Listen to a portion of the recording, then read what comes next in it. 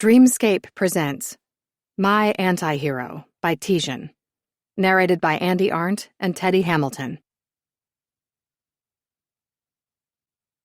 1. Billy. This was the most moronic, stupendous, idiotic move of all moves I'd made in the last 10 years, and I'd done some seriously stupid shit. But agreeing to be interviewed on a local news channel when I lived mostly as a hermit was, just plain dumb. My armpits looked like they'd been dipped in buckets of water, and there were red splotches all over my arms. I'd already been in the hair and makeup chair, so not only was I screwed, the news people were screwed. No touch-up was going to fix the mess my nerves were making of my body. Willow, are you ready?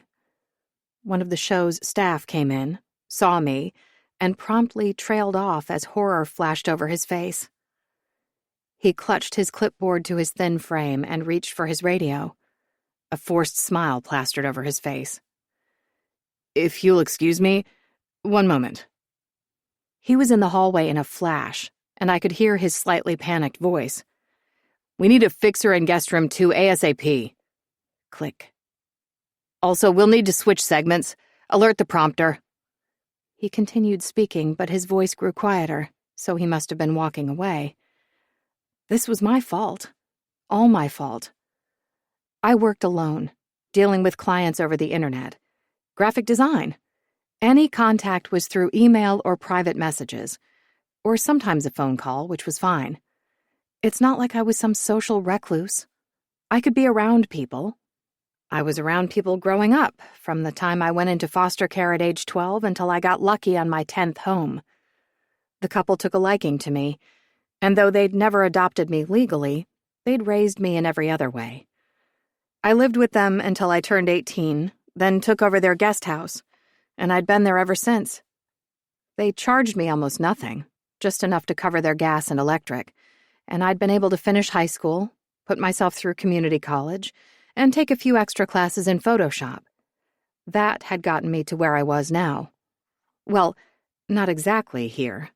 Only my dumbass self was to blame for my current predicament. Oh dear. Frantic energy brought my attention to the doorway where the makeup guy now stood. He shook his head, talking into his radio. We'll need wardrobe. A new shirt for sure. He spoke to me.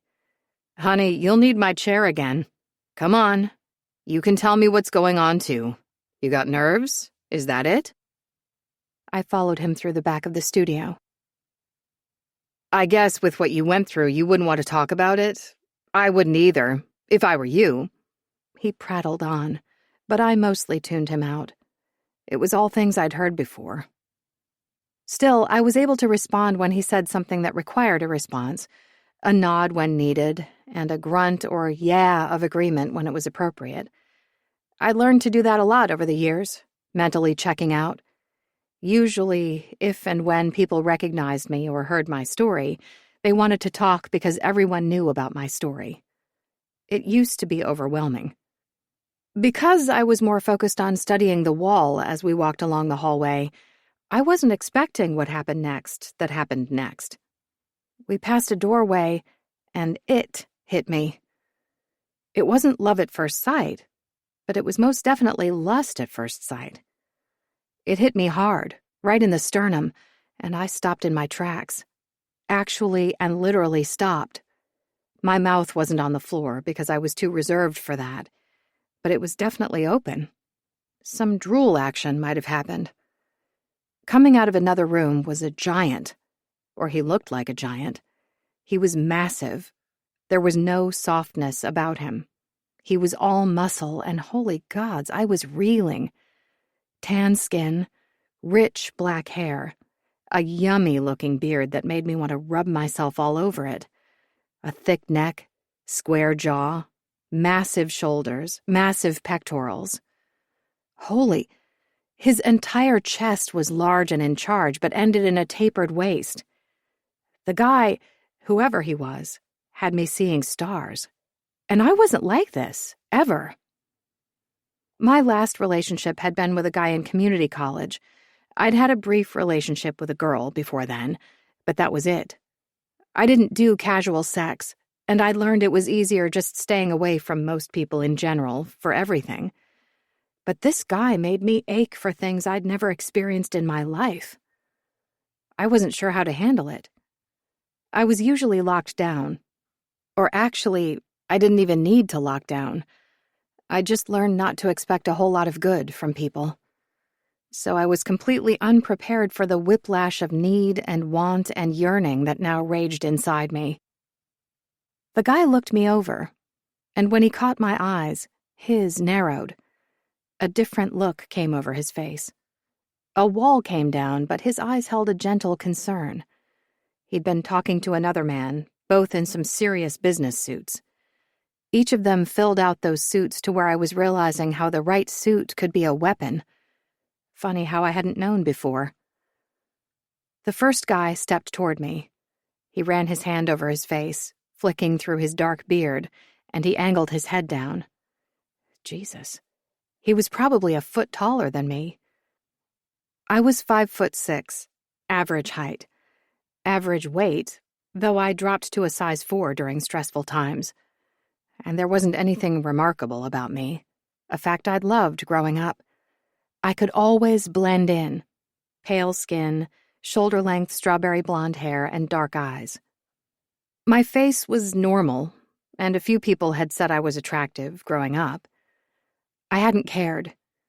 I'd never been a makeup girl, and Vicky, my foster mom, had once told me I had natural beauty so I could get away with it. I could do lipstick, but mostly kept to lip gloss. I did indulge in pedicures. Keeping my toes painted light pink with sparkles made me happy. Sometimes I did a manicure, too, but working on a computer every day chipped my nails, and since I never saw anyone outside of my foster family, what was the point? Yet somehow, as this massive giant studied me, I wished I'd done my face up. Then I remembered I had. The show. But wait, I was a mess. I was on my way back to the makeup chair because I was such a mess. Are you okay? The giant spoke, a deep baritone rumbling out of his chest. Smooth. The sound of it washed over me, calming me. I closed my eyes, savoring the feeling. His voice settled me, cementing something inside me, just as it had woken at the sight of him. What is going on with me? Miss Harm? The makeup guy was back. We need to fix you up. Can you follow me? I needed to go. I needed to fix my face. The giant was still staring at me. The guy with him was now also staring at me. Man, oh man. Those business suits. Oh, God. Now the makeup guy was staring. My face and neck got hot, probably breeding more of those red splotches. I ducked my head. Yes, sorry. There was another beat of silence. Follow me, please. We continued down the hallway. I kept my head down, becoming mute, another habit I'd learned growing up. It helped with the attention. When you didn't respond, people just talked about you instead of to you. Eventually, they forgot you were in the room. I got back into the chair, and he started fussing. A new shirt was brought in. All the while, I sat there, my eyes anywhere except making eye contact, and I waited for the usual numbness to settle over me. It was like a blanket. My system would return to being empty but peaceful. I liked the emptiness. I could function if I felt empty. It wasn't happening. Whoever that guy was, he'd stirred something in me that wasn't settling. Slight panic laced through me. What do I do with this? You met our newest Kings football player, the makeup guy said. Defensive end, I believe. He's delicious, ain't he? My mouth went dry. He plays football? Mm-hmm. He kept working on my face. Another person was smoothing my hair because I had messed that up as well. He's one of those big burly guys who tackle the quarterback. The hair guy laughed. You think every football player tackles the quarterback. They don't? Both laughed. Or maybe that's just what I would like to do, makeup guy clarified. Colby Dubard. Either way, this one is the newest sports celebrity in town. Brett Brudeau is here to promote a charity. Brett Brudeau. I couldn't believe I hadn't recognized him. I started to nod with them, dazed. He made a disapproving sound. Don't move, sweetie. They switched your segment so the football hottie is going on first, in your place, but we don't have a lot of extra time. Right, sorry. I was horrified, but still. Football. It's one of the few things I knew. I enjoyed watching all the trades, seeing how the teams worked together with new players on the roster, the trash talking, the egos, the politics. The continuously revolving door of all the coaches going from one team to the other. The personal relationships, too. And the Kings had won the Super Bowl last year. I'd been on a high for 2 weeks after the game. I'd even indulged by ordering pizza and Chinese food the next day because I was still celebrating. I almost immediately regretted it, but it had been worth it. It had been my own little personal party that lasted 2 days, or more if the diarrhea counted. I was kicking myself because I should have recognized him when he spoke. I was glad I hadn't in the moment. My reaction would have been worse. I'd already made a fool of myself. He thought there was something wrong with me. The first guy in 10 years who'd made me feel something thought... I didn't know what he thought. Nothing good, I'm sure. Okay, sweetiekins. The makeup guy stepped back to admire his work. You are back to being gorgeous, and you're just in time for your segment. What? But we were moving. A staff person drawing me along, off the chair, down a hallway. I heard the audience applauding, and I saw him again. Brett Brudeau. A shiver went through me. He was delicious. He stood to the side, off camera, talking with a bunch of the show people. That made sense now. That had probably been his agent or manager next to him, the other guy in a business suit. The staffer brought us to a stop. I felt Brett's eyes coming my way. I felt the punch of them landing on me, and oh boy, my body heated all over again. This wasn't good. Just a look and I was hot and bothered? Okay. The staff person touched the small of my back and pushed. You're on, Willow. I started, but looked back. My name isn't... I didn't go by that name. I went by Billy. It was the nickname my little brother gave me. He could tell the hosts through their earpieces, and I wouldn't have to endure being called Willow during the whole interview. Only when I tried to tell him that, my feet weren't paying attention. One kept going. The other started to turn back. They twisted and slam. Down I went. Or I would have gone down. The audience gasped. A few cursed. I felt myself melting into a puddle of shame. All the work they did to make me look good, and this? I was a disaster. A pair of hands caught me. It was happening in slow motion, and my heart literally did a backwards flip in my chest. I was held before being lifted up against a strong and massive chest. My throat was up in my mouth. I didn't know what to do because part of me didn't want to pull away because I knew who had caught me, and I didn't want to pull away from him. Who would? And the other part was already thinking about what happened, where it happened, and oh no. I hoped that hadn't been caught by the camera, but then I was being lifted back to my feet and released from the chest behind me. It was like magic. I knew, but I hadn't known. Though, I knew. Brett Brudeau was standing in front of me. The defensive end out of Cal U who never played football in high school but got recruited because he'd been scrimmaging with the right guys at the right place, right time, and a scout saw him, saw his size, saw his speed, saw his reflexes, and he was asked to try out. He got a full scholarship and then went on to college stardom. Cal U won the national championship, and Brett went in the first round of the draft to Kansas City. He was given a 5-year contract, and they kept renewing until he'd come to the Texas Kings last year. He'd been a perfect combination with Stone Reeves, Jake Bilson, and Colby Dubard. The Kings were going to be unstoppable. And he was still touching me on television. I I couldn't talk. My face felt so hot. I was going to break out in splotches all over again. He gave me the kindest smile, which almost broke my heart because I knew it must have been filled with pity.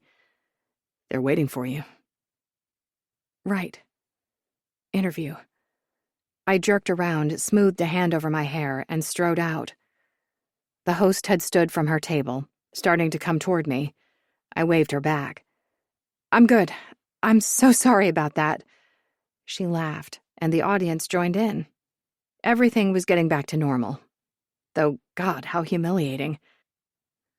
She extended a hand for me to take a seat, and as I did, I smiled, hoping to hide my mortification.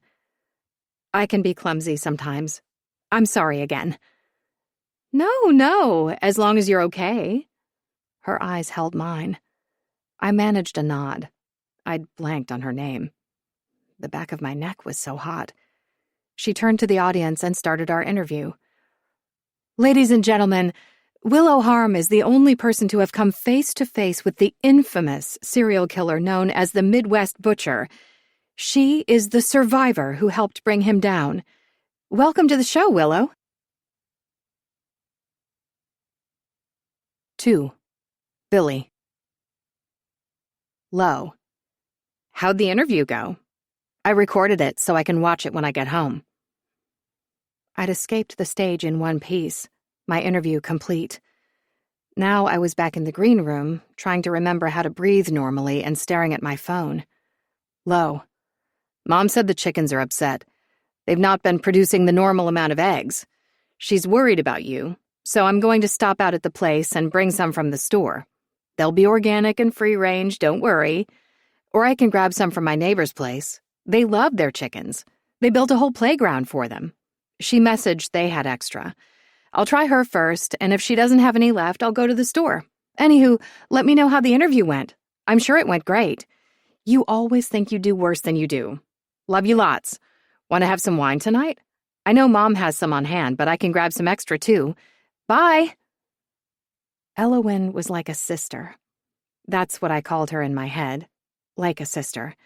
But Elowen, or Lo, would call herself my actual sister. It was easier for her, easier for them, her parents, Vicky and Harold Mitchell. They were a bit more reserved than Lo, but I knew the sentiment was there. They considered me their daughter, their second girl. But for me, on the outside, it was safer to remind myself I wasn't blood. I wasn't really family. I did love them, all of them. I'd never be able to express how grateful I was to have met them at 15. It was an awkward age, so bless their hearts for that as well. Lo was 3 years older than me. I was a freshman, and she was about to graduate, so we got 1 year in the same school together. After that, she went to Texas A&M, and I spent time with her during her school breaks. Me. The interview was okay, but I tripped on the way out, and I think the camera got it. I was mortified. Lo. Hey, don't worry about that. Even when you trip, you look like a little swan, graceful and elegant and all class. Plus, with your story, no one will laugh. Me. Hopefully. Wine sounds good tonight. Lo. Really? Yay! I'm excited. Want me to come alone, or should I bring Roger and the kids? Me. Bring Roger and the kids. You know your mom and dad will dote on them. Lo. I'm asking because you know Roger is going to want to have wine with us, and if he wasn't as head over heels for me as he is, I'd be worried. He adores you. But you're warned. He's going to be on cloud 9 since you finally agreed to be interviewed. I sighed. Roger had this delusion that if I put myself out there more for publicity, my story would make me money. A few writers had reached out asking to interview me, but I'd turned them down. Roger wanted a movie, and he thought a best-selling book would be the ticket to that. I'd had a few inquiries, but Roger didn't understand that I flat out wanted nothing to do with any publicity. No books, no newspaper articles, no blogs, no television shows, and most certainly no movies. They didn't entirely need my permission, but I'd kept details quiet, so without me, all they had were theories and rumors. Only I, and certain people in law enforcement knew what had happened that morning when I came face to face with the Midwest butcher. I blamed the wine Lowe had supplied me and my own soft heart for agreeing when the local news channel had contacted me. They were doing a segment on domestic abuse and violence and said they thought my story would draw even more viewers. I'd agreed only for that reason. Me. Roger is hilarious. Bring on Wine Roger. Lowe. I'm going to remind you of this when he's badgering you tonight about why you're not dating. She was right, but I had a soft spot for Wine Roger. He would be considered a golden boy, or now a golden husband, one of those guys who grew up popular, good-looking, and nice, yet it never changed him. He was nice in school, nice in college, and still nice. He could have had a huge ego with his perfect tan, sharp jawline, smoldering blue eyes, and broad shoulders. Roger could have been famous himself if he'd wanted.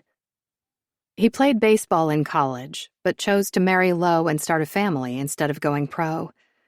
Lowe always got choked up when she talked about it, because they'd made a conscious decision to have her pursue law and her career. Roger got a job at his father's golf course and took care of the kids while Lowe went to law school. Man, thinking about them again, thinking about all of them, I realized just how lucky I was. None of them should have loved me. None of them should have accepted me. With my past, my very heavy baggage, all my therapy, all my issues, yet still they let me live with them. I didn't deserve them. I gathered my things, exchanged the borrowed shirt for my sweaty one, and headed for the elevator. "You did great, Miss Harm," said one of the staff as he walked past me. I should have lifted my head and squared my shoulders with confidence, but that wasn't me. Instead, I ducked my head and mumbled, "Thank you." Learning to be invisible had saved my life, literally. But Lowe's text was on my mind. She was right. Roger was always asking to set me up. He had 2 friends he said would love to go out with me. Roger and Lowe didn't get it. Sometimes the way to get through life was to be as small as possible. There were reasons I didn't date. "My agent says your trip is already trending." That same deep baritone from earlier, smooth like whiskey, sounded from behind me in the elevator. Gah, I'd been looking at the floor as I got on. I'd not even noticed him. Brett Brudeau was there, staring at me. This guy wasn't small, at all. How had I not noticed him? Where are my survival instincts now? His words penetrated. My gaze jerked to his. "What did you say?" Those eyes, man. So dark and deep and looking inside me. I squirmed until his lips twitched and I got distracted by how good that looked on him. "I believe the term is that you've gone viral," he said. "It's a good thing." My face was probably all red, but horror pushed aside my normal shyness. Viral?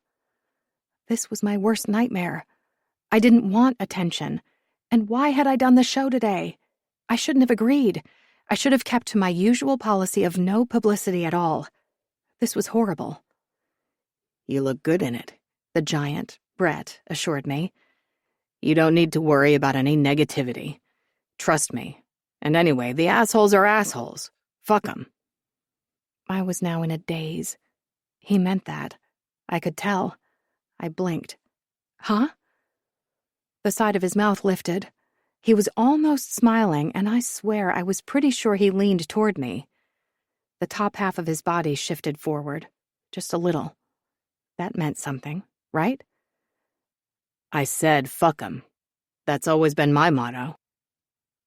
I was vaguely aware of the elevator moving, aware that the doors opened. He started forward, then paused. I moved ahead of him, and he walked beside me off the elevator. "That's always been your motto?" I asked. He kept watching me, not looking where we were going. Something about me amused him. "Yes," he said seriously. "Only people's opinions that should mean anything to you are the people you love." I started to say I didn't have anyone like that, but I stopped because it wasn't true.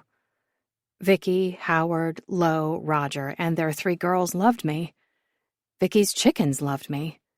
Miss Sylvia Rivera really loved me. Miss Sylvia Rivera?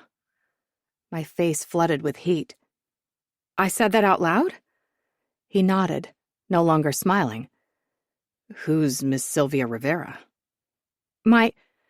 Where I live, this woman has a bunch of chickens. Miss Sylvia Rivera is my favorite hen. I named her after the real Sylvia Rivera. She was at the Stonewall riots. She also co-founded a homeless shelter for LGBTQ+ youth, and I stopped myself. My love was true and genuine. I could have talked for hours about all the great things the real Sylvia Rivera did. She's just someone I really respect. I'm getting that. His tone was kind again. Why was it kind? Brudeau! Hey, my man, a voice said. Could I get a selfie with you? Oh man, it's Brett Brudeau.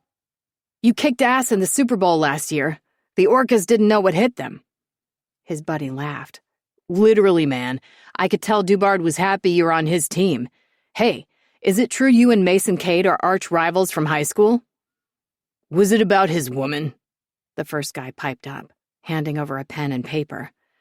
Aren't you, screwing a supermodel?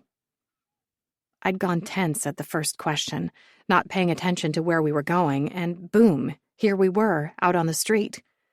What was I doing on the street? My car was in the parking lot. I was tense and confused about our location. Brett said, his voice went low, "You want a selfie with me, and you expect me to sign your shit while you speak disrespectfully about people I know? You serious right now?" Whoa. Brett's jaw was clenched, and he hadn't moved a muscle to do anything for these guys. Pose, sign, nothing. He scowled at them to the point that it seemed he was keeping himself from putting his hands on them. I'd known this about him earlier. It was a sixth sense I had, knowing when someone was capable of violence. There was a difference I could feel between people. Those who had never needed to use violence but were capable, people who weren't capable of it, and those who had needed to be violent and would and could be violent again if a situation occurred. Brett was in that last category. Brett? I was on a first-name basis with him? I suppose anyone who knew about Miss Sylvia Rivera should be on a first-name basis with me. I didn't talk about her with just anyone. I held her in such high regard, like the real Sylvia. But also, whoa, because I knew Mason Cade. He'd gone over to join the San Diego Orcas, a brand new team, and they'd shocked everyone by almost winning the Lombardi. Brett knew him in real life? From childhood? I was trying to remember who Mason Cade's woman was, but I couldn't. My football knowledge centered mostly on the players themselves, their college playing history, and the general game gossip about them. I didn't pay attention to the blogs that wrote about their personal lives unless they'd been arrested for some reason and that interfered with their career. I'd never heard about that with Mason Cade. Most newscasters just talked about his athleticism and whether he was going to stay with the Pats, his old team, which he hadn't. Whoa! The brood machine is activated. That guy's voice was annoying. It was high and shrill. There was a wide smile on his face, like he was watching a show play out in front of him. The other guy looked more chastised. His head was down, and he looked back at the group of guys waiting for them. There was a girl with them, and she eyed Brett like he was covered in whipped cream. She probably needed a hamburger. The guy shoved his paper and pen out again. Just sign, man. We didn't mean no disrespect. He moved closer, lowering his voice. My girlfriend is 2 seconds away from coming over here and pressing her breast against your chest. I love her, but she's a fame whore. He looked to me now. No disrespect, ma'am. Ma'am? I barked, all my usual hesitancies forgotten. Who was this? I didn't recognize myself. I'm 32, not old enough to be your mama. He flushed. No disrespect. I call every woman older than me, ma'am. It's just a thing. The other guy hooted. He just insulted Brody's woman. This is classic. Hey, wait a minute. His laugh died. His head straightened, and his eyes got big. You're the chick who tripped this morning. On CBX. It was a clip from their show. Holy shit! You guys! He stepped to the side, pointing at me. This is the hot chick that took a nosedive. He looked between Brett and me. That, just happened, didn't it? It was loaded an hour ago, and ESPN already added it to their Sunday highlights. It's all a joke. That Brody's magic is so powerful, even a girl who survived a serial killer is affected. And shit, girl, I'm real sorry about what you went through. A keen look flashed in his eyes.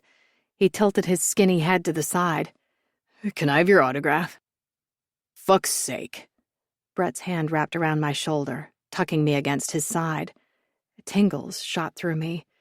Humiliation raged inside me, but it warred with the fact that he was touching me again. Oh, no. Yay. No. Yay. Shit, no. But also yay. He smelled good, like fresh laundry. That was the best smell. And his chest was so tight. There was no softness to him at all. Not that a little softness was bad. I liked a little cushion. Dad bods. Brett Brudeau definitely did not have a dad bod. All muscles and strength and hardness. I needed to stop thinking.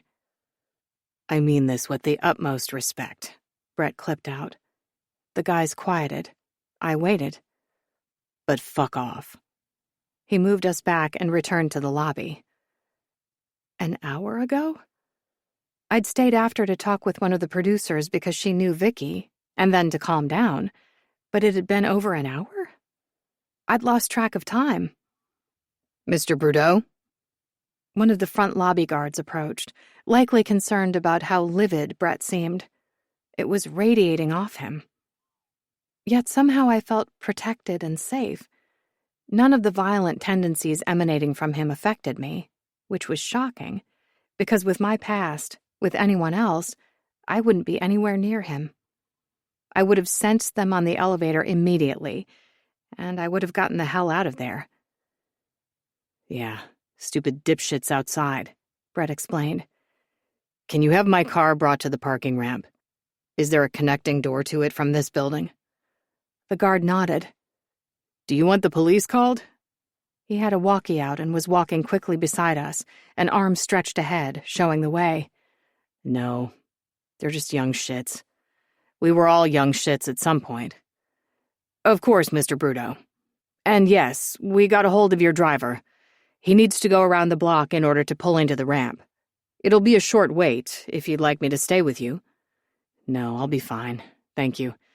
It's not a big deal. There was a slight pause, and the guard's gaze moved my way. Understanding dawned. He nodded. Yes, of course. Miss Harm, would you like me to arrange for a ride home? I felt Brett tense again as we arrived at the skyway connecting the ramp with the building. I stepped away, feeling the loss of his body heat. I shook my head. I parked in here. It's just over there. I'll be fine. Ah, yes. He looked Brett's way one last time before inclining his head. I hope you both have a good day. He left quickly after that. The door swooshed closed. I want to see you, Brett stated. What? My stomach fell out of my body. In a good way, I think. A set of headlights swept up over the lane as a car came inside. Brett sighed tightly. Of all days for me to get a ride from my agent, and Jason has to leave early. His eyes found mine, ignoring the SUV now waiting. I drive myself. I always drive myself. Why the fuck did I start not driving myself today? He grinned. God, even that was smoldering. I had a problem. I was horny. I never had this problem, or rarely. I'd been horny, of course. That was normal, but not to the point where a smile could fry my brain. I was horny for Brett Brudeau. I'd have to stop watching the Kings. That would suck. I really liked watching the Kings. He took a step toward me, his gaze holding me in place. Why do I feel like you're going to rabbit if I let you out of my sight? My mouth opened, and I said it before I knew I was going to say it. Because I will. His eyes flashed before darkening. Why? Because you scare me. This was why I didn't like hormones. They complicated, well, everything. He froze. I mean, not in a bad way, I rushed out, holding up a hand. In a good way. His hand took mine and he tugged, gently, with purpose. Leave your car. Come have coffee with me. He entwined our fingers. Right now. Flames zipped through my body. My hand was on fire. I kept staring at his big fingers next to mine, how his hand almost swallowed mine. Right now? He tugged again, until I was almost touching the front of his body. I want to learn more about Sylvia Rivera. You do? I breathed. She did so many things. I've had her Wikipedia page memorized since it was created. I meant the chicken. My chest deflated, but then inflated. I also loved talking about my favorite hen. Oh, Miss Sylvia Rivera. She has no nickname. It's the full name. You either commit to it or you just call her Hen 1. It's the rule around the flock. I could have said more, but noticed his lip twitching again, so I bit the inside of my cheek to shut up. You don't really want to know about Miss Sylvia Rivera. You're wrong. I want to know about anything you like. You shut down, but when you talk about Sylvia Rivera, your eyes light up. Your face gets this glow. I want to know what else makes you glow. He watched my every move, studying my face as if he needed to memorize it. I confessed softly. This doesn't happen to me. What doesn't? A slight pressure from his hand, and I was pressed against him. Ooh, that felt nice. He moved his thumb along the inside of my palm, and more sensations raced through me. He held me in place, not pushing any closer, just keeping me there, with his front touching my front. My horny needs exploded in me, reminding me it had been years since I was touched like this. Did that make me pathetic? I've only dated 2 people in my life, I said, faintly. His smile was quick, and it was stunning, flooding my body with warm feelings, warm aches. I was thinking we could start with coffee first, then see what happens. I could do coffee. His smile flared again, and yep, my knees actually knocked together. Perfect. He must have given a signal, because suddenly there was a man behind us, opening the rear door of the SUV. Mr. Bordeaux. Brett guided me inside. The man gave me a nod. Ms. Harm? Miss, I said it without thinking as I moved to the far side. Miss Harm. Brett got in next to me, but he didn't crowd me. He stayed on his side, his body seeming relaxed. Do you have a favorite coffee place? I shook my head. I usually just make it at home. I have the best almond creamer. Can't get that quality anywhere else. He was smiling again and leaned up to ask the driver, Where do you get coffee? Miss Walters is local and has the best coffee there is. The SUV started forward. Also got a nice back area for privacy. I think that'd be perfect, Brett said. I know the owner. I'll give them a call ahead. Thank you. The divider went up after that, and it was just Brett Bordeaux and me in the back seat. And my horniness. I know who you are, you know. We were still in the back of the SUV. Brett had been looking out the window, letting me sit with silence, which I was grateful for. That's the kind of person I am. And it was like he could sense that and give me what I needed. Major points there, on top of everything else about him. I swallowed over a nervous knot and picked at my seatbelt with my fingers. The football you. Your career. I know all your stats. I know who scouted you for Cal U, that you never played in high school. I know all of that. I just felt like you should know since you've made your interest known. You know, your interest in maybe seeing me naked." I rushed on, ignoring how he'd gone still after that last statement. "I'm a football person. It's something I like to watch." He remained quiet, an eyebrow raised. I frowned. "I don't know what that look is for. I'm putting my cards on the table."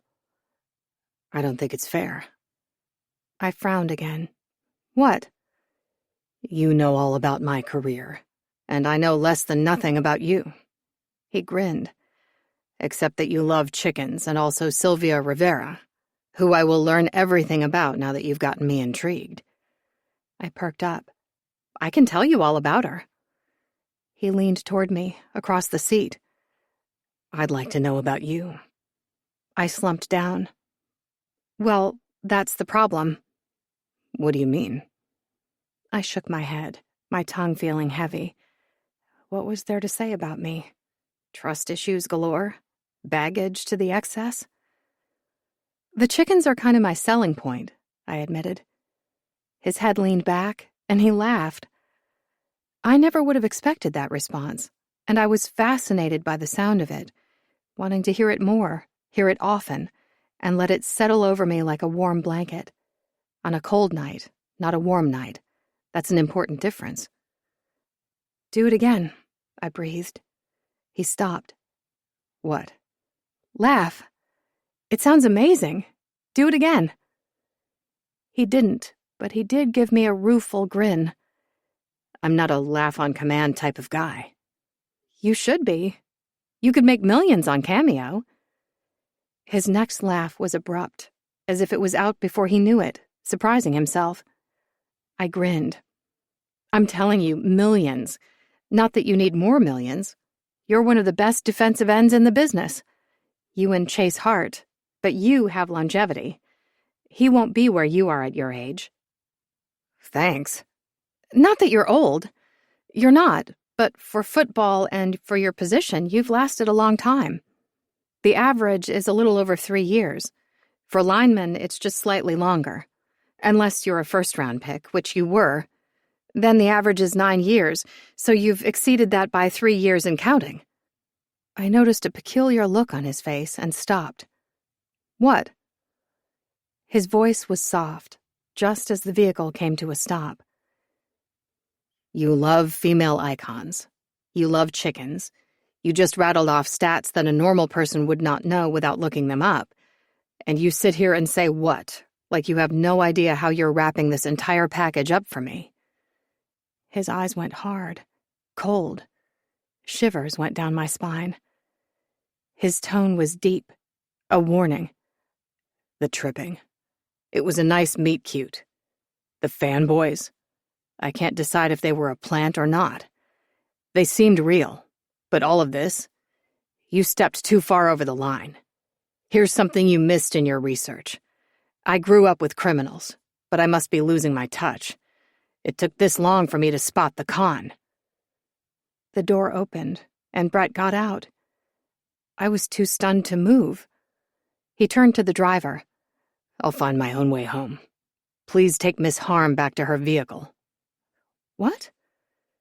It felt like he'd calmly walked up to me, stone-faced, lifted his leg, and kicked me deftly in the sternum.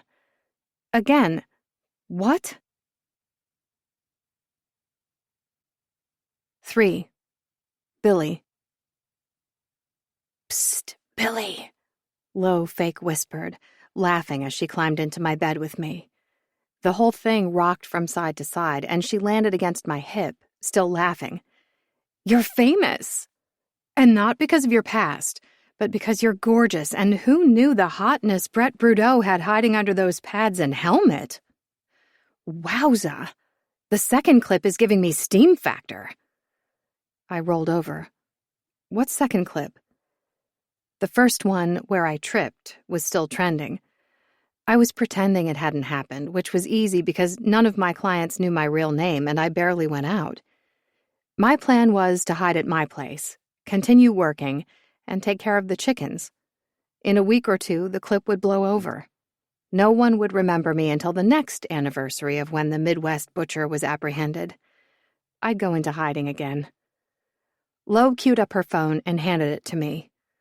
This clip showed the fanboys on the street. I was in the background. Brett was shielding me. I hadn't remembered him doing that in the moment, and snapping at one of the guys. It showed Brett's statement to the guy, not what the guy had said to him. "He's protecting you," Lo said. "That's mega sweet." No, they didn't include the beginning part. The guy asked if Brudeau was rivals with Mason Cade because of Mason Cade's woman. Brudeau knows both of them. "What?" Lo hiccuped, which made her start laughing all over again. "You mean that second clip has nothing to do with you?" I had to grin a little. I'd been in a dark hole, stinging more from Brett's utter and complete rejection than anything else. I'd almost forgotten about the trending clip, now clips. "This one is really trending?" She shrugged. "Not as much, but it got some juice yesterday. Assholes, though. They're capitalizing on your shitty situation." When I'd gotten home after the disastrous interview, I'd made my excuses to skip Wine Roger night, wanting to do just this, hide out in my dark room. But Lo being Lo, she hadn't gone for that. She'd dragged me back to the patio table and gotten the story out of me. She kept up to date on anything viral and trending. She would have found out about the clip no matter what.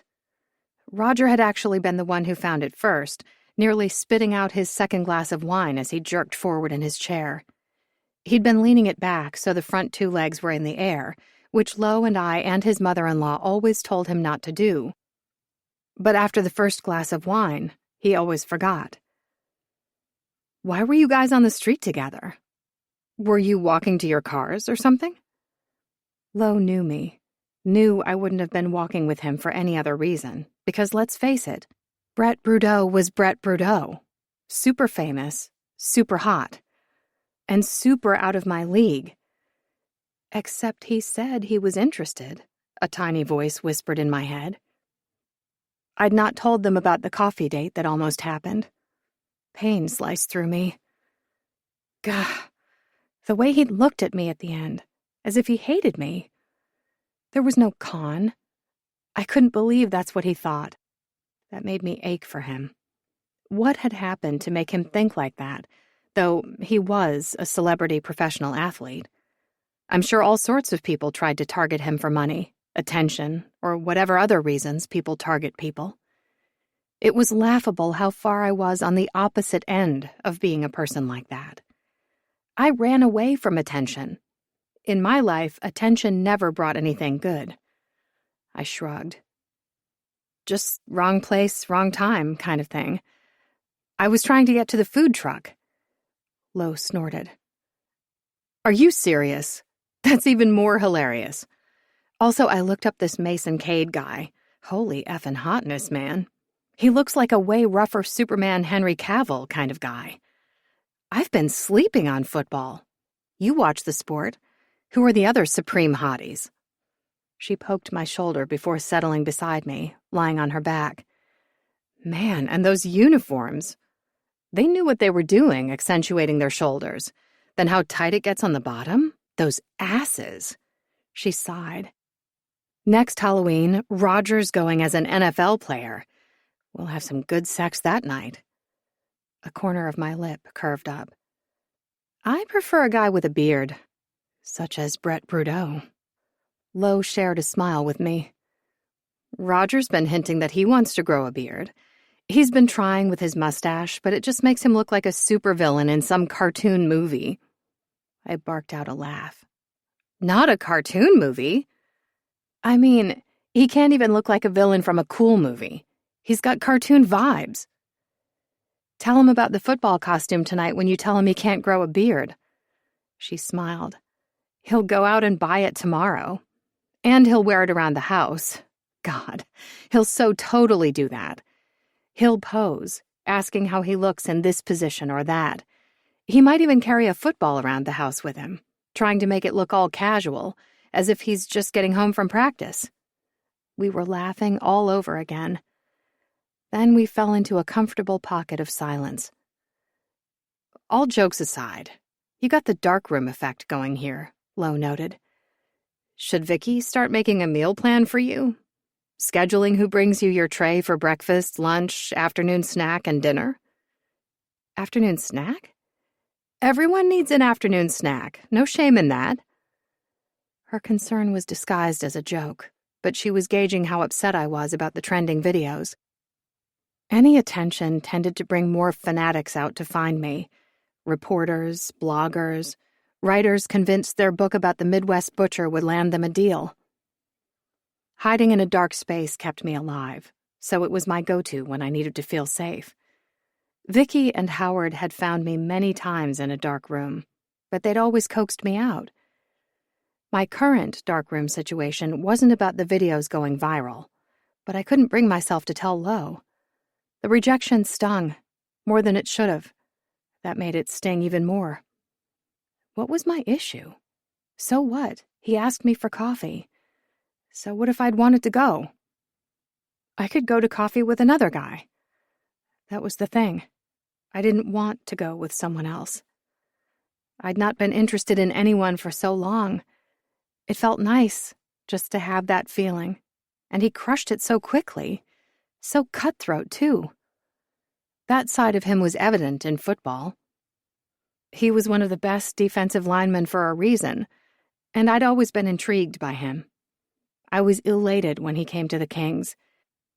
He hated doing press, except for the times he'd promote a charity. He was kind in those moments, no matter what, but there was a deeper, darker, rough side to him, an asshole side. The fans called it the brood machine, a play on his last name, when he was on the field. Most quarterbacks feared him. Colby Dubard, the Kings quarterback, had said many times that he was glad Brudeau played with him and not against him. Maybe I wanted to have coffee with him because something was healing inside me. Maybe it wasn't even about him, but about the coffee, about going and having coffee with another person in a date-like setting. I opened my mouth. Don't do this. You know it ain't about the coffee. That tiny voice was back in my head, this time reprimanding me. I spoke anyway. Maybe Roger should set me up with one of his friends. Lo went rigid in the bed, then jerked upright with a gasp. What? Her eyes were huge, a wide smile stretching her face. Okay, no. Don't answer me. I'm not even going to try to connect the dots for whatever thought train you used to get to that suggestion, but yes, Travis. It should be Travis. I would never let him set you up with Doug. Nothing against Doug, but as your sister, you need to go with the guy even I would date if I wasn't already madly in love with Roger. Travis is the guy. Girl, what did you do? I ignored my inner voice. Okay, Travis it is. Oh, do you want a double date? Oh, yes, I know you. You're probably already freaking out inside at the idea of a date. Let's do a hangout. Group hangout. I'll invite some of our other friends so it's not so obvious it's a setup for you and Travis. No. I was determined now. This was not about Brett himself. It was about the coffee. A date. If he's a friend of Roger's, I know he's a good guy. I can meet a good guy for a meal. Thought it was about the coffee. Or for coffee. Coffee? Lo wasn't privy to my inner voice. Lucky her. Either. I don't care. See? This was not about Brett Brudeau. We can turn the light on now, I announced. 4. Brett. We'd had a game yesterday, so I was coming in this morning later than usual. The elevators opened at the stadium and I stepped off, heading for the reception area in our publicity offices. The woman behind the desk smiled as she lifted the phone to her ear. "You can have a quick seat, Brett. I'm just letting Kim know you're here." I gave her a nod and helped myself to some water from the little fridge. By the time I turned, Kim was coming out of her office and bustling my way, her suit jacket flapping to the side. Dressed in her normal business top, usually silk, and a business skirt on the bottom, with pointed flats on her feet.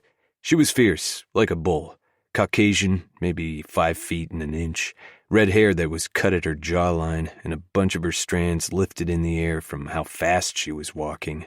A pretty face, except for the perpetual scowl she always seemed to have when dealing with me or any of the players. Kim was a no-bullshitter, and seeing the sharp look in her eye, I wasn't sure what to expect from this meeting. I didn't often get called to the office. At my old team, they'd learned I wasn't the one to handle the usual press questions, but if they wanted a player to promote a nonprofit, I was all about that. Brett, Kim signaled for me to follow as she ducked through another door. Come on in here. My office is overrun by interns right now, trying to find something to dig us out of a Colby-sized hole. By the way, I know you've not been here long, but thank you for never making a Brett-sized hole, at least so far. She sat with a frantic air around her. You want the door closed? What? She looked up. Oh, yes, please, thank you. She typed on her phone. Once the door was closed and I sat at the far end of the table, she stopped. Okay, tell me about CBX News. They said you did well last week. She paused, but I just waited. I knew a beat when I heard one. She wanted something from me. She kept eyeing me. The clip is still trending. I grunted. Fuck that clip. I was still pissed a week later, but I couldn't figure out her hook. Not Kim's. Willow Harm's. I'd been interested the moment I saw her walk past my room, and I'd stayed by the stage on purpose because I wanted to see her walk past for her segment on the show. Then she'd tripped. And after I'd watched her do her segment, and holy shit, she'd gone to a friend's house for a play date when the Midwest Butcher showed up. He'd killed everyone except her. She'd been hiding, and the speculation was that he hadn't been looking for another child in the house. I was jaded from knowing the worst of the worst, and nothing much shocked me. Her story shocked me. It made me feel cold to the bone that she'd gone through that. She'd gone into foster care after that, which made me wonder what had happened to her real family. Had something already happened, and that's why that friend's family was watching her? That made sense. Foster care was hard. It pushed my buttons. Anyone who fucking decided to foster children, not for the children but for the money, deserved to be destroyed. Which I'd done. And I enjoyed it, especially when it was my fucking sister who'd tried 4 times to foster a kid. I'd never let her do that. Not when she barely raised her own. If my sister had a heart of gold and was doing it for the right reasons, I'd be a big supporter. She didn't. She was a parasite on society. Shit. Was my sister after the con? It was something Shannon would do. Find someone she knew I'd like, prep her with the right things to say. Willow Harm likes football. She likes odd shit like chickens. She even named a fucking chicken after an activist. I liked all of that. A lot. It had been too good. I didn't know how she'd done it, but it all made sense now. My fucking sister. She could do the long con, do her research, find out when I'd be doing another promotion on CBX. Shit. It was within her abilities to make friends with someone on staff and get her friend booked because somehow surviving a serial killer was related to highlighting domestic abuse. This was the month for it, for fuck's sake. And having the girl trip, that was also classic Shannon. Make me feel like a stud, like I needed to save the damsel. Though if Shannon had been the one who'd tripped and been rescued, she would have already had a hand snaked around my back, lifting the wallet out of my pocket. Willow Harm's face flashed in my mind, her big, doe-eyed, deer-in-the-headlights look. She was a knockout. She also had no fucking clue she was a knockout. I'd fallen for it, all of it. Now what? This was take 2? I waited to hear Kim say they wanted me to do an event with Willow Harm. Or hell, maybe I needed to step back and stop thinking like a fucking calculating asshole like my sister. Maybe none of it was a con and I'd misjudged everything. Jesus fucking shit. I wasn't sure what to do right now. You have nothing to say. Kim was hella smart. She had eyes like a hawk, missing nothing. I didn't respond. She tapped on her phone. Okay. Not that you're a big talker anyway, but what's this? She turned her phone around and slid it my way. Street noises came first, loud and invasive. and my voice came second. I mean this with the utmost respect, but fuck off. Kim took the phone back. She left it on the table in front of her, sat back in her chair and folded her arms over her chest. The rest of the video shows you manhandling Willow Harm back into the station. I cursed again. That's not what happened. She raised an eyebrow. Care to fill me in? This is the third video that's been released since that show.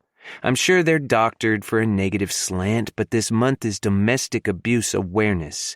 Not to mention, Miss Harm isn't just some survivor.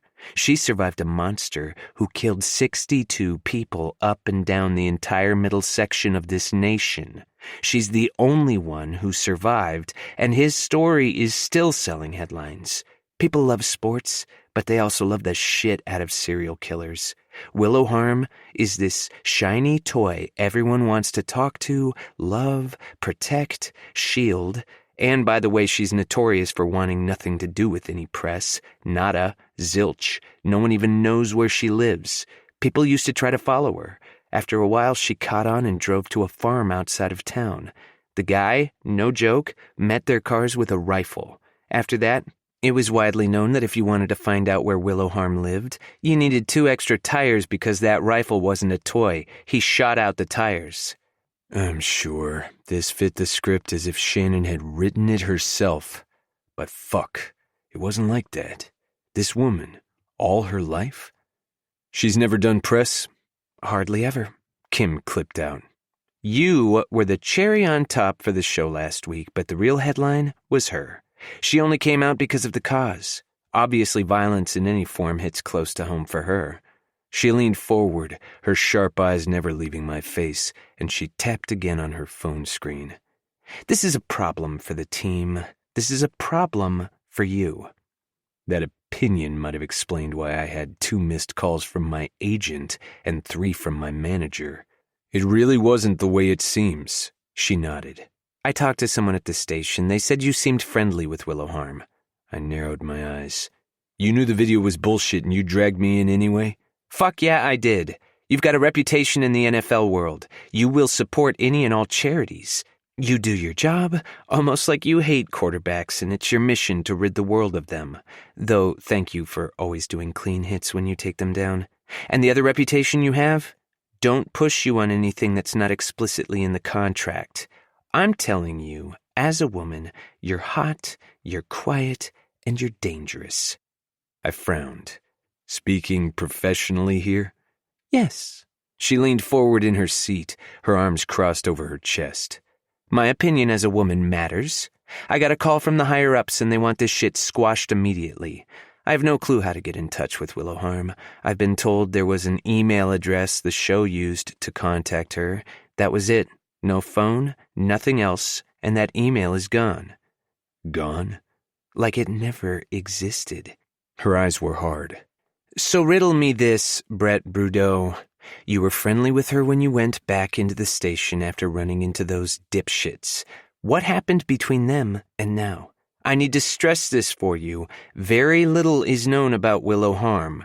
How she was found, how she helped the police apprehend the Midwest butcher. It's like that by her design, and I'm guessing with the help of some people who sit seriously high up in the FBI. Again, she is protected, and not just by the American people who love her. They watched videos of her being carried out of that house, covered in blood. She looked half-starved. Why she was there for a playdate, who the fuck knows? Details weren't released because she was a child. She was still looking at me as if I'd manhandled Willow Harm. Fuck, I didn't grab her. I'm not like that. I know, but I need to know if anything happened between you two. At my pause, she added.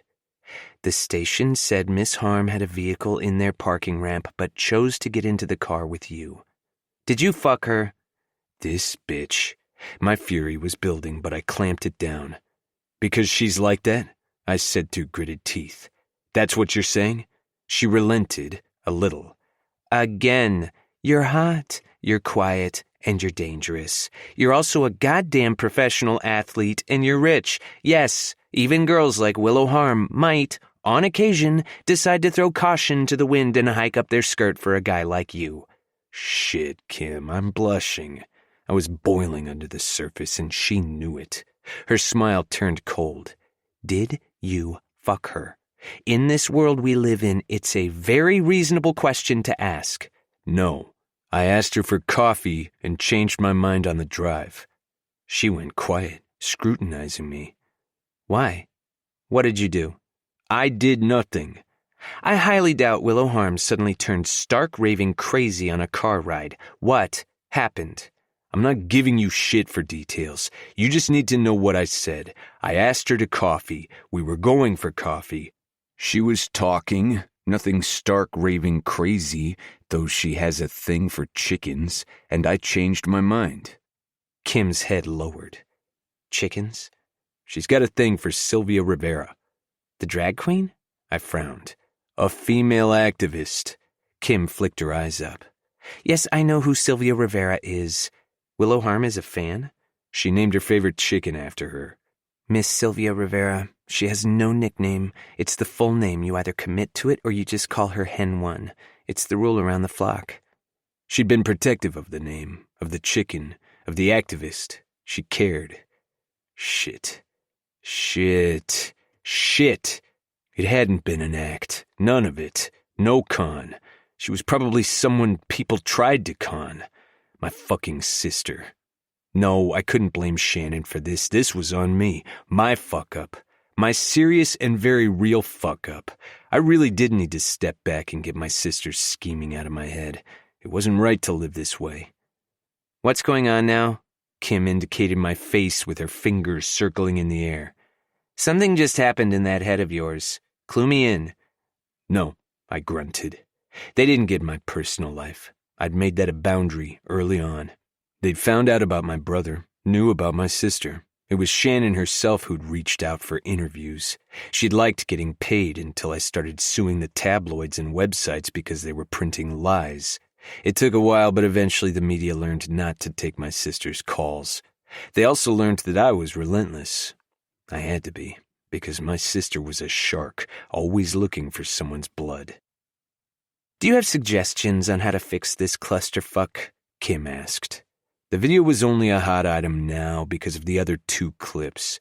Backtrack 2 weeks and a video like that wouldn't even get an email in acknowledgement, much less a phone call, a call to the office, and a whole sit-down. Kim was right. This was because of Willow Harm's effect, not mine. I was seriously a dick. Look, I don't have anything for you, I told her. I have no clue how to get a hold of Miss Harm. We didn't exchange numbers or anything else, I added at her look. They're asking for a statement on this video, she informed me. We're going to put something out. The team's stance on drama was that none existed. For them to want to respond said a lot. Is that necessary? I asked. It'll help stop the video from getting any more attention. In this situation, we need to say something. Of course, we'll deny the insinuations. But Brett, you need to tell me if anything else will come from this. It's apparent you pissed these guys off, and they're claiming their 15 minutes of fame. I swore, because hell, there could be. What? She asked immediately. I told her about the guy's initial question, about Cade and his woman. Samantha Cade or Stratton? She was an Olympic runner, wasn't she? I nodded. She competed 3 times. What's the answer to their question? No. There's no rivalry where she is concerned. Mason and Sam were together in high school. I stepped in on a situation to help Sam once, but that was it. She was wifed up already with Cade, even back then. Kim mulled over what I'd said, her mouth twisted in a snarl. I don't like it, but... Her finger came up as if I was going to interrupt her. I wasn't. Cade is almost as bad as you are about putting out statements. He'll handle press if he has to, but the only thing I can think of is that they might go to him, put a twist on what was said, and see if they can get a rise out of him. She thought another moment. There's no bad blood there? I watched their documentary. Your towns were rivals. We had dinner after the Super Bowl. No shit? No shit. She grunted. Okay. We'll consider this whole fuck-up no longer a fuck-up as long as it dies down. And these little assholes will receive a threatening letter to cease and desist their games or be slapped with a lawsuit. Her grin was wolfish. What I'd do to see their faces when they read it, the room will smell of their piss, and I'd love knowing I was the driving force behind it. She nodded and finally seemed more relaxed. Off you go. You have tapes to watch. 5. Billy. Turned out Travis was a cop, a detective, and he was hot. Light brown skin, kind dark eyes, and a very nice square jaw. He was lean, and I figured he knew how to handle himself. Plus, he was smart. He asked about the chickens. I told him all their names, and he never blinked once. He listened attentively through the entire dinner. He was engaging. He asked questions. He told me about himself, about his 2 golden retrievers, about his father, who was Hispanic, about how his mom and grandma, both Caucasian, would get together every Saturday for coffee, then brunch, then shopping, and they ended the day with an early dinner, which consisted mostly of appetizers and martinis. They had nicknames for each other. His grandma was Bunny 1 and his mom was Bunny 2. They greeted each other by wiggling their noses like bunnies, which started off every Saturday on just the right note. He had 3 sisters, all older, and they picked on him. He very much respected women. He'd learned he had to in order to survive their household. He'd been joking when he said that, or so I hoped. His sisters had liked to practice putting makeup on him, and he knew the difference between leave-in conditioner and detangler.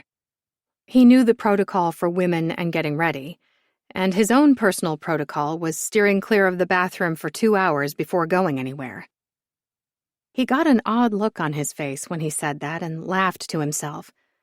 But then he put his beer down and refocused on me. Sorry, just went down memory lane. He'd said he'd been married. He wasn't now. I hadn't asked Lo about the story. Was your divorce recent? I asked. God, no. He laughed awkwardly. I mean, she cheated on me with my best friend. It was 5 years ago. I've learned to pick better friends since then, and I promised myself I'd only date again if she knocked my socks off. His eyes found mine, an unspoken message there. Roger is very protective of you, which told me right away that you're someone worth waiting for. I'm glad you agreed to go out with me. It was between you and Doug, but Lo said she'd only set me up with someone she would date. Oh, God. I'd said way too much with that statement. I felt my face getting warm. He grinned. Lo would date me, huh? He laughed, sitting back and picking up his drink. I'm going to love rubbing that in Roger's face. I'll wait for the perfect time, when I need to distract him during a game of darts. He raised the glass to me. Thank you, Billy. I laughed, and I didn't know why, but I relaxed. He grew somber, taking another sip. You know, I'm a cop. I knew where this was going. I do. Sadness flared briefly in his eyes. I'm a homicide detective, so I see shit. A lot of it. All of it bad, but you're one of the reasons why I do my job. You walk into a crime scene, see all that death, and your low opinion of humanity just gets lower. But then you hear a noise. Someone's alive. Someone survived, and everything comes back into focus. You're going to do your job anyway, for the mere fact that you just hate motherfuckers who hurt others. But if there's a survivor, you have no idea what that does to us. All the bullshit, all the politics, all the corruption, all of it goes away because someone lived, and you've got someone to avenge, and you can see them still walking around, breathing, hurting, but alive. And actually getting the fucker? Knowing that survivor will never be physically hurt by them again? Knowing they can feel safe now? Well, his voice grew hoarse. It gives you life, and you think you can keep doing your job for another few years. So I have to say it, because I'm a cop. Thank you. Just thank you for being one of the ones found alive. He looked away, clearing his throat. Bathroom. I'll be back. He shoved out of his chair. My chest felt like a black hole had appeared in it as he spoke. Thank you for being one of the ones found alive. Tears swam in my eyes. I needed a minute. Just one. I headed for the back door of the bar and stepped out, bypassing a staff person entering for her shift. And actually getting the fucker. Knowing they can feel safe. Then you hear a noise. Someone survived. I held my hands over my face and bent over, needing to get it to the back of my mind, needing to forget so I could function again. Thank you for being one of the ones found alive. This was a date. Laughter. Joy. That's what we were supposed to be doing. Drinking, flirting. Drinking so I could flirt because I was horrible at sober flirting. Who was I kidding? I was horrible at flirting in any capacity. Willow? God damn it. I gritted my teeth, recognition not clicking until my hands fell away and I turned to whoever this was, because for once I was going to have my say and someone would respect it. I hate that name. I stopped, my eyes widening. Holy shit. It was Brett Bruto with another guy, who was big, black, and bald. Holy shit. You're Olvander Barrio. You sacked Hawk Maldonado 3 times in a game, and that was just the first half.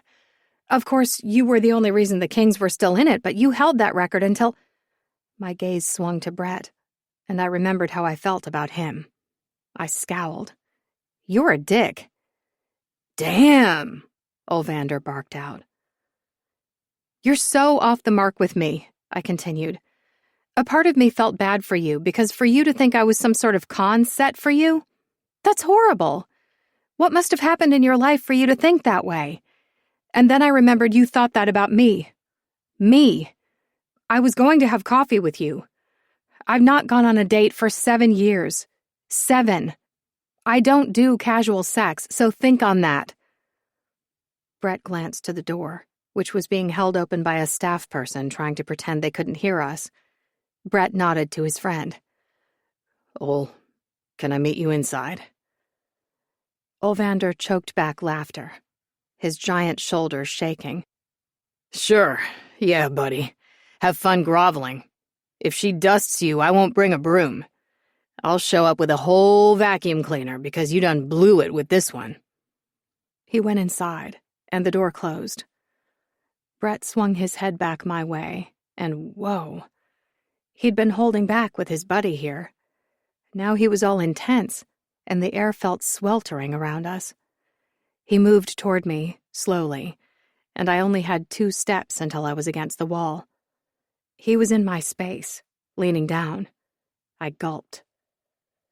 First off, what name do you prefer? I don't want to keep messing up with you. What?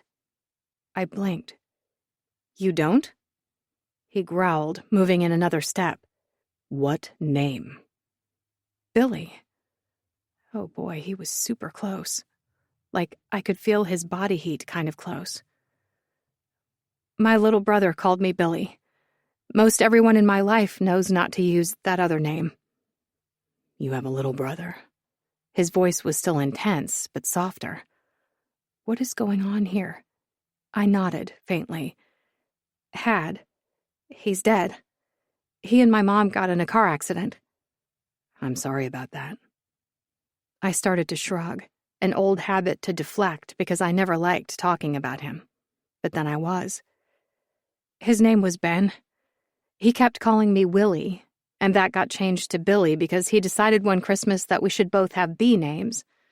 I spell it with the IE because I felt it was more girly. I used to like being a girl back then. His eyebrows lowered. You don't now? And he took one more step, the last step. His hand moved to the wall beside me. The other went to my stomach, touching me slightly. His touch seared me. It was overwhelming, welcomed and alien all at the same time. It had been so long since I felt anything remotely close to this. but even when I had, it didn't compare to whatever this was between us. "I thought you hated me?" I asked. His eyes were grave as he shook his head. "This is not an excuse, because I fucked up royally, but my football stats aside, I don't know if you're aware of my personal history. I didn't grow up good. I have a twin brother." "You do?" "Who's in prison." "He is?"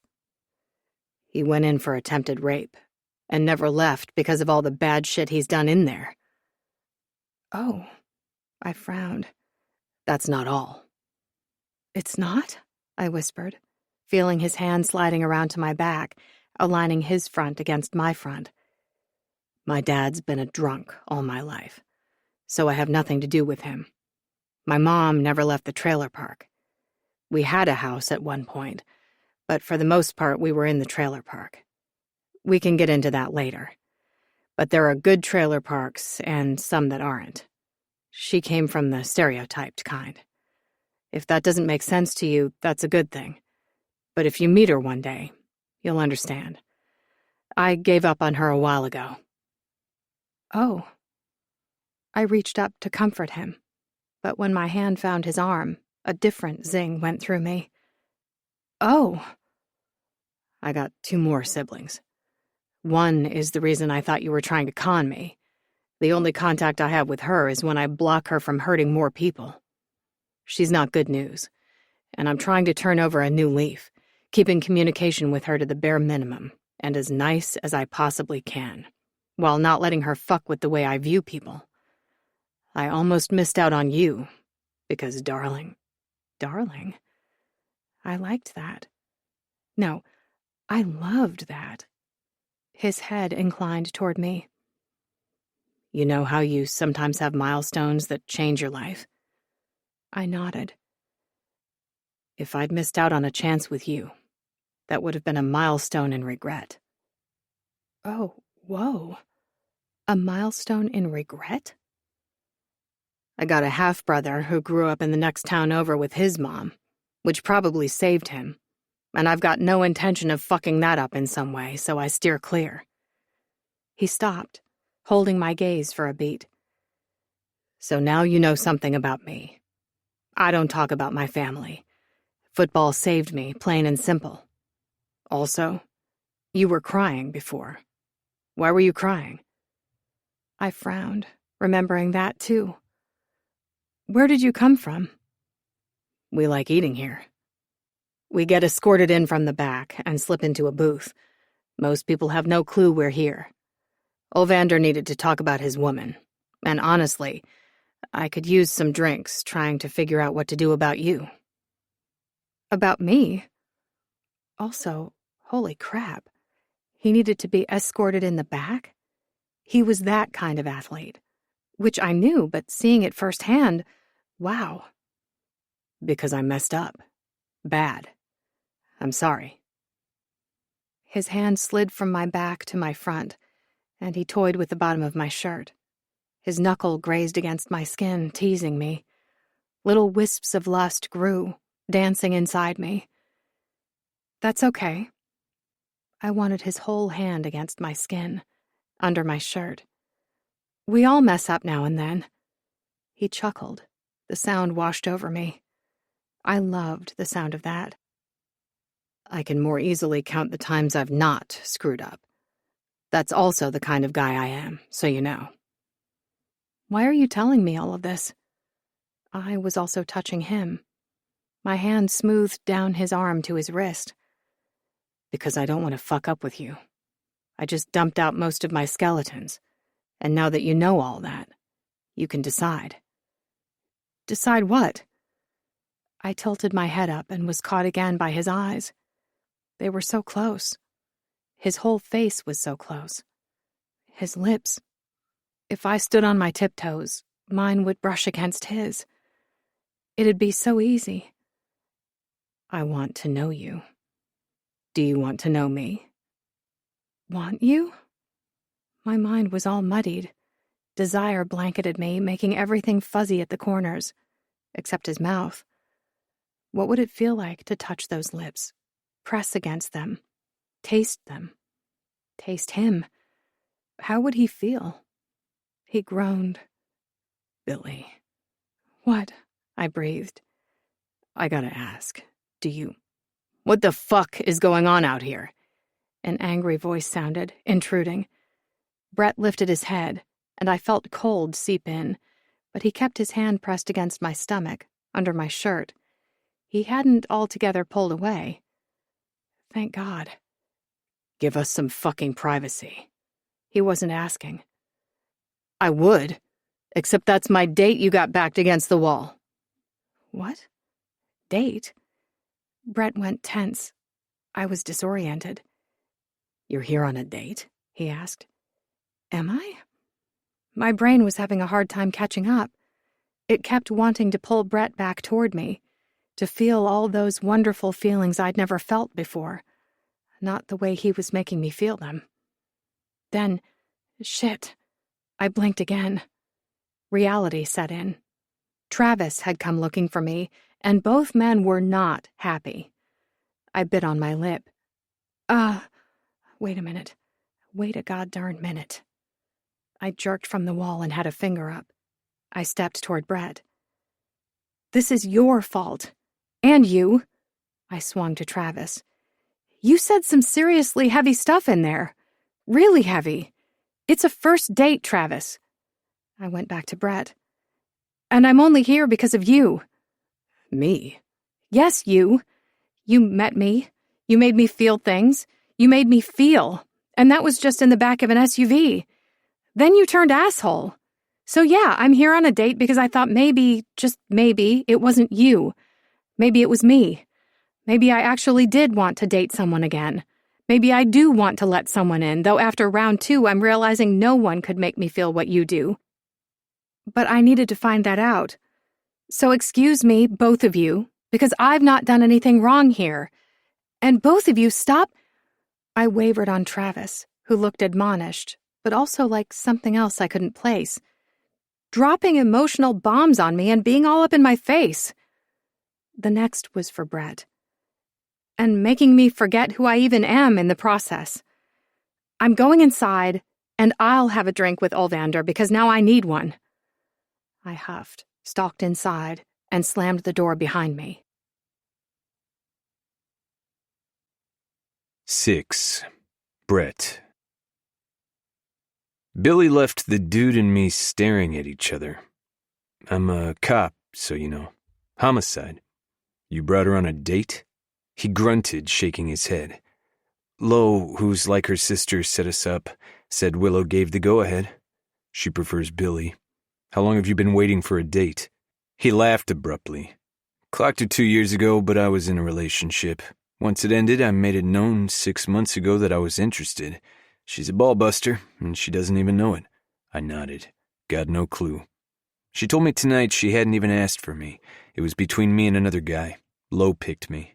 I had to laugh. This was just my second time meeting her, but that sounds right. Jesus, your second time? I eyed him. Yeah? He raked a hand over his head. Shit, man. I should back out. I can see your connection. But a woman like that, all that she just did, that sealed it for me. I'm in. Well, fuck. Are you serious? He gave me a glimmer of a grin. I know who you are, you know. I slanted him a dark look. I know who you are, too. His chin lifted. You're the dickhead who took my girl on a date. He burst out laughing. You messed up, and I got a chance, so thank you. Now, if you'll excuse me, I'm here on a date. I bit off a growl as he strode back inside.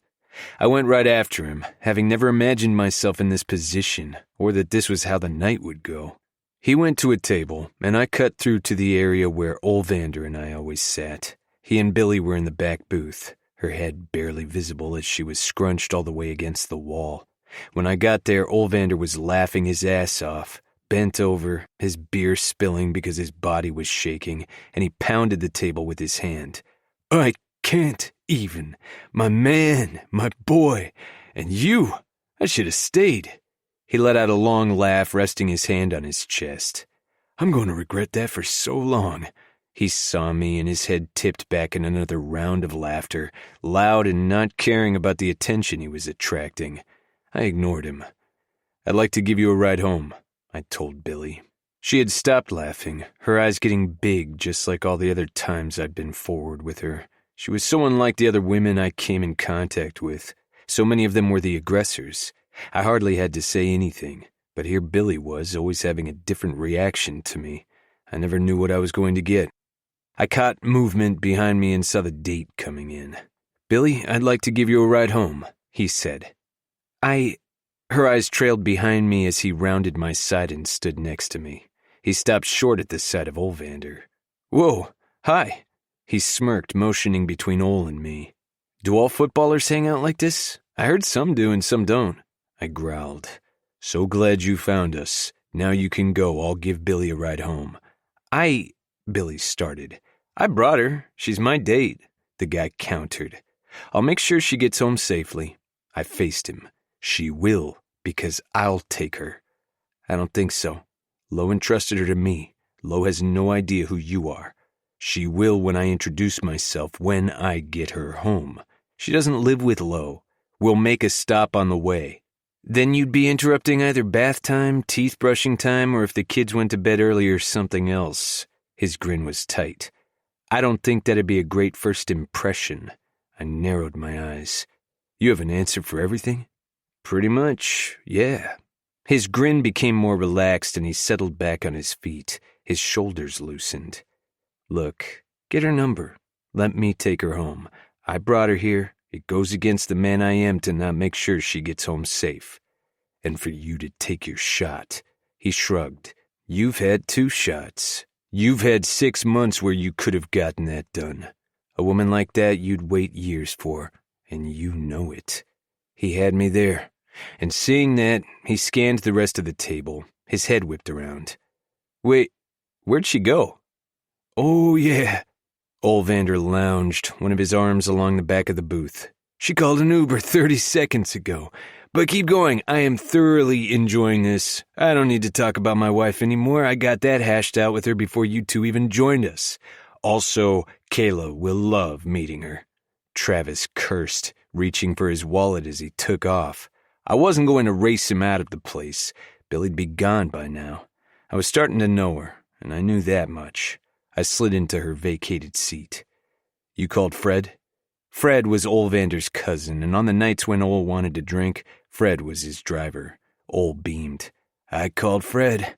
He'll get her home." I knew he would. I'd witnessed Fred's ability to handle himself. He had skills, and I never wanted to ask where he'd gotten them. I'd not gotten her phone number. I'd not asked her where she lived. I didn't know that Travis guy's last name or what Lo's full name was. Fred wouldn't tell me if she didn't want me to know. The only thing better now than an hour ago was that I'd gotten to her. I'd gotten under her skin. That meant something. I was going to draw this out. I was going to enjoy watching you wallow in your misery, but I can't handle the fucking crestfallen look on your face. Ol pulled out a slip of paper he'd hidden under his napkin and slid it over to me.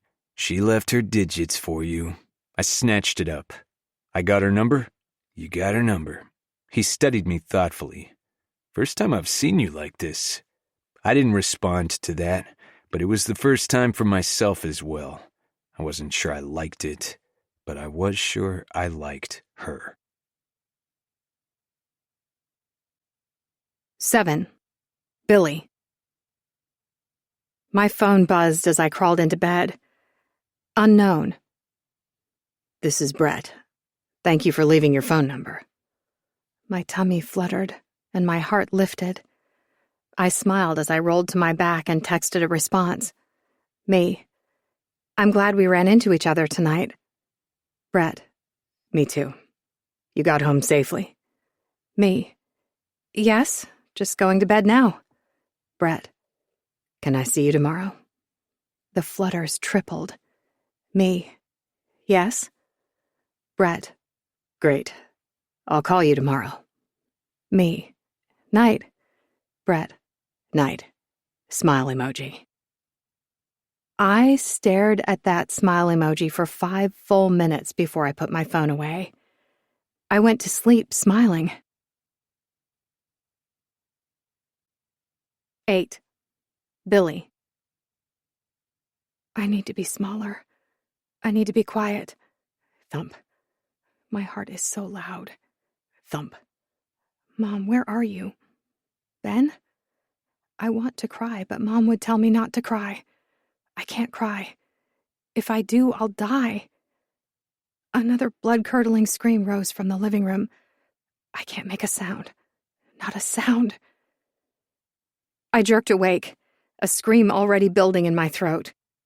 I wasn't there, hiding at my friend's house. I was in my own place, at Vicky and Howard's farm. I closed my eyes, counting things I knew to be true in the now. I was in a bed, not JoJo's hiding space. I was 32, not 12. I reached for my phone. I had a cell phone. I hadn't had a phone then. I was in my house, in my own bed. I rarely had a bed then. Chickens. I could hear the chickens. Cluck, cluck, cluck. That would be Marsha P. Johnson. I was here, in Texas. I wasn't there anymore. I'd not been there for so long. He can't get to me. He couldn't get to me. He couldn't get to me. I kept repeating that as my heart slowed, and slowly I came back. I was okay. I pushed the fear away. There would always be residue. There'd be residue as long as I lived, but I was functioning. I could manage this. It had been a long time since I'd had a nightmare. I was tempted to use the bathroom, then curl back in bed with the lights off. I doubted another one could happen so soon after this one, so I would probably be fine. I could sleep normally. Though, who was I kidding? There was no normal sleeping for me. If I got 4 hours a night, I was happy. Medications had me sleeping 14 hours and barely functional during the day, so I'd stopped using them. 4 hours got me through, usually. I got up, washed, and made coffee. Vicky came out to check on the chickens, and I dressed for my day. I had a job where I could work anywhere, and I was my own boss, so sweats and a tank were just fine. Vicky wouldn't be in the co-op long, not if she let them out. I filled 2 cups with coffee and headed over to the patio table. I was just sitting down when clucking filled the air. Miss Sylvia Rivera was running around, her chestnut head bobbing. She kept circling, which wasn't normal. Usually she'd do a run, then settle and go back to doing whatever she and the other hens felt like doing for the free-range part of their day. I figured they had their own schedule. She kept circling and clucking until I frowned and stood up. "Miss Sylvia Rivera, hey!" Her head turned. I was never sure how much they could see, but whether she heard me, smelled me, or saw me, she took off running right toward me. She'd never done this. I sat back down, and once she got to the patio, she jumped up and flapped her wings, landing in my lap. Her clucks quieted as she settled into my arms. "Well, I never." Vicky stood just beyond the patio, her eyes wide. She was a tiny woman, around 5'3" with meat on her bones, but nothing in excess. She liked working in the garden and around the farm, and it showed. But she had pale skin, so she often wore a giant hat to protect against the sun. And she was strong, which her size didn't show. Her red hair used to be amber, but it had faded to pale strawberry, with silver highlights mixed in. Today it was pulled back in a loose ponytail at the base of her neck, her sun hat pulled low to cover her eyes. She wore working gloves, hands at her hips. "Has she ever done that before?" I shook my head. "Never seen that in my life." She chuckled, stepping up and taking a seat, her eyes still on the hen. "She must have missed you, I guess?" "I guess I'm sitting tight." "Absolutely." She picked up the coffee I'd brought for her. "It's considered sacrosanct. If a chicken flies into your arms, you have to hold her until she decides to move. If you move first, the wish you've wished for is considered broken." "You just made that up." She laughed, sipping her coffee. I gave her a grin, content to sit here. It felt nice. It felt settled. peaceful. "How you doing?" She used her low voice, her serious voice for when she was checking in with me and wanted the truth. Vicky had never been a helicopter foster mom, but she was there. She'd watch, and she didn't miss much, but she also gave me space. I was someone who needed space. Howard was similar, though he was quicker with a joke and more eager to have a beer. He was a one beer at night kind of guy. Just one. If they went to social gatherings or had friends over, he might indulge in two, but that was the limit. Vicky wasn't a drinker. She said she'd never understood the appeal. She liked having all her faculties operational, but she always made sure she had the kind of beer Howard liked, stocked. They were a team, a tight unit. They took their jobs raising children very seriously, like it was their purpose in life to raise kind, smart, assertive, and healthily balanced kids. If I hadn't met them, I didn't know if I'd believe people like them existed. I was grateful. Because of all of that, and maybe because I had Miss Sylvia Rivera in my arms, I told Vicky about the date. I told her about Brett. I told her about how I'd reacted to him, how I wasn't myself with him. She sat for a beat, listening. "You're picky about who you let into your life. You were in a rough situation until you came to us, but I always knew your soul was good. You were kind. You were thoughtful. You were smart. But you'd been hurt. Your soul was wounded, but I knew all I needed to do was love you. So I did. I loved you, and I will always keep loving you. You never wanted to be a problem." She thought for a moment. No. We fostered a few other kids before you. Sometimes there were behavioral problems, which made sense. It wasn't their fault. Your problem was that I needed to make sure you wanted to live. I'm not saying you had thoughts like that, but your candle was barely flickering. I never wanted it to be snuffed out, and the way I kept it getting brighter and brighter was love. That was it. Some kids need structure. It helps clear out the chaos in their mind. But not you. Just loving you. Her smile was fond. I know some of what you went through. But I know there has to be more that you've never said a word about. Probably never said a word to anyone. I have to say, sitting here, having coffee with you, seeing you with this glow on your face, with Miss Sylvia Rivera in your lap, and hearing how this Brett guy made you act like not yourself, I can't help but wonder if maybe he's the first one to get the real you out of you. My vocal cords froze. We'd had other heart-to-hearts like this. I was well aware of how Vicky loved me, how she thought of me, and she was right. I'd never wanted to be a bother because I'd learned I was always a bother. No matter the therapy I'd gone through, some of that was always going to be with me. I'd accepted it. But it was minimal, which I was proud of. Maybe because of the nightmare. Some of it felt stronger than usual today. "Thank you, Vicky," I whispered, unable to say anything else. Her eyes were wet. She nodded, finishing her coffee. "You're going to have to bring him for family dinner, you know." She sighed. "Howard will want to have a beer with him and talk football. Warn your man ahead of time about how Howard can be about sports." "I will." "What do you have going on for the rest of the day, besides communicating with this man of yours?" I told her about some of my clients, about the projects I needed to work on today. She nodded. "Lo was rooting for Travis, but I think she'll be over the moon about this new one, too. I gotta call her. Call her before she gets done with work, or you know she and Roger will come over for dinner again, though I wouldn't complain about that." She gave another nod before standing and coming around to my side of the table. She brushed my hair from my forehead, gave me a soft kiss, and bent down to take Miss Sylvia Rivera out of my lap. "I'll switch you.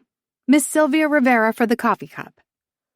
She stepped down and was a few feet away when I called her name. She turned around. "You were the best thing that ever happened to me," I told her. "I love you too." Another soft smile filled her face, her head tilting to the side. "I've always known that, Billy. You love people as soon as you meet them. They just don't realize it. But I knew. Took one look at you and felt all the love you wanted to give the world. I consider myself real lucky that I was the one who got to raise you." Cluck, cluck, cluck. "See? Miss Sylvia Rivera agrees with me." She gave me a nod.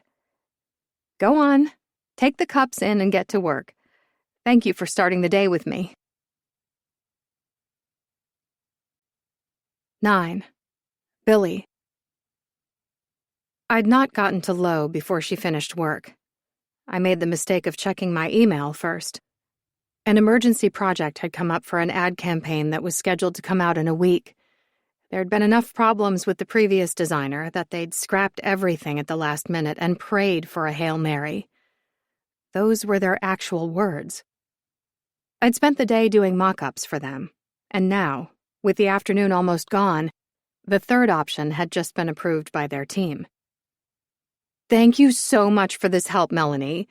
I don't know what we would have done, and your designs are just brilliant," my client gushed. "You have no idea how you've helped us. Our other option was Ronald's cousin, and I know Ronald's cousin. He lives in Ronald's basement for a reason." I chuckled, but didn't say a word since I was living in Vicky and Howard's guest house. "It's not a problem. I'm glad to help. I'll be sending my invoice, and then I'll send the final files once that's paid." Of course, of course. Thank you again. Have a great week, Melanie." We hung up. I was Melanie Morning to them. There were no pictures of me on my website. I allowed my designs to represent my brand. Word of mouth drove business to me, and I did good work to keep it. I worked fast, professionally, and I always finished on time. That was vital, and after the first few projects, I made sure to receive payment before I sent the final files. Some balked, but that was my policy stated on my website. When I looked up after finishing that transaction, it was nearing dinner time. I'd not made my call to Lo, so, 30 minutes later, I wasn't surprised when their car came down the 2-mile driveway. I hadn't even had time to check messages today, but Lo had sent a couple texts. I'd thought I might hear from Brett, but I hadn't. He'd said he was going to call, so maybe it would be this evening? I ignored the little trickle of fear in my stomach. Lo and Roger parked, and as soon as their SUV stopped, the passenger door swung open and Lo was coming in fast. That wasn't good. I'd learned over the years to stall when Lo got in these moods. It meant she had an opinion, a strong one, and she was going to share it whether I wanted it or not. She'd do a lecture that would somehow end on a motivational quote. I didn't think I had the energy for any of that, so I did what any mature, responsible, courageous adult would do. I ran. Though, to give myself credit, as she knocked briefly on the front door, I was slipping out the back. Because, the trail that cut through the woods and went around to the side of the main house, it needed to be checked. Weeds or trees might have fallen over it and would need to be cleaned up. Plus, it was good to check for any signs of a fox or coyotes or hogs or bobcats or snakes, just in case. Totally being responsible here. I needed to protect the hens. "Where'd she go?" Lo asked, the screen door slamming behind her. "I don't know. She's not there," Roger said. I picked up my pace. They'd check the chickens next. "Maybe she's in the coop." I broke out of the tree line right as they ducked inside, a flurry of clucks filling the air. I went into the main house through the side door. "Give me a job. I've been here this whole time," I said in a rush, grabbing an apron and tying it on as I went into the kitchen. Vicky was at the counter, and she didn't break stride. "They called 30 minutes ago, asked if you were here. The girls are at gymnastics, so I invited them for dinner." She picked up the pot of potatoes and met my gaze. Her eyes were blank, but I sensed the dark humor swirling behind that wall. "Uh-huh, sure you did." My tone was dry, but we both knew I was teasing. Vicky broke first, a slight grin showing. "You didn't call her in time, huh? I sighed, pulling out the silverware. I got busy with work. Had a last-minute emergency, that type of thing. Anything you need to talk about? She stopped at the screen door, her back to it, still holding the potatoes. I shook my head. Nope, it's all good. Grab the paper plates and plastic cups. We'll eat out here tonight. That meant my whole sneak around was for nothing. When we had dinner outside, no one moved.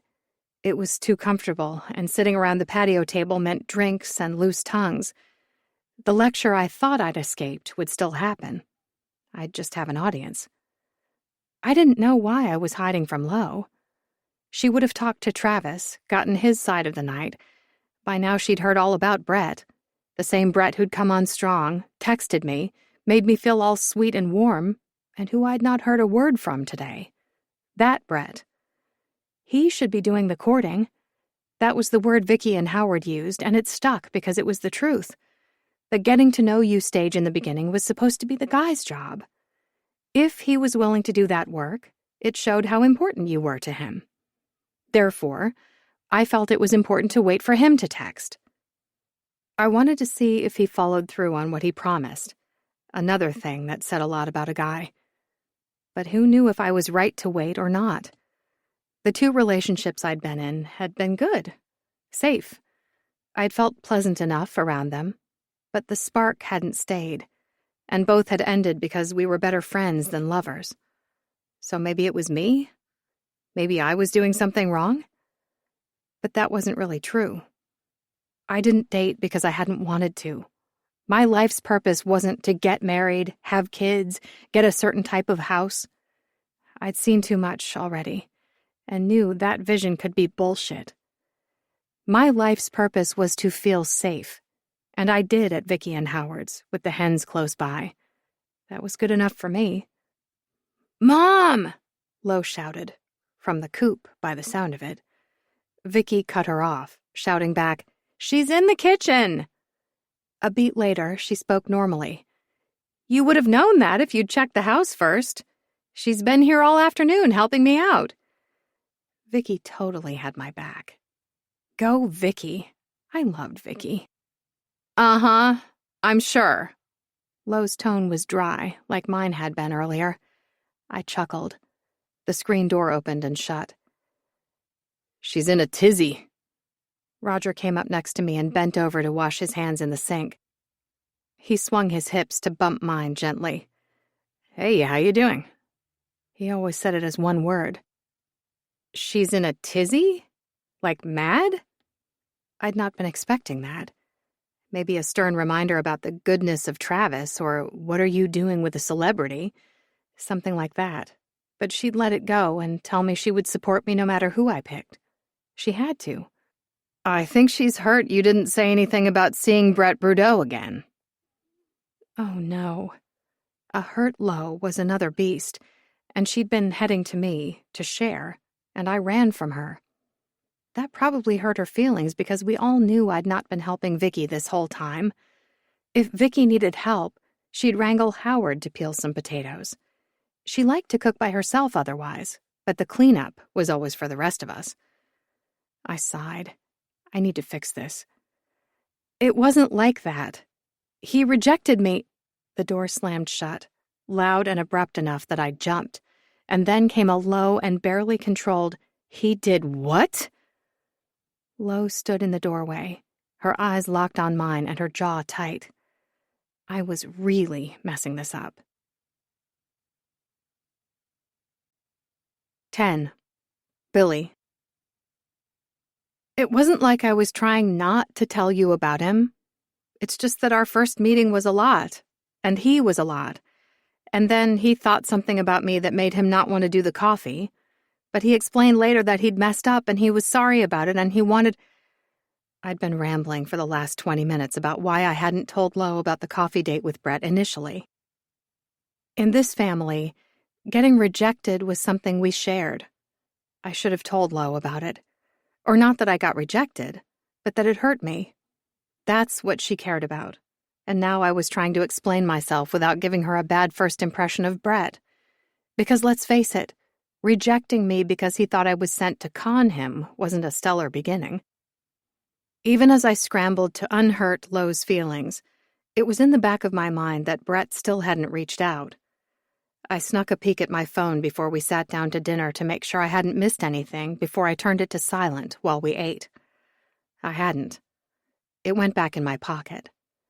As we ate, I was acutely aware of the vibrations of people shifting in their seats, but none of those movements came from my phone. "Oh my God, stop," Lo finally said, after several minutes of silent treatment. She gave in, holding up a hand. "You're forgiven. But this guy, I don't know about him, Billy." Great. Crap. This was what I'd been worried about, though I still wondered if I needed to worry about it at all. "I love you. I'm over it. You're back in my bosom, okay?" She grinned, rolling her eyes. "But can we talk about Travis?" Roger expelled a ragged breath, his big shoulders slumping. "Thank God. Now the rest of us can breathe easier, knowing we won't get a spear between the eyes for making a sound." "I'm not that bad." He grinned. "Darling, I love you." He let it hang. She opened her mouth.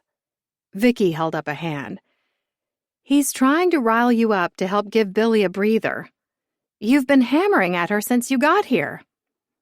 "I've not said a word." Vicky reached for her tea, raising one eyebrow. "Darling." Lo's face got red.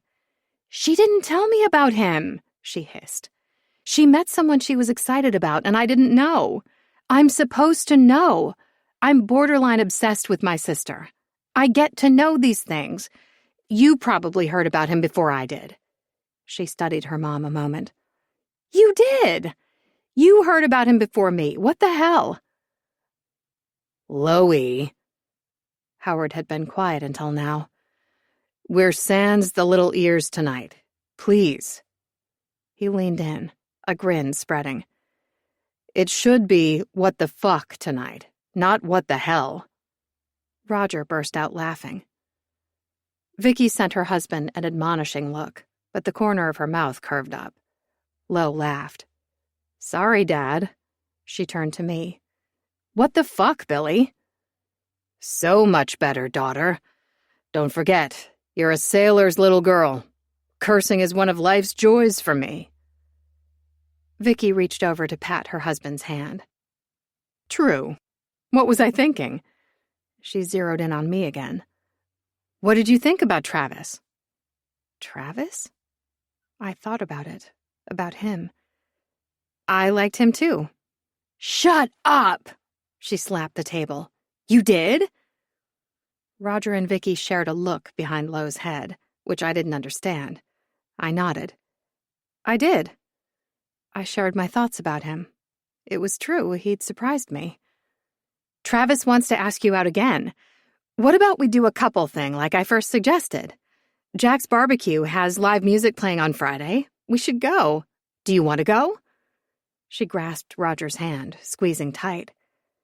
Oh boy. Lo was really rooting for Travis. I met Roger's gaze. There was a slight plea in his eyes. This was more about Lo than me. I'd have to explain it to Travis. I was interested in Brett. I'd be honest with both of them. I'd have to explain it to Brett, too, reminding him that he'd not called when this insistent request came in from my best friend. I just hoped both would understand. "Okay," I said. Lo squealed, still clenching Roger's hand. "Ah, wife. My hand. I still need it for a few more years, you know." "Oh, shit." She glanced at Howard. "Fuck." He held up his drink to her. "That's my daughter." "So sorry, honey," Lo said. "I was all up in my feels for a minute." "We're quite aware." He smoothed out the cuts her nails had dug into his skin before leaning over for a kiss. "At least let me keep my hand until the girls are 18 and out of the house. You're going to need both of them for carrying bags, helping hang up posters, rearranging the furniture. But after they're out of the house, you can have my hand. It's all yours."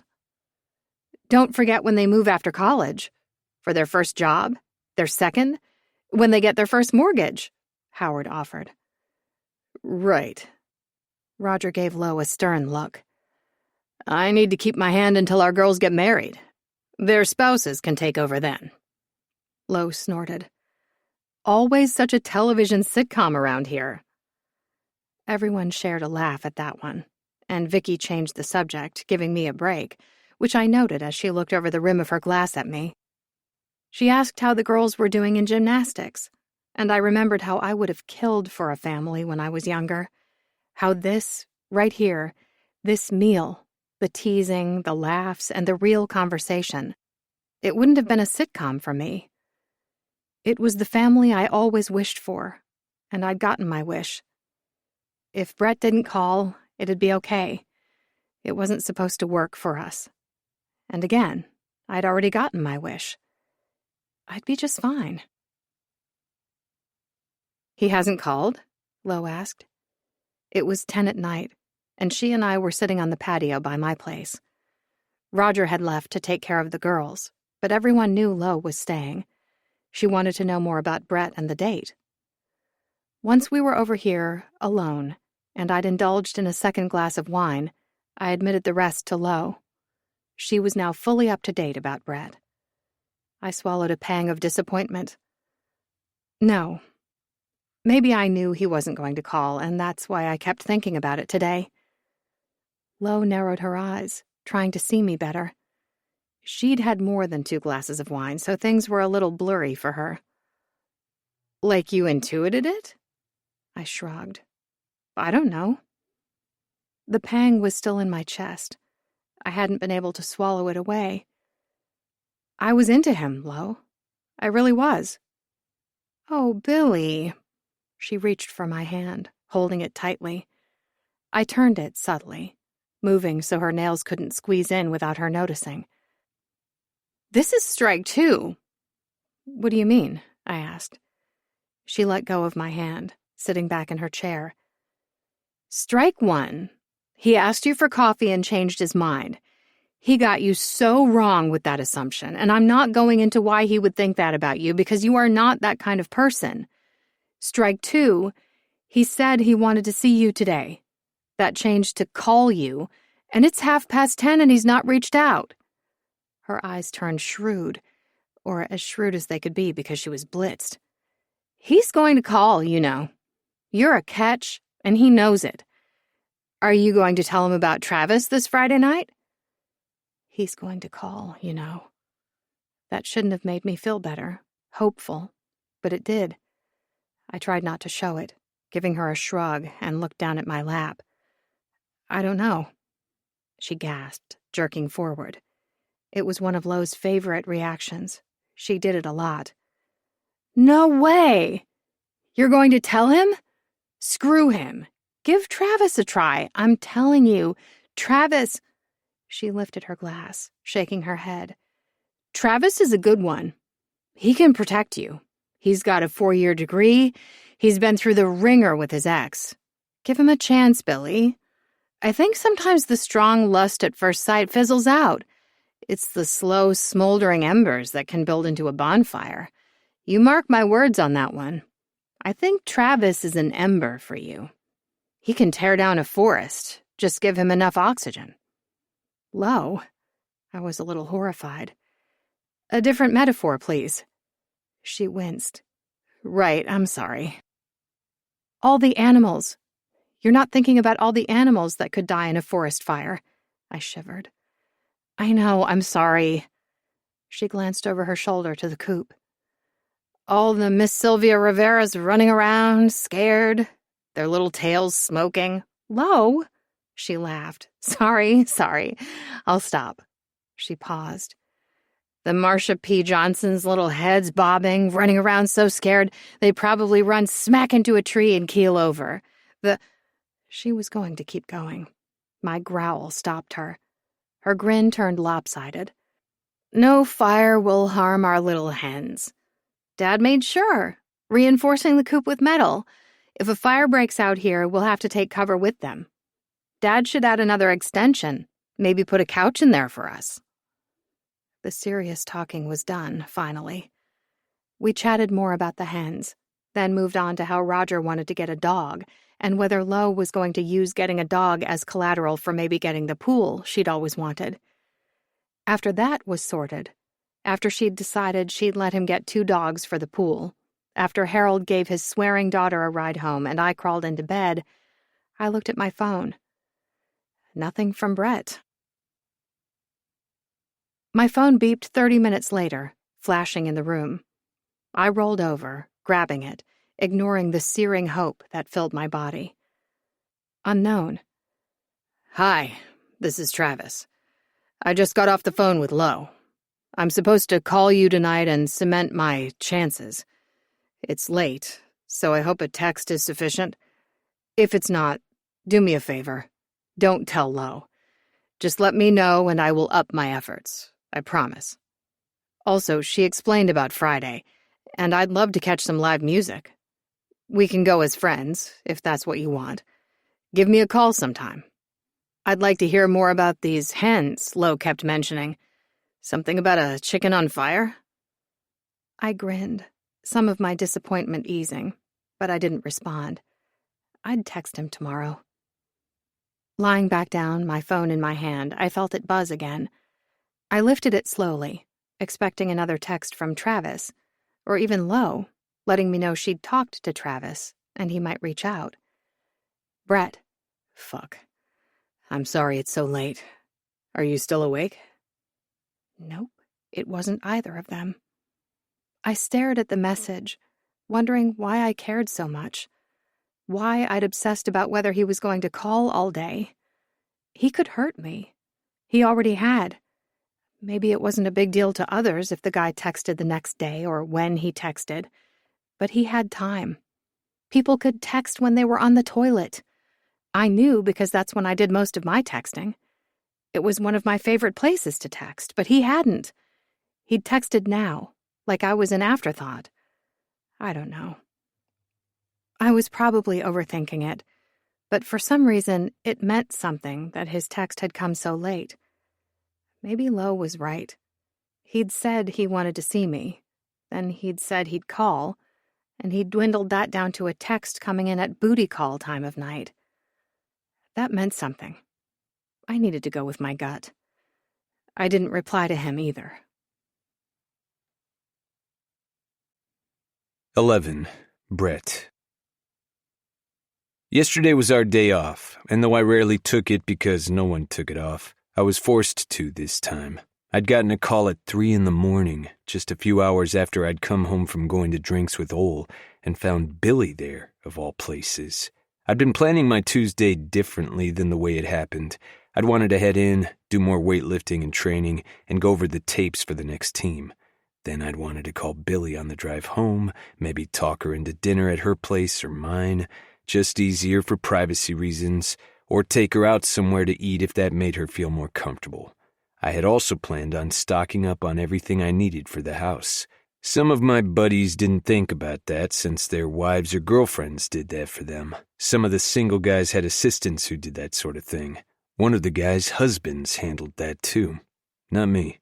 I'd tried an assistant, but it didn't work for me. I stuck with my agent, Jason, and my manager. Sometimes Callie, one of the team's physical therapists, came over if I needed an early morning treatment, and because we were friends, she'd stick around.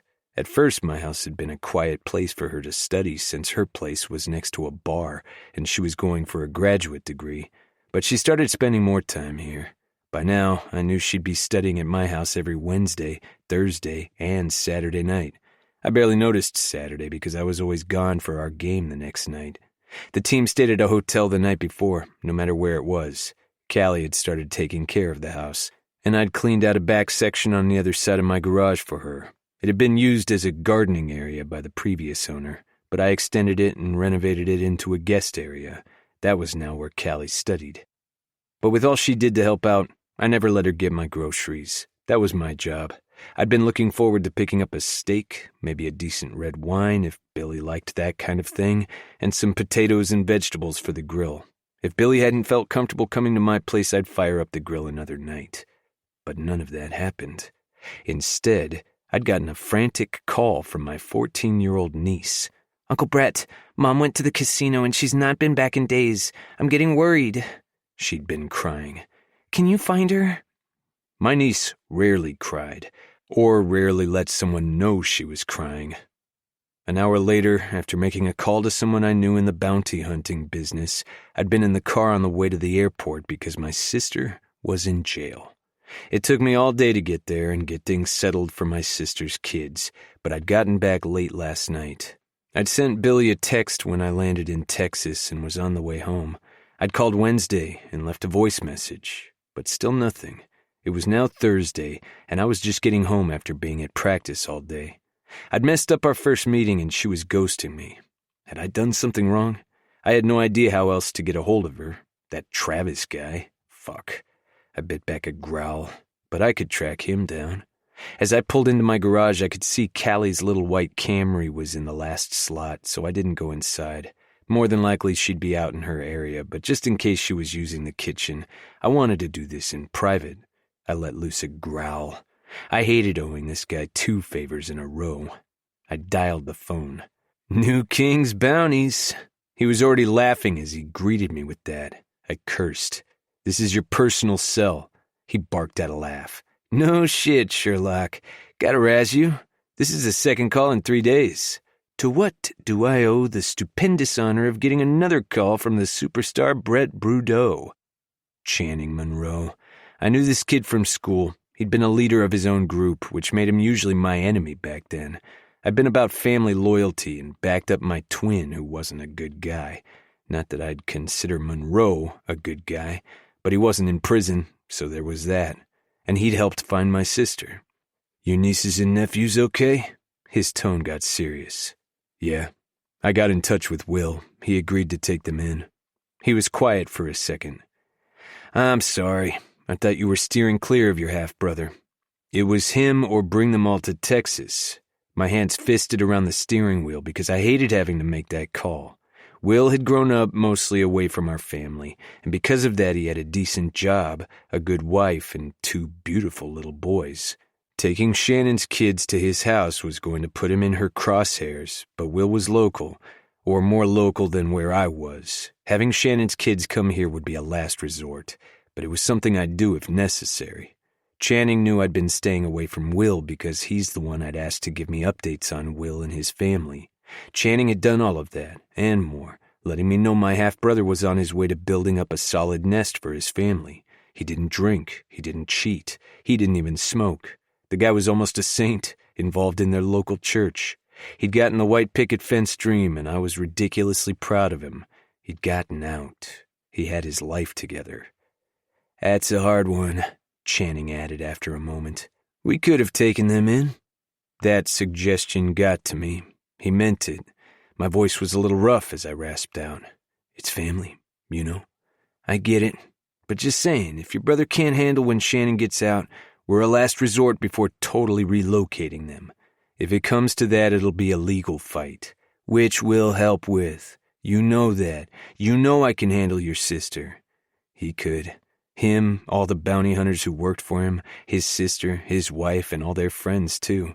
Channing didn't know that while he helped me keep abreast of my family members, I kept abreast of him and his family as well. Monroe was never one to back down from a fight, legal or illegal, and he hadn't changed as he aged. "I'll keep you in mind," I told him. "Good. Now can we stop talking about serious shit, because judging by the reluctance I'm hearing in your tone, you got something good and personal for me to do for you." "Fuck you," he laughed. "What is it, Brudeau?" "I need you to find a detective for me." He started laughing all over again. "Oh, this is going to be good. Brett, just call 911. You'll have all sorts of detectives finding you." I growled. He howled louder. "It's a Detective Travis, homicide." "The fuck? What do you want with a homicide detective? I track down criminals, not cops. That's none of your business. Can you get me his last name or not?" "Cool down, Mr. Football Star. Give me the morning and I'll give you his last name, his desk phone, his cell phone, any other private phones he may have. I'll give you his address, his email.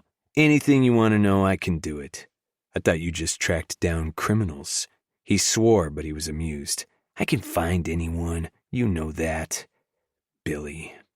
But no, she was mine to track down. Just let me know a good time to find him. The conversation he and I are going to have won't be a pleasant one. Anything I should know about? No, it's personal. It's about a woman? I could hear the intrigue in his voice. I remained quiet. He hooted. Are you and a cop tangling over a woman? Fuck off. I started to end the call but repeated, tomorrow, Monroe. Yeah. I hung up, a wave of humiliation washing over me. He was right. Me and a cop? Who the fuck was I? I might dress up in football pads and run after a quarterback, but strip all that away and I was still a criminal who grew up in a trailer park. I had nothing to lose here, so I dialed Billy's number one more time. Her voicemail came on, the automated, impersonal one, and after it beeped, I said, "This is Brett. It's not lost on me that this is my third time reaching out. I'm not sure if I did something wrong, or maybe I read you wrong, and this is your way of letting me know you're not interested. I figure one more time and I'll pull back from here. If it's the case that I did something wrong, I can only say that after I found you Monday night, I felt like finally I got the luck. In my life, that's not normally been the case. I meant everything I said to you Monday night. Meant what I said in the text. And Tuesday, some things happened that took me out of state, so I'm sorry I wasn't able to reach out until late. I'd been looking forward to maybe talking you into letting me grill a steak for the two of us. I was hoping for that night, but I'm now realizing I was getting ahead of myself. I apologize for that. So, this is me officially scaling back. If you'd like to have a conversation or even share a text message, know that I'll be happy to hear from you. Maybe learn more about your chickens. I hope things are good on your end." I hadn't read Billy wrong. She knew it, and I knew it. I'd wait for Monroe to get back to me, and then I'd figure out my next step. Because I wasn't scaling back. I had lied through my teeth. 12. Billy. He called. He left a message. I didn't listen to it. Nope. Though I totally wanted to.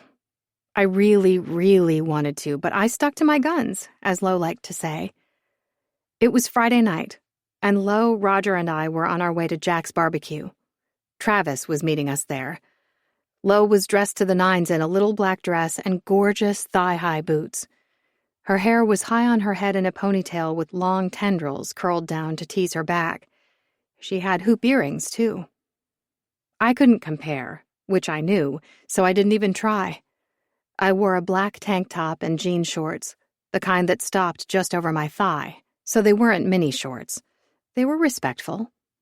I'd kept my hair down, though I always got hot, so I'd have it up in a braid or a clip by the end of the night. And I wore little black boots. They were cute, and they fit in. They didn't stand out like Lo's thigh-high ones. Hers were marvelous. I'd kept my jewelry to a minimum, a chain necklace resting down between my girls. I thought it looked classy. Roger and Travis wore plaid button-down shirts and Wranglers. Both filled them out nicely, but I was going to focus on Travis since he wasn't my kind of brother-in-law. Travis was at the bar, a woman next to him with her hand on his arm. His head turned toward the bartender as he leaned forward to talk to him. As the bartender nodded, leaving, Travis reached up and pointedly removed the woman's hand from his arm. His head swung back, his eyes no nonsense as they slid past her and came to me. They stayed on me, widening a little, until he said something to the bartender and headed our way. The woman was left behind, and she knew it. Lo snorted, watching. "Oh, man, she got denied hardcore," Roger said. Travis paused before stepping in next to me, and his hand stretched up to touch the small of my back. I gave him a nod, and he closed the distance. He drew me to his side and grazed my cheek with his lips before murmuring in my ear, "You look amazing." "Thanks." I gave him a smile, surprised to feel a little breathless. A tingle went through me, standing so close to him. He still hadn't greeted Lo and Roger. His mouth curved up in a tender smile before he stepped back. "Roger. Lo, you look amazing as well." He left my side, giving her cheek a kiss. Roger turned in, angling his head. Me too, buddy. Everyone laughed. Travis flashed a smile, returning to my side, his hand going to my back again. But he didn't pull me close. He kept some distance between our bodies, enough to breathe, but his hand stayed. It was a move to claim me, but in a respectful way. He was letting me know he was interested, which I had to admit had my stomach starting to flutter. The guys chatted as Lo swept the room. She tended to do that everywhere we went, and she always knew 4 or 5 people. People respected her and liked her. No matter her age, she had the popular girl thing going for her, but she'd been one of the cool athletes who was nice, too. She got invited to all the parties, no matter who was throwing them, and if she didn't go, they'd keep inviting her and would keep hoping she'd come. They'd never be mad at her. Vicky and Howard had the same quality. The hostess came over, showing us to our picnic table in the back outdoor area.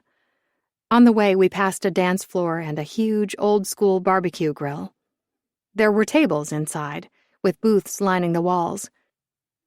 You might think this was one of those places only regulars go, and others might avoid because of the rougher crowd.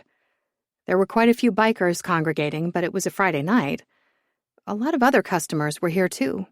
College students, 20-somethings, people in their 30s and 40s. Some who were retired. There was no one too good for Jack's barbecue.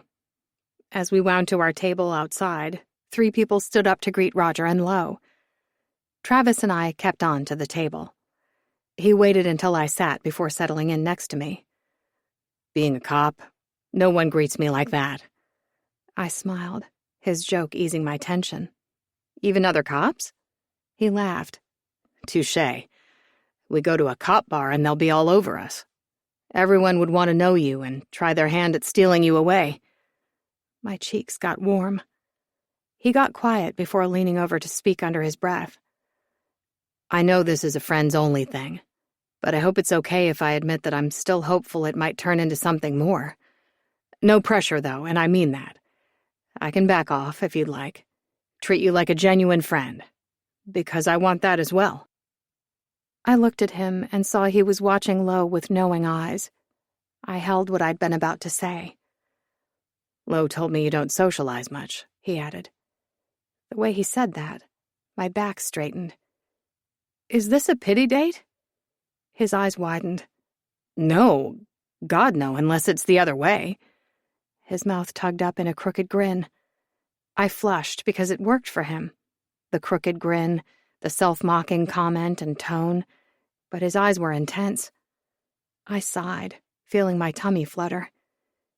You have a cop's eyes. He shrugged, but those eyes never lost their intensity. Attribute from the job, I'm afraid. I've grown up seeing cops' eyes, and for a while it was every day. His mouth flattened, but he was still leaning toward me. I couldn't ignore the tingle I got from him. I never knew if I liked seeing those eyes or not, because at that time in my life, everything shifted. My dad was barely around when I was growing up, and my mom said it was always better if we didn't have a relationship with him. He showed up at random times. He'd stay a few days and take off. My mom said he preferred it that way, so we knew his face, knew the names she called him, knew his voice. That was it. But after surviving the Midwest butcher, my mom and brother died in a car crash, and because the man whose sperm created me wasn't a father, I went into the foster system. It all happened within a few days. A twist of the universe let it pour when it was already raining. I've always associated seeing a cop's eyes with the worst week of my life. He straightened up, moving away from me. I put my hand on his. But I like yours. His hand jerked, but didn't move away. I'm finding that they're growing on me, I added. He exhaled slowly, as if he'd been holding his breath, and turned his hand upside down. Just as slowly, he laced our fingers. He moved our hands down to his lap, hidden from the table. That's good to know. There it was, another tingle. Maybe Lo was right. Maybe the ember was the way to go. Maybe I needed to let it grow. What did we miss? Lo and Roger arrived at the table, sounding out of breath as they sat. Lo nabbed the drink menu. "I need a drink. It's Friday night and the music is starting. Did you guys already order drinks?" Roger was slower to sit, his gaze trained on the table, right above where our hands were. "You know," he sounded surprised. "I think we should order a round for the table, right? I'm right. Where's our server?" He turned, and I caught his quick smile, though he coughed, trying to cover it up. Lo's head snapped up. She frowned at him. "We're already starting?" He turned back to her, his smile stretched from ear to ear. "It's Friday night, honey. Let's do it right and take an Uber home." Lo's mouth nearly fell open because they'd had a whole debate about who'd be driving home. It boiled down to Lo being willing to spend for an Uber, and Roger wasn't. He wanted his truck home and safely in his garage because, like all the females in his life, that truck was his baby. I'd pointed out that I could drive, which both of them ignored. I was the one they wanted to have a good time. "What just happened here? What did I miss?" Lo scanned over us, her eyes falling abruptly to the same place Roger's had been. Travis squeezed my hand before letting go, and he rested his arms on the edge of the table. "No need. I already put in an order. The bartender said they'd find us." His eyes moved to a girl carrying 2 drinks, followed by another girl with another 2. "And I think these are ours." As they set our drinks down, Lo leaned toward me and mouthed, "What did I miss?" I grinned and shrugged. She gave me a sharp look. I ignored it, accepting my drink with a thank you. Roger held his glass in the air. "A toast, please." It wasn't a request. It was a command. We all lifted our drinks and waited. He raised his higher and said, "To good friendships, to great family, and to always being thankful for the blessings we get each day. Cheers, everyone. Let's enjoy the night as we continue to be blessed by being here with each other." It was a heartfelt toast, and my throat swelled a little. Lo blinked a few times before each of us clinked our glasses and took a sip.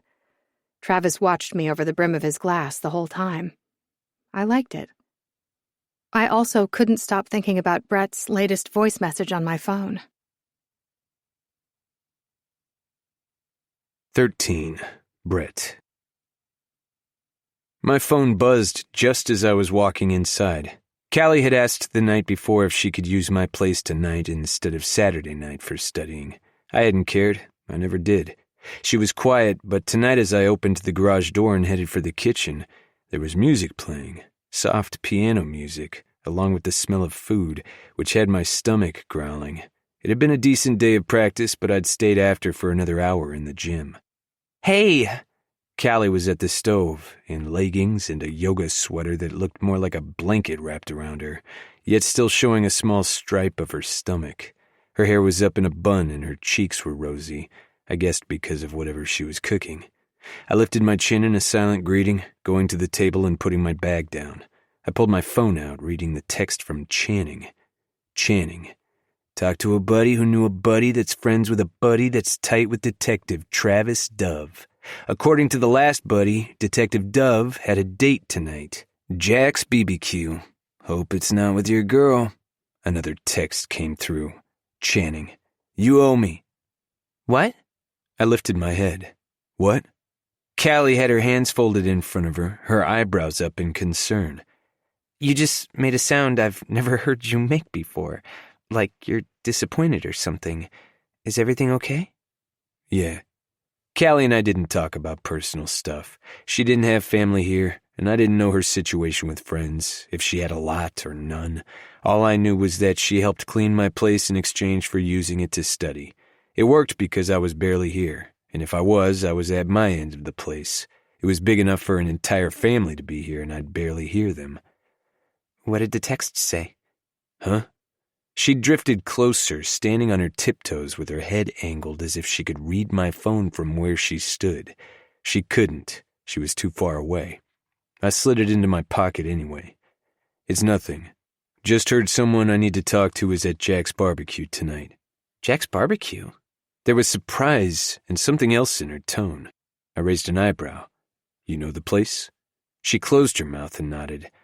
I know someone who works there. This right here, this was the most personal conversation we've ever had. A friend? Her cheeks colored and she scratched her head, glancing to the side. Someone I like.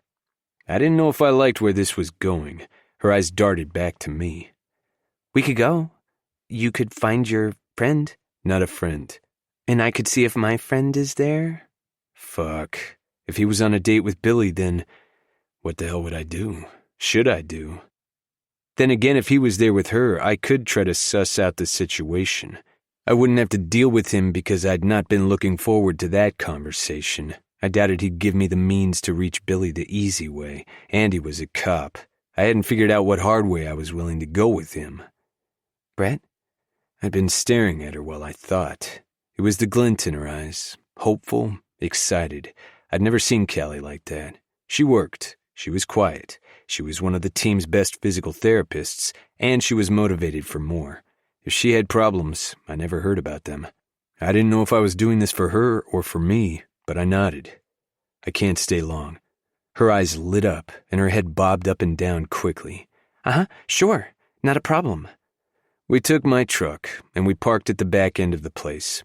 I'd never been here, which wasn't unusual. I'd barely gone out since joining the team a year ago. But even before that, I didn't do this, not during the season. A few nights with Ole were the exception. The place was packed, and since football was a religion here, I pulled a ball cap low over my head. Callie snorted, her little lip curling up. If you don't want to be recognized, you need to wear a fat suit. You're going to be recognized. Prepare yourself. I grunted, hunching my shoulders. I'd try to be as inconspicuous as possible anyway.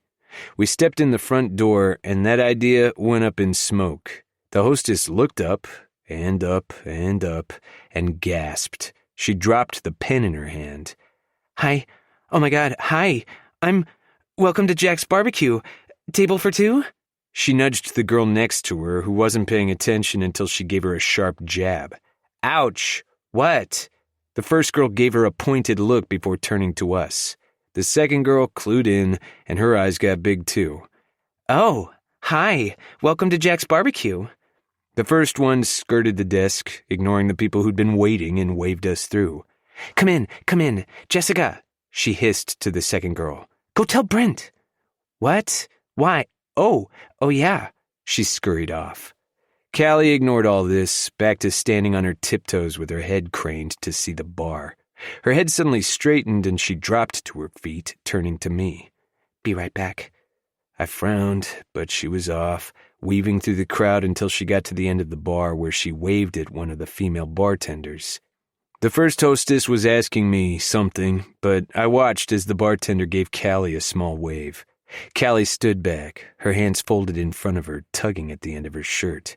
She glanced my way and gave me a tentative grin. I gave her a chin lift, and her cheeks flooded again as she looked back to the woman now making her way over. Brett Brudeau! A man was heading my way, late 20s. He thought of himself as a smooth operator. This must be the manager. He had a look in his eyes I recognized, an opportunist. Before he could get comfortable and give me whatever spiel he was planning, I grunted. I'm not staying, just need to see if someone is here. I moved past him, going faster than he'd expected, and gave him a dip of my head. It's an impressive place. I can see why it's so busy tonight. After that, I moved through the crowd, pushing past people before they could see me and get a good look. I'd gotten to the far end before I spotted the detective at a table outside with another couple, scanning the dance floor and then back around. I didn't see Billy. Another woman went over to their table and sat down beside him. I frowned. He was on a date with someone else? That was fast. He'd seemed just as interested as I was. Billy was one of those who didn't come along every day. She was a once-in-a-lifetime type. But it wasn't her who was sitting next to the detective. I knew his name now. I could have a conversation with him some other time and place, something more private. I turned to go let Callie know I was leaving, when one of the bathroom doors opened.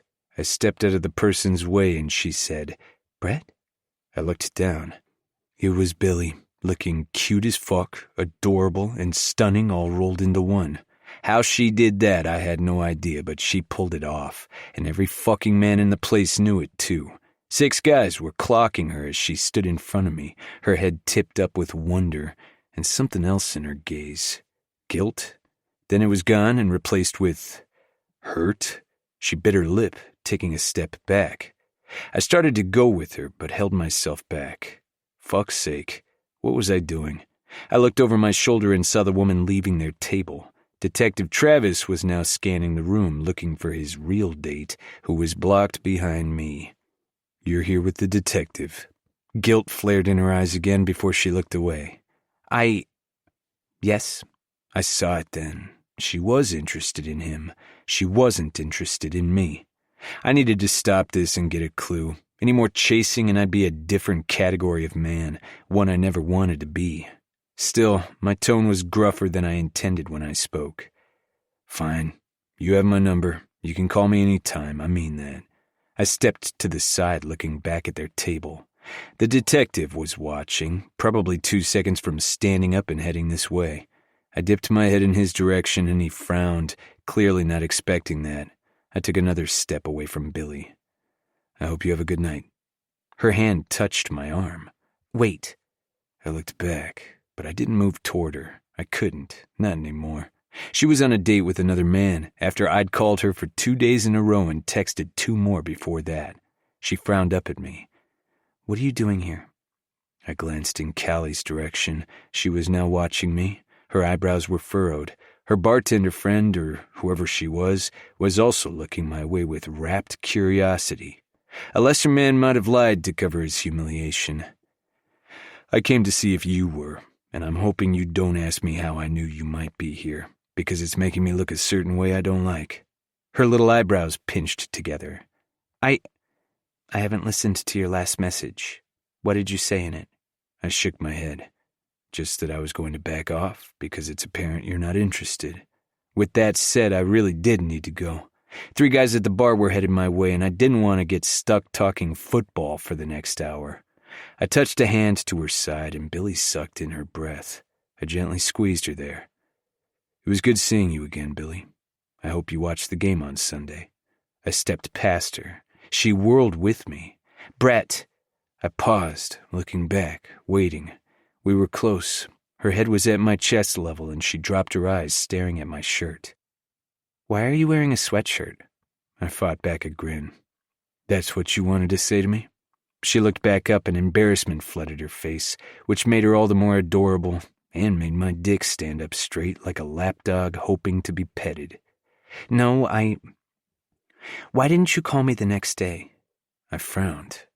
"You said you wanted to see me. Then you said you would call. Then I got a text." My frown deepened. "I'm not following." "You texted me." "Yeah, I did." I cocked my head to this side, trying to understand. "It was late." "Did I wake you up?" "No." Her eyes skirted around and she moved even closer, her chest lifting. "It was late. Like, late." Comprehension flared. She thought... I looked around for a side door or an exit because I felt those guys behind me. More had joined them and they were only holding back because it was obvious I was talking to a woman. A guy didn't interrupt those conversations, except they would eventually. Football fan code would override bro code. I didn't have long. Callie's friend figured out what I wanted and gestured behind her. I touched Billy's side again and herded her in front of me, my other hand finding her other side. "What? Huh?" "Let's have this conversation somewhere more private." We rounded a group and I ignored a few people calling my name as I steered Billy past Callie, who was grinning broadly. "Back door through the kitchen," her friends said, lifting up a part of their bar so we could step through. "Thanks." "No problem. Good luck." She called after us as we went through the kitchen doors. I moved past the startled kitchen staff until we were out the back door. Once there, I moved Billy around the corner and back against a wall. I had to be close. There was something about her. It felt like I was fighting gravity if I wasn't moving to her side or pulling her to me. She sucked in her breath, flattening against the wall. Her hands tucked behind her and she swallowed, looking up at me. Jesus, those eyes. A man could get lost in those eyes and never want to come back up for oxygen. You thought I only wanted a booty call? I rasped. She swallowed again. Yeah? She whispered. Hurt flared in those dark eyes again. Thought I'd made my interest real clear. Me too, she whispered again, her gaze falling to my chest. But you didn't call. I didn't call because I was on a flight to California, and I was using my phone to track down a half-brother I've not spoken to in almost 20 years because I had to ask him to wade into family drama he probably never wanted to deal with. Her head jerked up. What? I wanted to call and talk you into dinner at my place or yours, and if you didn't want either of those, since it would have been a first date, I would have been happy to take you somewhere else in town, somewhere private. Really? I nodded, losing the battle not to touch her. My thumb went to her chin. There was a little dent there, and it was cute as fuck. She drew in a breath at my touch, but I couldn't stop.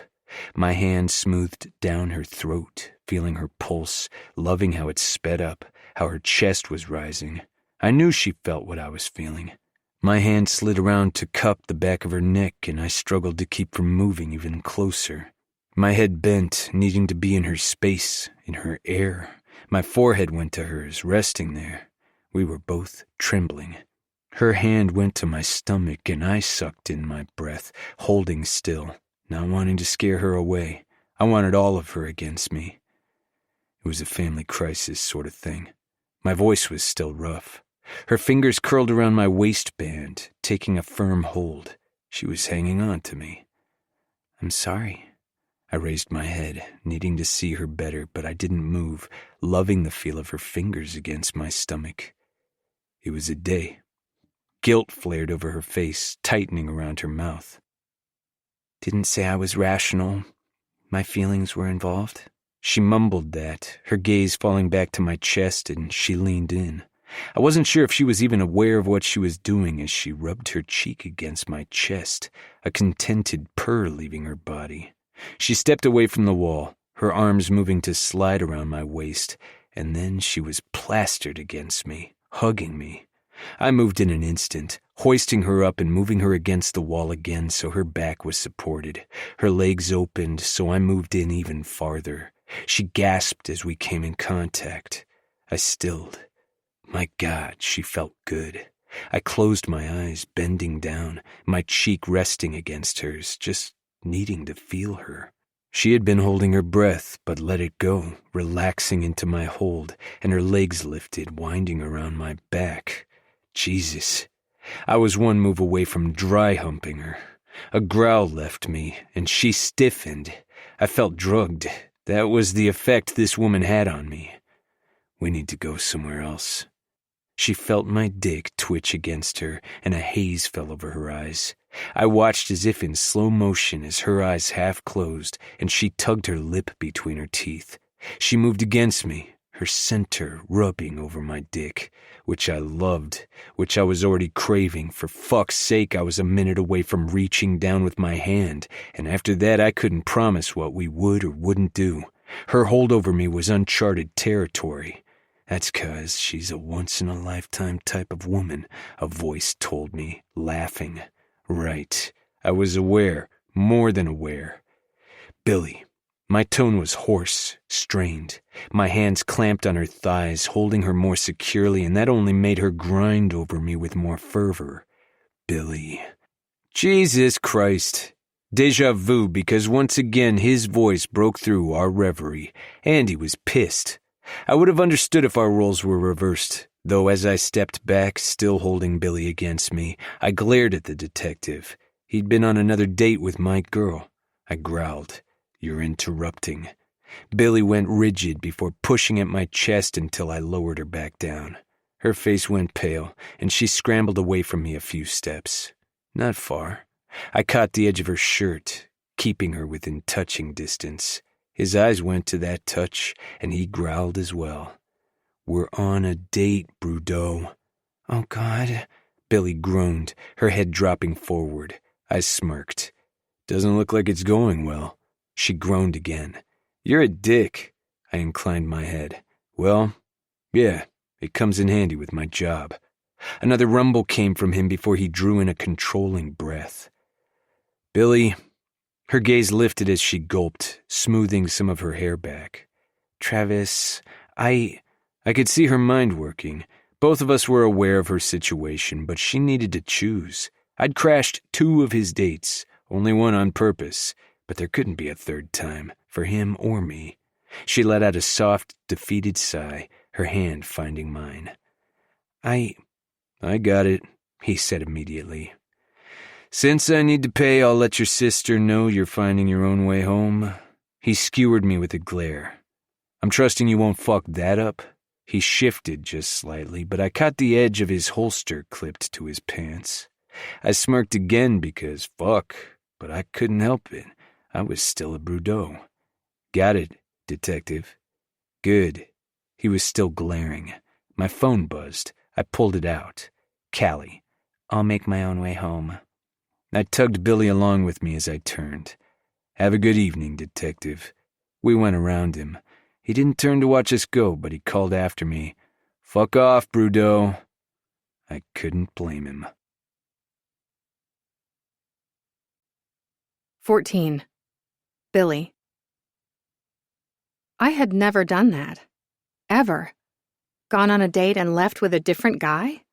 That wasn't me. I was responsible. Overly responsible. Overly cautious. Overly reserved. Overly guarded. Overly everything. So, my voice broke. I felt Brett's eyes on me, and I could feel his presence like a heaviness that coated me, a calming blanket. It soothed me, but then I remembered all the other ways he could make me feel. My chest constricted, just remembering how he'd lifted me, how my legs had wound around him like it was the most natural thing to do in the world. So, he prompted. Right. I'd started thinking. So, my voice cracked again. This isn't usual for me. I gestured to the dashboard. He was quiet. You're not used to glove boxes. What? I looked at him. The corner of his mouth curved up before he went back to focusing on the road. You gestured to my glove box and said this wasn't usual for you. Oh, I laughed. No, I mean, you and me. The way I react to you. It's not normal for me. And going off with a man I barely know? That's really not normal for me. He looked my way again. I couldn't look at him. If I did, I'd get drawn into how it felt when he held me. I'd start feeling all warm and focus on how I wanted to feel that way again. How I only wanted to feel that way. I think this is the first time I've experienced lust at first sight. He cursed, the wheel pulling to the left before he righted it. Don't know what to say to that. Where are we going? I'd left Lo and Roger back at Jack's barbecue, also out of character for me. And if Lo called Vicky and Howard, they'd both be worried about me. Oh well, at least I'd told Vicky about Brett. I can't help but wonder if maybe he's the first one to get the real you out of you. Maybe she wouldn't be so surprised. I was just driving until you sorted out whatever you need to sort out, Brett said. Then I was hoping we could have a discussion about where he'd like to go. Gah, he was so sweet, which was surprising because the brood machine wasn't known for being friendly to anyone, off or on the field. It was well known that he didn't have a lot of other football players as friends. A few here and there. Olvander was the exception, it seemed. But some of his past teammates had done interviews, and when asked about Brett, they admitted no one really knew him. My mind was already going a mile a minute, and it was exhausting. I live with Vicky and Howard, I blurted. On their farm. He needed to know. His eyebrows furrowed. I mean, I don't live with them, but I live on their property. In a house. Their guest house. It isn't a guest house anymore since I started living in it. They have 70 acres outside of town. They could have lots of houses if they wanted, but they don't. Just mine. Which was theirs. I was rambling. I looked his way at a stoplight and he watched me. His eyes were big and dark and chocolatey and warm, and I felt all the tingly feelings again. I swallowed, remembering what I'd been saying and why I'd been telling him. So, I moved there because the reporters were bad. They kept trying to follow me and find out where I lived. But it wasn't just because of the press. There were fanatics, too. His eyes flashed. Fanatics?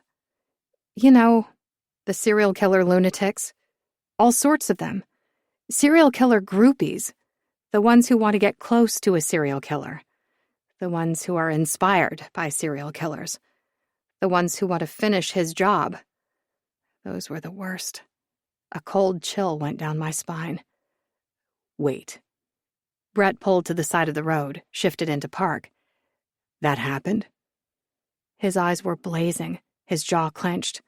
A wave of anger rolled off him. Anger and something worse. Violence. He was fully capable of doing serious harm to another person. I felt that before and felt it again. I swallowed a knot. Sick fucks try to get to you? He asked. There were a few, back in the day. Mostly it's threatening calls and letters. I only had one email connected to Willow Harm, and I closed that down after the show. It gets worse whenever I'm in the news, or if his lawyers are trying to do an appeal. One was coming up. Another attempt for him. They were never successful, but they always did a press tour trying to gain sympathy. Hey. Brett's tone went soft, and he inclined his head. What just happened? You were with me, talking to me, and I felt a shift. You distanced yourself. I laughed abruptly. How could he sense all that from me? The way I reacted to him. It was jarring. I'd spent all my life hiding, and he knew what was going on inside me after 3 times being in my presence? I felt exposed. His eyes narrowed. What's going on? You're a mile away. I motioned between us. This is really sudden. He was quiet, and now I felt him pulling away. I didn't look up. I wasn't sure how to handle any of this. Don't you think? What do you mean by that? I looked up and his eyes were different. A wall had come down. I didn't like seeing that. I think we should go slow. Slow? I nodded. Yeah, slow. What are we talking about? Am I allowed to drive you home? Or you still don't want me to know where you live? That kind of slow?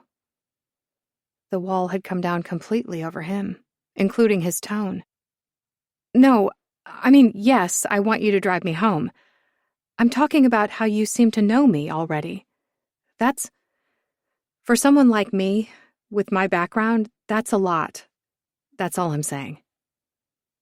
He studied me as I spoke, and some of the tension that had filled the truck eased. I can see that. Yeah?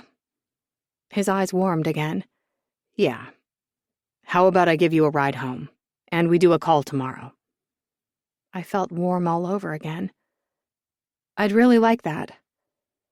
He grinned at me, holding my gaze for another few seconds before he put the truck back in drive and pulled away from the curb.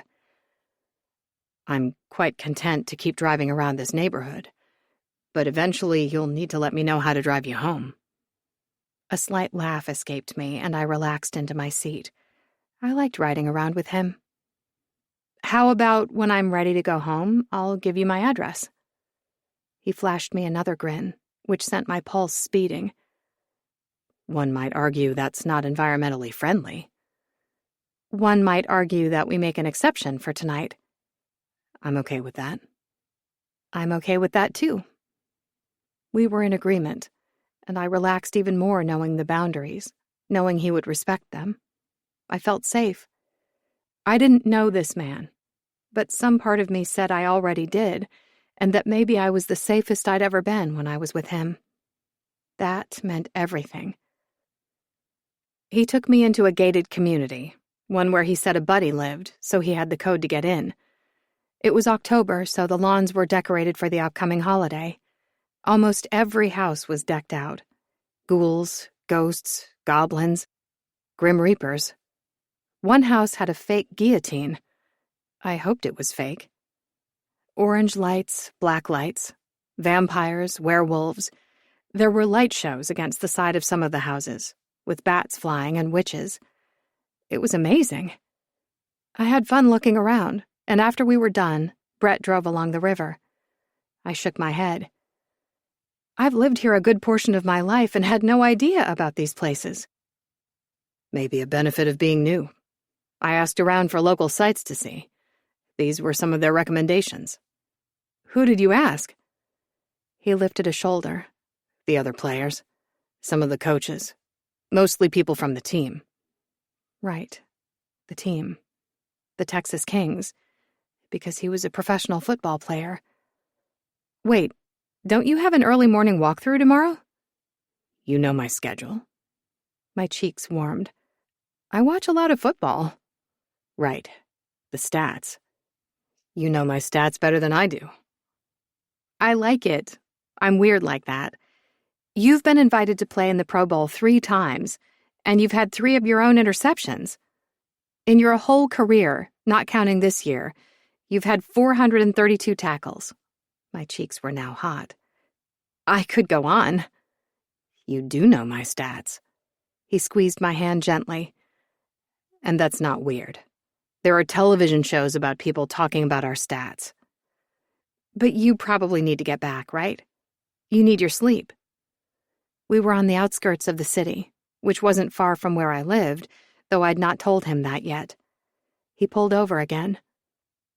It's not too late. But yes, I should get back. We can't mess up your schedule. Right. His eyes were amused. Because you have a game on Sunday. I do. Yes. Routine is important. I nodded. Thank you for this.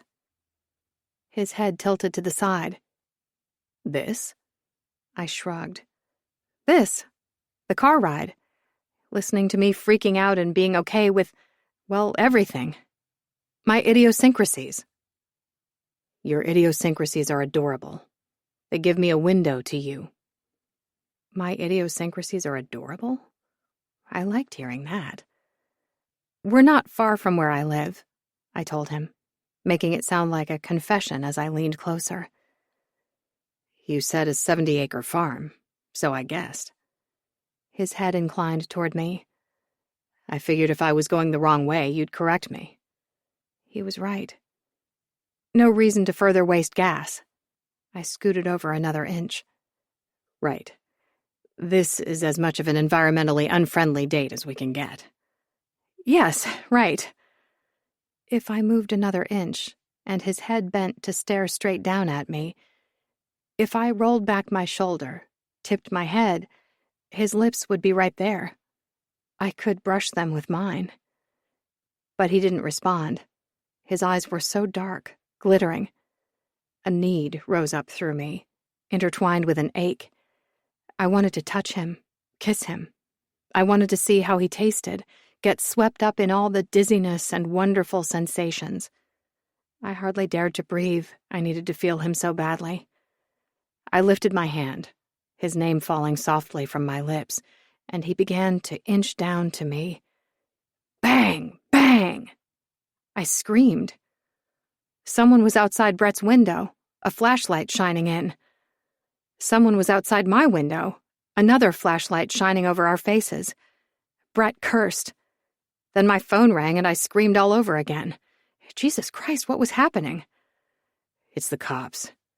Brett took my hand, giving it a reassuring squeeze before he rolled his window down. Can I help you? I made no move to roll my window down, and the other cop seemed okay with that, his narrowed eyes studying me intently. My phone kept ringing, so I pulled it out. Low. Hello? The cop and Brett were conversing, but Travis withstanding, cops made me nervous, so I focused on the phone instead. Where are you? You've been ignoring my texts. Travis said you took off with Brett Brudeau? Are you serious? He came back to the table all heartbroken and... Roger said something in the background. She responded, her voice sounding far away, before coming back more clear. Roger said he wasn't heartbroken, but his ego was bruised. Oh, come on. That was to Roger again. This was his second date with her, and the second time Brudeau swooped in, which, by the way, she was louder, talking to me. You left with him. That means we have to meet him. You know that, right? I left you alone, promised Roger I'd let you have your time with him, but it's almost 10, and no one's heard from you. Roger said something again, and whatever it was made Lo huff, annoyed. Enough's enough. Where are you? Are you coming home tonight? Roger spoke again behind her, laughing. Lo cursed under her breath. I mean to your home. Because we're not there. We're not waiting for you in Mom and Dad's driveway. They had a babysitter. Lo had wanted to stay out late tonight, dancing, but I left. You're sitting on my patio, aren't you? The conversation happening to my left suddenly paused, and I looked over. Brett, his wallet in hand, and the cop were both looking at me. I couldn't read either of their expressions and told them, She's like my sister. They're waiting for me. Everything's okay. Who are you talking to? Lo asked. Also, I am your sister. Just freaking accept it, would you? Brett blinked, putting his wallet away. I frowned. Is something wrong? Who's that? Are you talking to Brett? Lo demanded. The police are here, I told her. Police? Where are you? Are you at Brett's? Why would the police be there? No, we're on a road, not far from home. And I don't know why they're here. Who's there? Roger asked. Lo told him, and he said something else. What? Are you serious? You called the cops on them? I frowned into the phone. He did what? Roger was speaking. Didn't know it was them. Parked truck by here? You know how it is. Lo cursed again before a slight laugh escaped her. Roger, I said it for her. Roger called them on us? Yeah, sorry. You know how it is, with you being here and someone stalking the place. She tried to smother a giggle, but didn't succeed. He didn't know he was calling the cops on you. I ended the call. Roger called the police. Both Brett and the cop were fighting back grins now. I wasn't even going to look at the cop outside my window. The humiliation was enough. I heard. Brett's lips were twitching. We all heard. The cop by Brett's window placed his hand on the door. Since everything seems okay, we'll take off. You have a good rest of the evening, and please win on Sunday. Yes, sir, Brett responded, eyes on me. The two cops left, and the air felt heavy. I wasn't sure why. I'm sorry Roger called the police. He did it for me. Who's Roger? Lo's husband. Ah, the other guy. I didn't know what he was talking about. It's the fanatics, I explained. He was being careful just in case we were someone trying to find out where I lived. His eyes flashed. How often does that happen? My heart sank a little. Not often, but it's happened. His eyes went hard again before he softened them. No one's put it together that you're living in their guest house? I shrugged. It's kinda hidden from the road. Trees block it from the other side, too. And the chicken coop's not far from it. It doesn't look like a guest house by design. Howard put some stall doors on it, to trick people. There are grain bins set in front filled with cement blocks. You don't use them for grain? No. Raccoons will get into them. Or other animals. Right. He was back to trying to hide his smile. All the animals around you. It's mostly the chicken coop, but I'd love it if they got more animals. Yeah. He said the word on a small sigh. You're there, hiding in plain sight. I don't know if it's genius or a stupid risk. I frowned. I like the guest house. It was my idea. He sighed again, this one sounding more annoyed. I'm sure it was. He started the engine, and I couldn't remember when he'd turned it off. Are you upset with me? His mouth tightened. It doesn't matter. Where am I going? Hold up, you're upset? I turned to him, and my hands balled into fists, pressing down on my legs. He put the truck back in park. No. I'm annoyed that you have people who are interested in killing you, and it's so normal to you that you've made up a nickname for them. And you're staying in a guest house that's designed to look like an animal shed to hide from these sick fucks. Who's keeping you safe? Do you have a security system in place? Have you taken self-defense? Do you have a gun in your place? His words came at me hard. What I'm annoyed about is that some sick fuck could get curious, trek out here, find you, and who's there to protect you? I wheeled backwards, pressing against the door. Howard protects me. Who the fuck is Howard? I winced. He's like my dad. Great. How old is Howard? Does he have a gun? Does he have a security system in place? You're in the middle of nowhere out here. My blood heated. He owns a gun, and he's used it before. When? To protect me. Against who? I felt like I was taking blows. From reporters when they were trying to find where I lived. He's already had to use it to protect you from reporters? The press? Who'd love to find out where you live so they can share it for more views? My head was ringing. They didn't find out because those 70 acres are private property. They can't get close to the house, much less close enough to see the guest house, which again is camouflaged so no one would look twice at it. Except some real fuck who doesn't give a shit about trespassing if he's there to murder you. I winced again. Just because you're surrounded by other houses doesn't mean your place is safer. I'm in a gated community inside another gated community. And we have a security car that patrols the area. Oh, well. I've been safe so far. He smothered a curse. The throb in my head was going to turn into a migraine soon. I knew the progression, knew the red flags.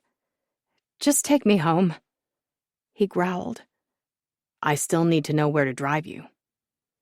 I told him, and we made the short drive in silence.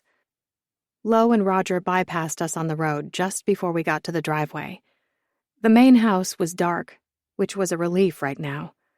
I didn't want to talk to anyone, much less field questions about Brett, who I wasn't happy with. He parked behind the house. Thank you for the drive. I started to open the door, intending to slide out and run inside to my home, which had made me feel safe for the last decade. Wait. He touched my arm lightly. His tone had gentled, and I heard a twinge of regret. I'm sorry. This is fast for me, too. I didn't let go of the door handle, but I didn't slip out either. The thought of you out here, and now knowing there are sick fucks who'd like to find you, it's making me a little nuts. I looked back at him. A little? He gave me a slight grin before grimacing. I get protective of people I care about. People he cares about. He cared about me. The throbbing headache lifted. The warmth came back, soothing it, spreading inside me. I focused on his lips, letting go of the door handle. I'm sorry I got snippy. He shook his head, his eyes going to my mouth. We're just getting to know each other. This is going to happen. His eyes lifted to mine, and the somber look there struck me deep, closing my throat for a second. I'm not going to push my luck, especially because the light just turned on outside the main house, and I'm pretty sure your Howard has a rifle in his hand inside the door.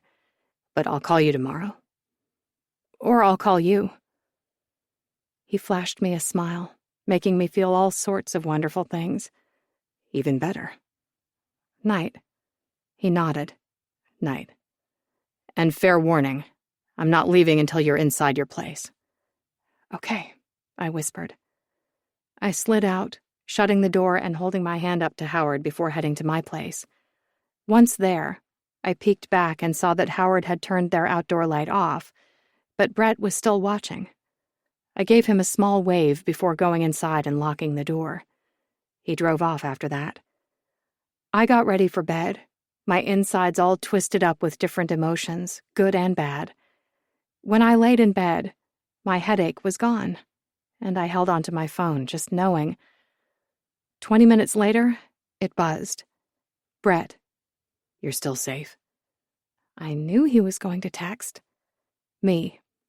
I am. You got back okay? Brett. I did. I'll call you tomorrow. I'd love to get together. Maybe eat something. Me. I'd like that. Have a good day with the team tomorrow. Night. Brett. Night. 15. Billy. We hadn't kissed Friday night. We couldn't. Not with Howard on the other side of the door and after our little tiff. I'd had a tiff with Brett Brudeau because I was someone he cares about. I was still trying to wrap my head around that as we got ready to watch the game. Lo, Roger, and the girls had come over for lunch after church, and since the game was at 3, they stayed. The girls had a gymnastics competition all day yesterday, so Lo hadn't been over demanding answers, but I knew my time was up. I'd been glad to keep those details for myself, at least for a little while. Once she grilled me, it wasn't just my secret or my new thing with Brett. It became Lo's business. And she loved me. I knew she did. She only wanted good things for me, but I'd enjoyed having a day without the pressure. Brett and I hadn't been able to get together yesterday, but once he was at the hotel with the rest of the team, he'd called from his room and we talked for 2 hours. 2 hours. It had been so long since I was on the phone with someone for 2 hours, particularly a romantic interest. 30 minutes was the most Daniel and I had ever talked when we dated. We were not phone people, or even really talk people. I knew about Daniel's job, his family, his shows, and that was it. Serafina, before him, had been a bit different. We did talk, but it wasn't over the phone. She just came over to my place during college, or I went to hers. That had been new to me. She was my first relationship, so I hadn't totally known what I was doing. After them, I'd given up, figuring dating wasn't for me. It wasn't going to be in the cards. And now this? With Brett? I hadn't stopped smiling. I was excited to see him on the field. I was being totally cheesy, but I let myself indulge. There was too much hard shit in life. So yeah, I let myself feel all the sunshine and rainbows right now because who knew what would happen in the future? Lo's about to lose her shit. Roger stepped over my feet, which were resting on the coffee table, with a bowl of popcorn. He dropped down next to me on the couch, and I bounced up from the motion. He nodded at the television, where the newscasters were making their predictions for the game. The Kings were playing Minneapolis, and for some reason, since we'd won the Super Bowl last year, everyone was counting the Kings out. They all thought they'd peaked. I was going to enjoy it when they ate crow. I sat up, folding my knees under me. Why is she about to lose her shit? Because of you. He tossed a handful of popcorn in his mouth and grinned. I narrowed my eyes. Because why? I grabbed the remote and turned the volume down. Because you haven't told her about you-know-who. He gestured to the television. Brett. What? But dread spiked in my chest. I thought she'd hunt me down like she always does. Nope. He shook his head, throwing more popcorn in his mouth. Her feelings are hurt. What? She gets like this when she's in her feelings. It's on you to figure out what's wrong with her and then say what she wants you to say. But, I sputtered. Good luck. It usually takes me 2 days to figure out what I've done wrong. But you're a girl, she's a girl. You'll probably know what she wants to hear. He was right about that. She wanted to know about Brett. But man, I just wanted a day to keep him to myself. I groaned. She always hunts me down. I was planning on telling her everything. She usually makes me go on a walk with her. He paused. Not this time. You gotta go to her. He glanced at the television. Make it speedy because we got 30 minutes before kickoff. But if you don't get to her now, it's going to make it worse. She'll ice you out until at least next week sometime, and she'll make all of us leave right when the game ends, and none of us wants that. Howard made ice cream. The girls are playing outside. We're all happy. Everyone's going to want ice cream.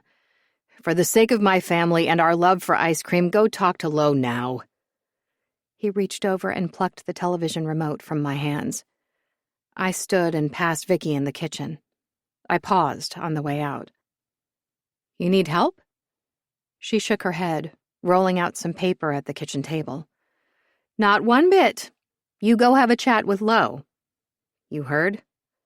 Howard was at the sink, washing a few things. He chuckled, his back to us.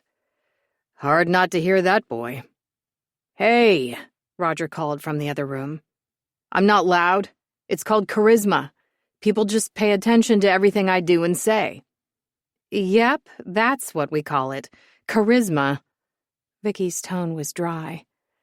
"That's right. Charisma. And I'm a man." Vicky called back, never stopping what she was doing. "You're always going to be our boy." "That's okay. I love you too, but I'm a man. With charisma." Howard hung a towel in front of the stove. "Well, would the man in the living room want a beer?" Roger was quiet, then appeared in the doorway. "I'll grab him. You want one, Howard?" Howard's gaze swept over me as he nodded. "A beer sounds real good today. Perfect to watch the game with." Roger went around me, heading to the garage where they kept the beer. "The longer you stall, the madder she's going to be," Vicky said, still pressing her paper out. She was right, and that made the nerves twist tighter inside me.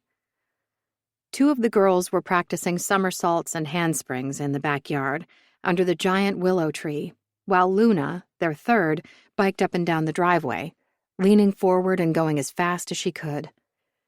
Lo stood between them, her hand at her forehead, giving her some shade as she watched. "Hi, Billy!" Cynthia and Charlotte stopped their somersaults and waved. They almost spoke at the same time. Lo didn't move. I waved to the girls and made small talk for a bit, asking about how high they could kick. They were 8, 10, and 12.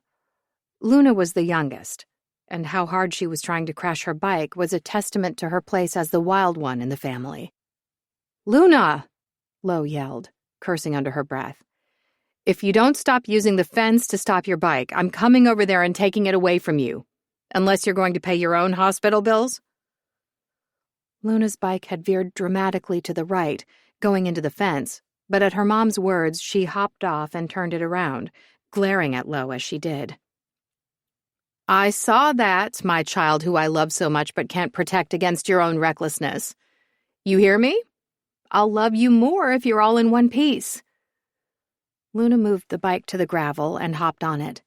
She yelled over her shoulder just before she tore off down the road, "Love you, Mom!" I was at Lo's side now, and she lowered her arm, sighing. It's karma coming back to kick me in the ass. I was just like her. Mom was ready to wring my neck at the same age. Just at that age? Her eyes shifted to me, and she gave me a slight grin. Touché. She smoothed her hand down her pants. Walk and talk? Walk and talk. I dove right in as we started. Friday night was a whirlwind. I should have texted you, let you know I was leaving, but Travis said he would tell you. I apologize for that, though I'm aware you checked my tracker 4 times, the last time after I got home. Her mouth tightened. And I didn't call yesterday because I wanted a day of him to myself. I knew you'd be coming here today, and I was planning on telling you. I wasn't trying to keep you out. I just wanted some time to myself. It wasn't about you. That was my spiel, though I wasn't apologizing. I was explaining. I eyed her as she was quiet for a few seconds. A few more seconds. And still more. We'd walked a 1/4 of a mile, with Luna speeding past us twice, before Lo griped, "God damn it. I can't even be mad at you because you've twisted it to where now I have to apologize." She gave me the side eye. "I'm sorry for being self-centered." Luna chose that moment to zoom past us and overheard. "Mom! You're self-centered? I'm telling Dad." Lo groaned. That's going to bite me in the ass, too. Karma. Just karma. Luna was doing a circle around us and caught the tail end. "What's karma, Mom?" "It's where everything you do will be done back to you." Luna braked suddenly and stood, lifting herself off the bike seat. "What?" "Yeah," Lo laughed. "Think on that, my beautiful one. How you treat others is the way others will treat you." She considered that before starting to pedal again. "Dad must have been a real good kid because everyone loves him." "Hey, what about your mother?" Luna's eyes twinkled. She had a little smirk on her face. "Everyone's scared of you, so you must have been a scary kid. You know, back in the day, like a long time ago." "Okay, we don't need to talk about your mother's age. I'm young at heart," Lo countered. "You got that? I'm always young at heart. That's the only age that matters." "Except when you're telling us how we're going to understand when we're older," Luna noted. "Then you're all about how old you are, Mom." Some laughter escaped me as Luna used that as her parting shot and sped back to her sisters. We should have waited to take off her training wheels. She got her smart aleck attitude when she got her freedom. Lo gave me another side-eye glance, seeming to deflate. "You must like him." We were back to Brett. I nodded, smiling. "I do." She let out a dramatic sigh, shaking her head. "Then I'm going to have to give him a chance." I mean, to keep this in perspective, we've not even gone on a first date. "I know, but you walked out on Travis twice." "Travis? He's like the catch." "I know, but you must have some intense chemistry with this other guy." "I do." I widened my eyes. "It's a lot sometimes." She bumped her shoulder into mine before stepping away. "You have no idea how much I was going to enjoy rubbing it in Missy Smith's face that Travis was seeing my sister. She's been after him for years."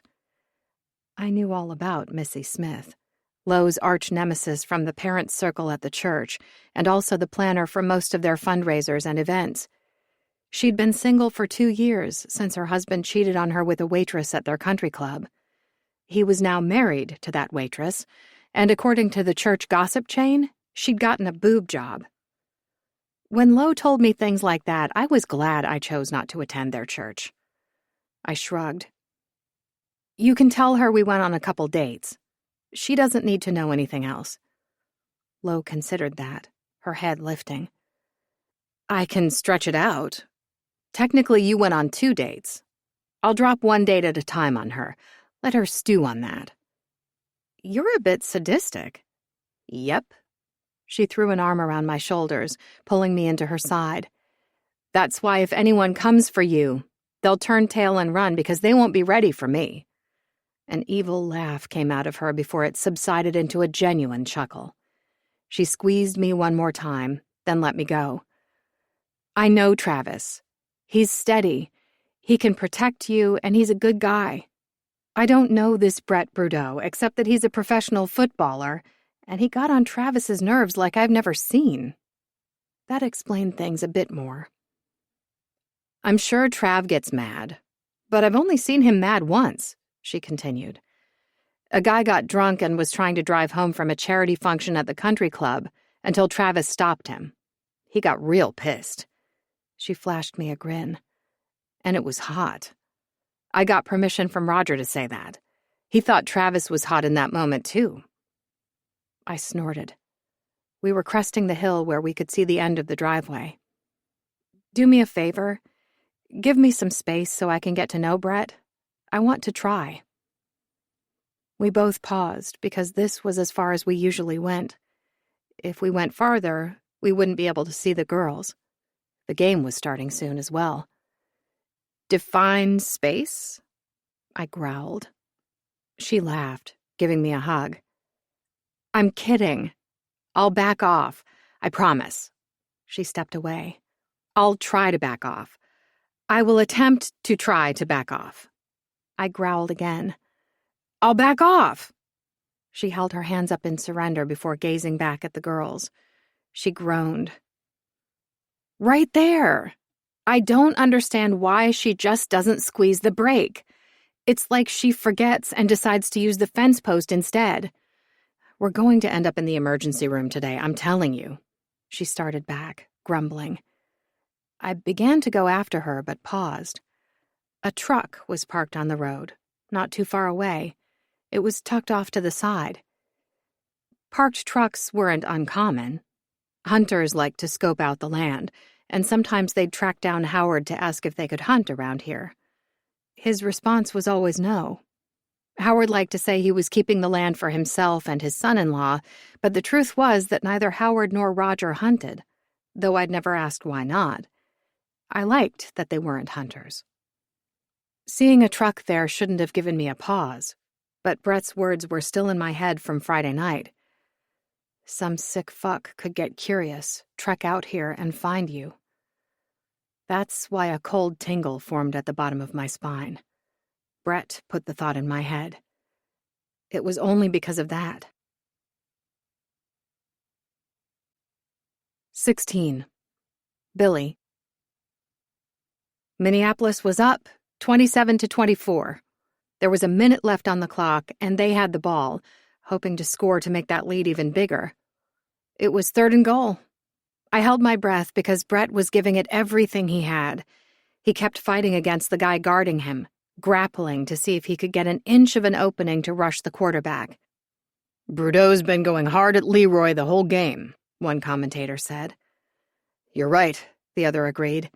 What a great player we got in him. The Kings' defense coordinator must have leapt for joy when he got a player of his caliber. He knows what he's doing. All the little touches, the holds he's doing on the quarterback, that's what a top-notch defensive lineman does. He's getting in the quarterback's head. It's his job to do anything to mess up his game. Anything within the rule book.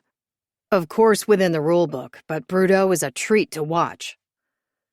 For most of the game, they'd been talking about the two quarterbacks, Dubard's game versus Leroy's, though for a few moments they'd raved about Stone Reeves, the Kings' wide receiver who'd run in 2 of the touchdowns. But for the last 10 minutes, they'd been focused on Brett. He'd sacked Leroy twice and was pushing to get a 3rd. If there was any time that it was needed, it was now. The players lined up. Let's see if they can pull off the money play. Yeah, let's see what Brudeau is going to do here. The quarterback called the play, and I was on my feet. Lo was on the couch, frowning at her phone with one of the girls trying to get her attention. Roger and Howard had ceased talking. "He's open! He's totally open!" Roger yelled, pointing at the television. The guy who'd been guarding Brett had turned to block the other defensive lineman, which gave Brett a wide-open shot to rush Leroy. Leroy shifted back to let the ball loose, but Brett was there. His hand was up, just as Leroy threw the ball, and he got a finger on it, tipping it up. Roger and Howard were yelling. I couldn't breathe. Brett finished the sack, grabbing Leroy around the chest and taking him down in a very clean tackle. The ball was intercepted by one of the Kings' players, and he ran for their end zone. Because most of the Minneapolis team had been positioned behind him, he had an almost open field. He got to the Kings' 50-yard line before getting caught and pushed out of bounds. I whooped. The guys were going crazy. Lo frowned. What happened? The announcers were going crazy as well. What happened? Roger repeated his wife's question, wrapping his arms around me and lifting me off my feet. This one's man just gave us a chance to freaking win this bitch. Luna started giggling. Lo scowled. Roger, language. Oh, sorry. His wide grin said he was having a hard time meaning it. He let me go and ran a hand through his hair. Man, this is great football to watch. What a game. You stop talking as if it's done. Howard's tone was no nonsense. We ain't done. We still got to score. Right. His words doused us in reality, and we all quieted, though I was pretty sure Roger was praying under his breath. The Kings ran off the field, and the camera lingered on Brett as his teammates pounded him on the shoulder pads in congratulations. A few of the coaches went over, showing their thanks as the offense took the field. Roger sat on the couch but scooted all the way to the edge, his elbows on his restless legs as he breathed into his palms. We need to get closer. Just a little closer and we can do a field goal, tie the game. Forget a field goal, Howard grunted, gripping his second beer. We're going for a touchdown. We're going to win this thing. He was right.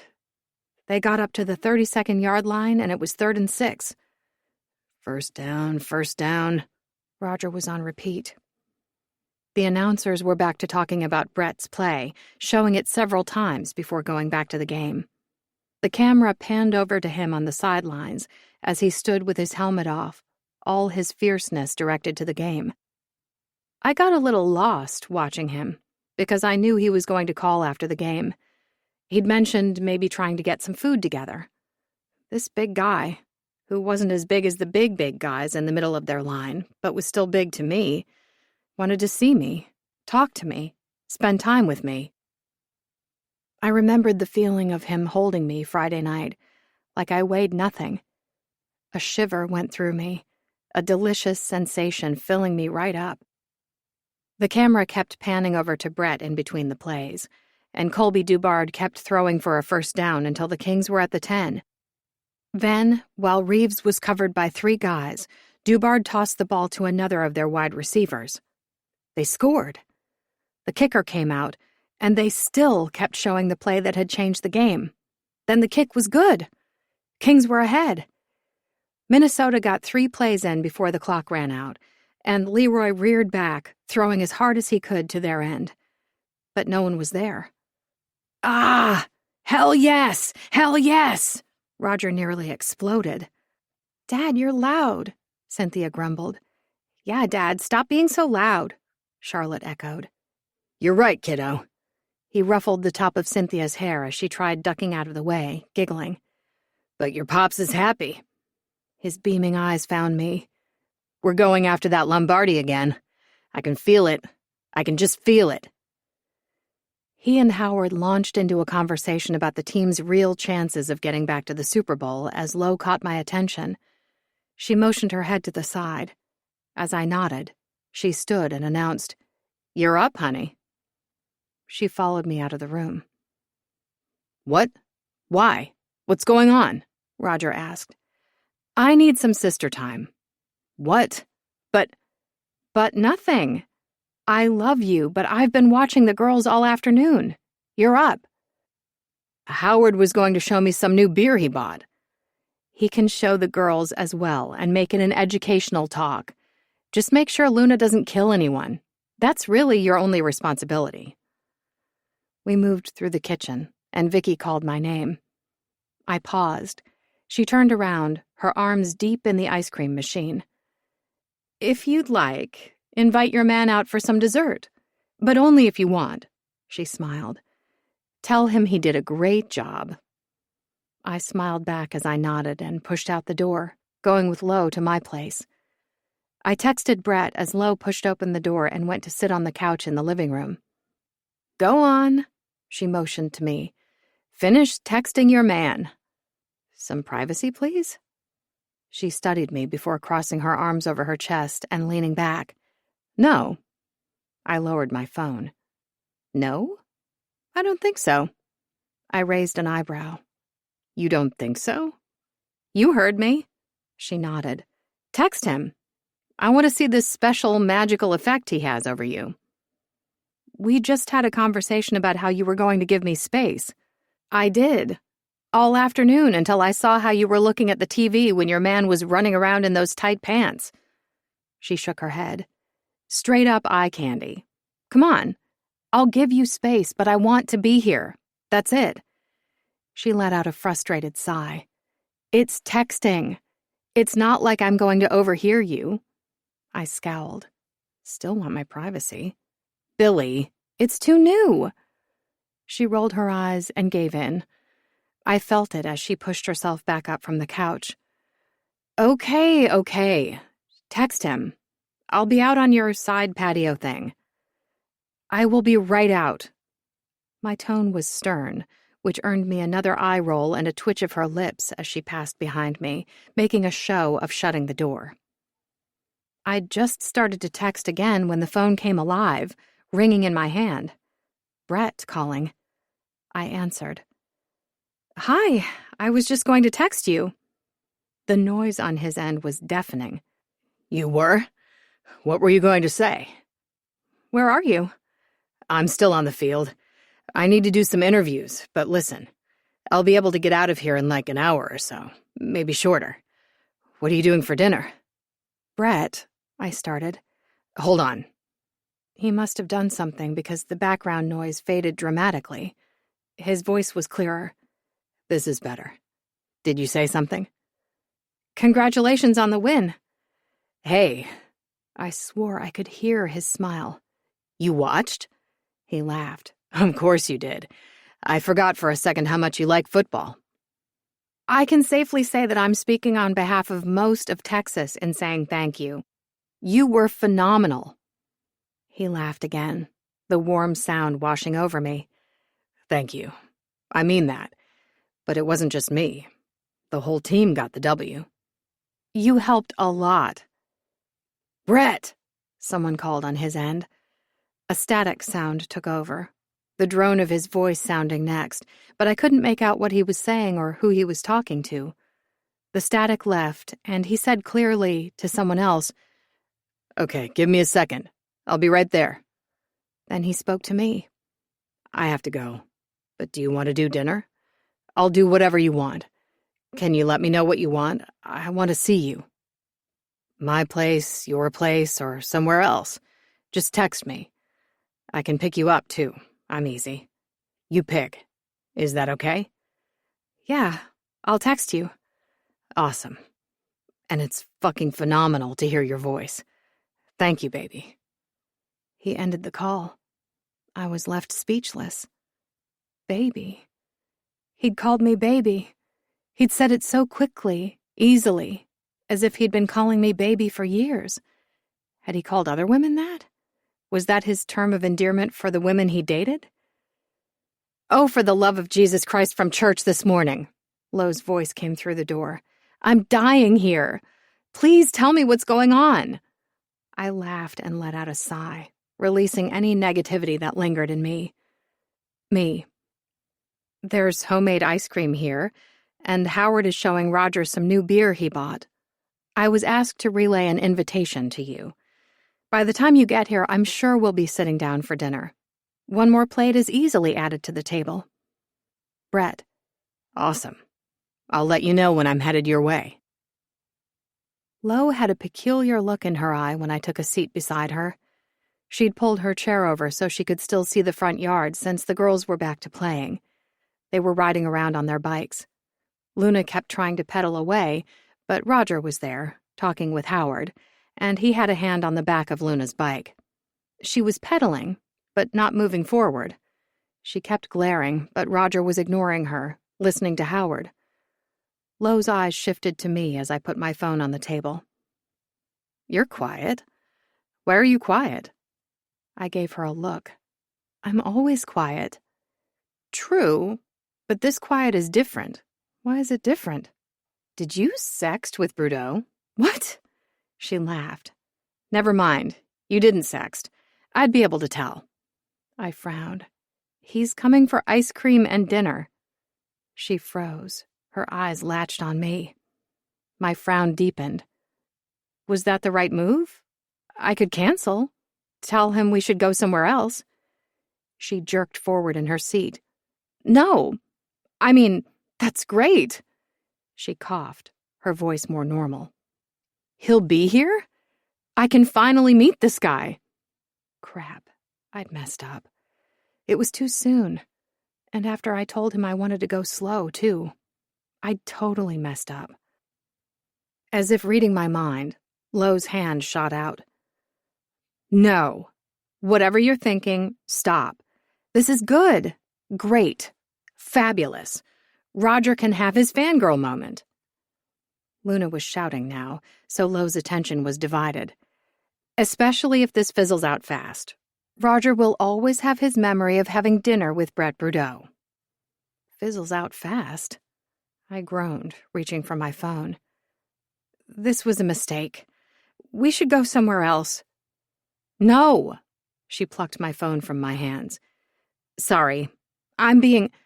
We've already covered this, but I'm just protective of you. You hardly ever date. And other than Serafina and Daniel, they were creeps. I'm not counting Travis. Yeah, I'd really messed up. You can't tell him about them. I barely even count them. Why not? I cringed. Why not? He got upset on Friday. At you? No. Oh, no, not like that. He was worried about me being out here with, the weirdos who are infatuated with the Midwest butcher. She visibly deflated, a solemn expression coming over her face. Luna was yelling again, but Lo didn't look. Her eyes remained on me. What? I almost squirmed, she was staring so hard. He likes you. Her tone filled with wonder. Guys get upset about that if they care. He already cares about you. Oh. Now I did squirm a little. I also shrugged. Or that's bad, and he's going to be a controlling asshole, and we have to make sure he doesn't brainwash you away from us. I rolled my eyes. That too. Don't take this personally, but I think it's best if I don't talk to you about Brett for a bit. She frowned. Why? What did I say? 17. Billy. Brett rolled in 2 hours later, the dust coming up in a cloud behind his truck. I'd been waiting at my place for him to show, knowing everyone would be at the window in the other house to watch him drive up. The guys would probably be the worst, so my nerves were very real when I went outside to meet him. He pulled over to park in front of my place, taking a second before stepping out of his truck. He stuffed his phone in his pocket, at the same time his other hand ran over his beard. His eyes trained on me and warming as I approached. God, he seemed bigger than he had Friday, and he smelled even better. Freshly showered. He held his arms open, sweeping me up before I could even get to him, and lifting me all the way in the air. His head buried in my neck, inhaling me as I got another good whiff of his scent. Pine, soap, and leather. I loved it. His hand swept down my back, and he lifted his head, still holding me in the air. Your whole fam is watching us. My grin stretched, a lazy feeling coming over me, and not one I'd experienced before. I felt safe. I felt secure. I knew he wanted me, knew the reason he was asking, and that filled me with supreme confidence. Yeah, I whispered. His eyes darkened. Right. The regret was clear. His hand flexed on my hip as he lowered me down. A man could get addicted to a greeting like that. My cheeks got warm. He chuckled, the sound smooth. Just saying. He grinned down at me, not stepping away. I liked how you say hello.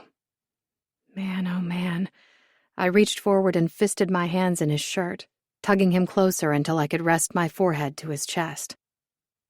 His hand cupped the back of my head, and he lifted me up again. Damn, he whispered, carrying me around the guest house so we had some privacy. I already knew where he was going because it was becoming his signature move.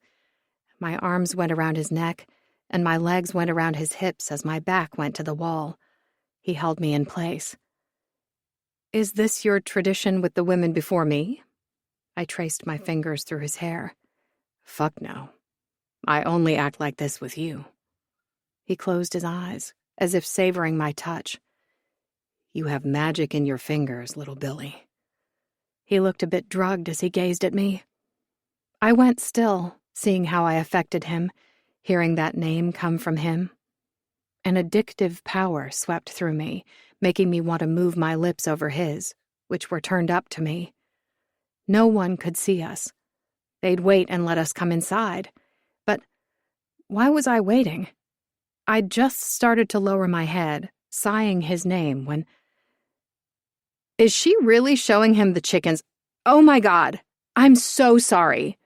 Lo reeled back, hands over her eyes, and her face flaming red. I'm so sorry. How... Just forget I was here. Please, resume?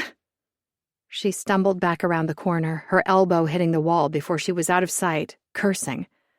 I was too floored to move. Embarrassment flooded me until I registered that Brett's chest was shaking. He was laughing. I rested my forehead to his. I'm so sorry. I never thought they'd come out here. That's the sister. Brett lowered me, his hands going to my hips. His fingers flexed against me. That's Lo. She's a Travis fan. I looked up, frowning. How do you know that? There was amusement in his gaze as he gestured toward the house. Glimpsed the whole gang before you came out. They were clocking me all the way in.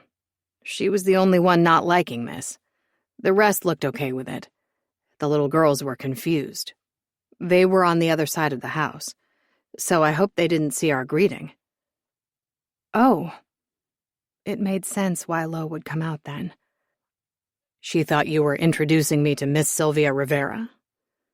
As if hearing her name, a loud cluck, cluck, cluck sounded from the coop. The rest of my embarrassment melted away, and I stepped back, taking his hand. I'll introduce you another time, when it's right. It's not the right moment now to meet your chickens. I huffed lightly. Not for Miss Sylvia Rivera or Marsha P. Johnson. It has to be a whole experience. Plus, I've not even told you about the rest of them. His fingers laced through mine, squeezing my hand. Then I can't wait. It'll be magical. I huffed again, louder and with some indignation. Damn straight it will be.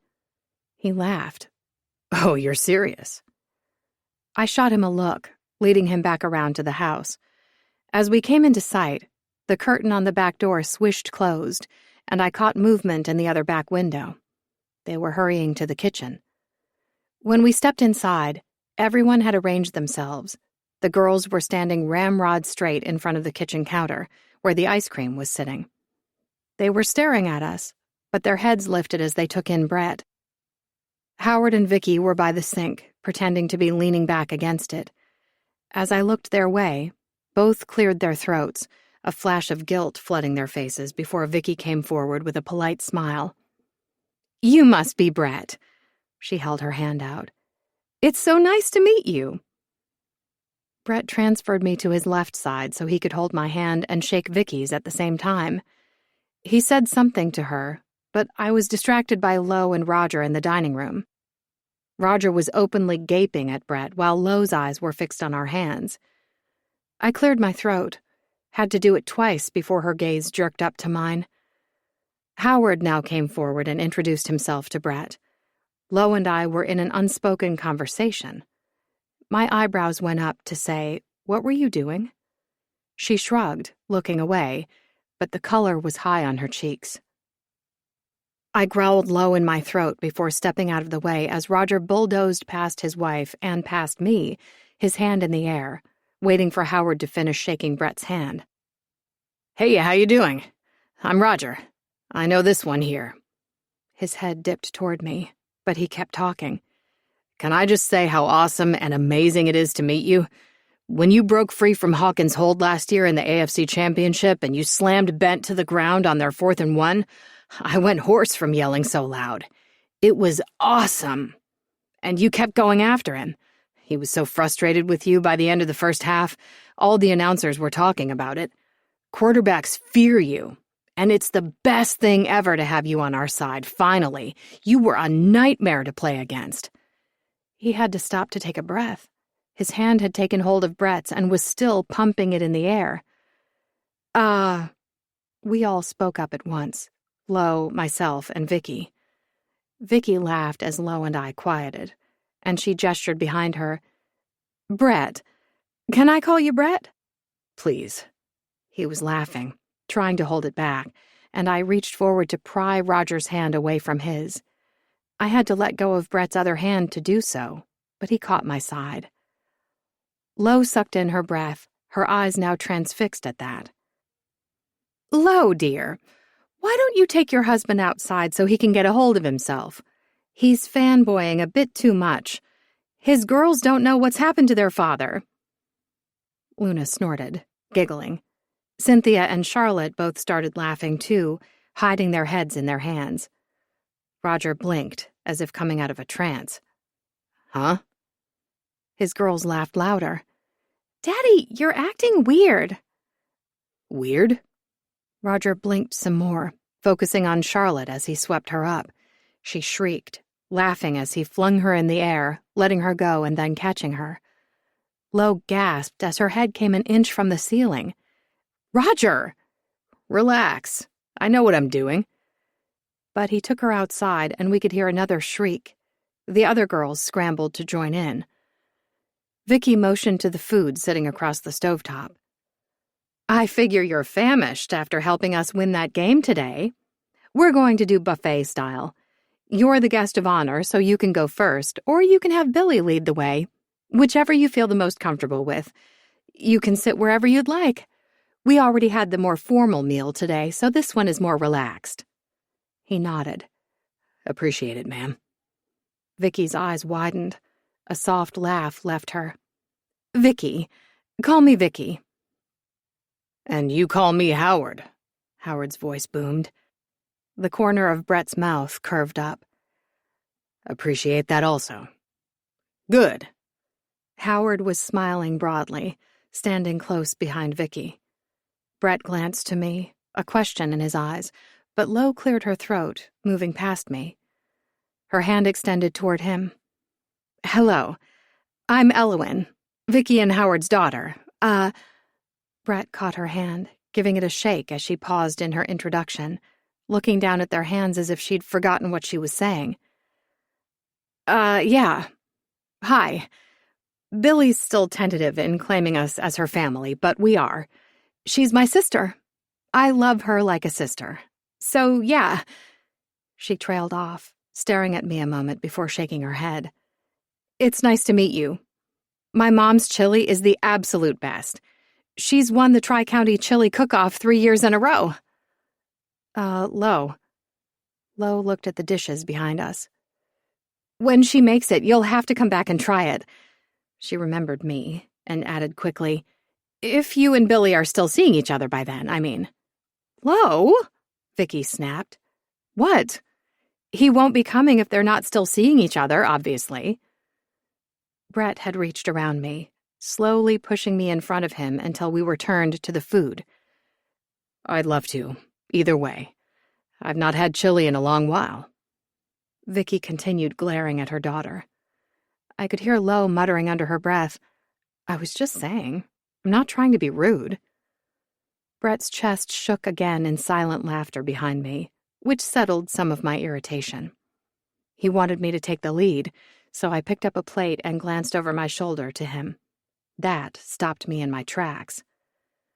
A sense of wonderment had washed over his features as he looked at the food.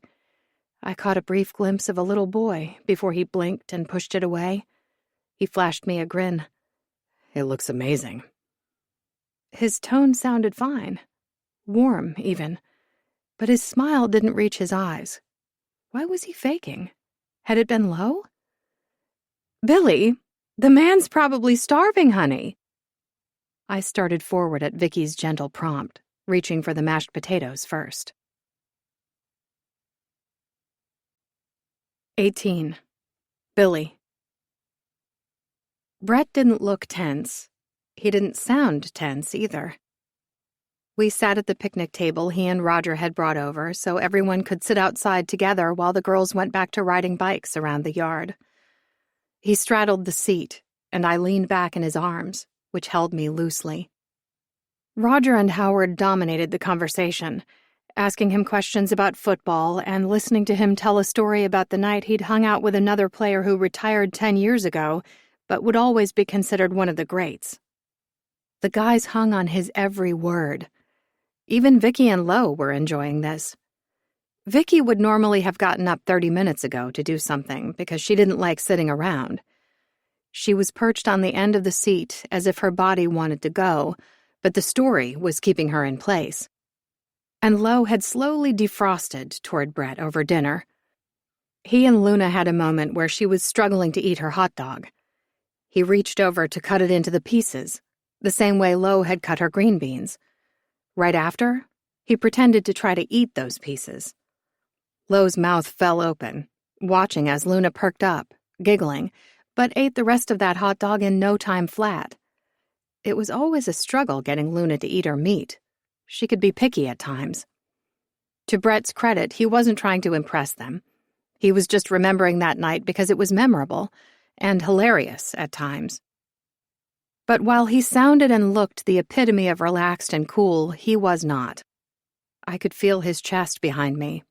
He was rock solid and rigid. My hair fell forward, and I snuck a look at his eyes, my hair covering my glance.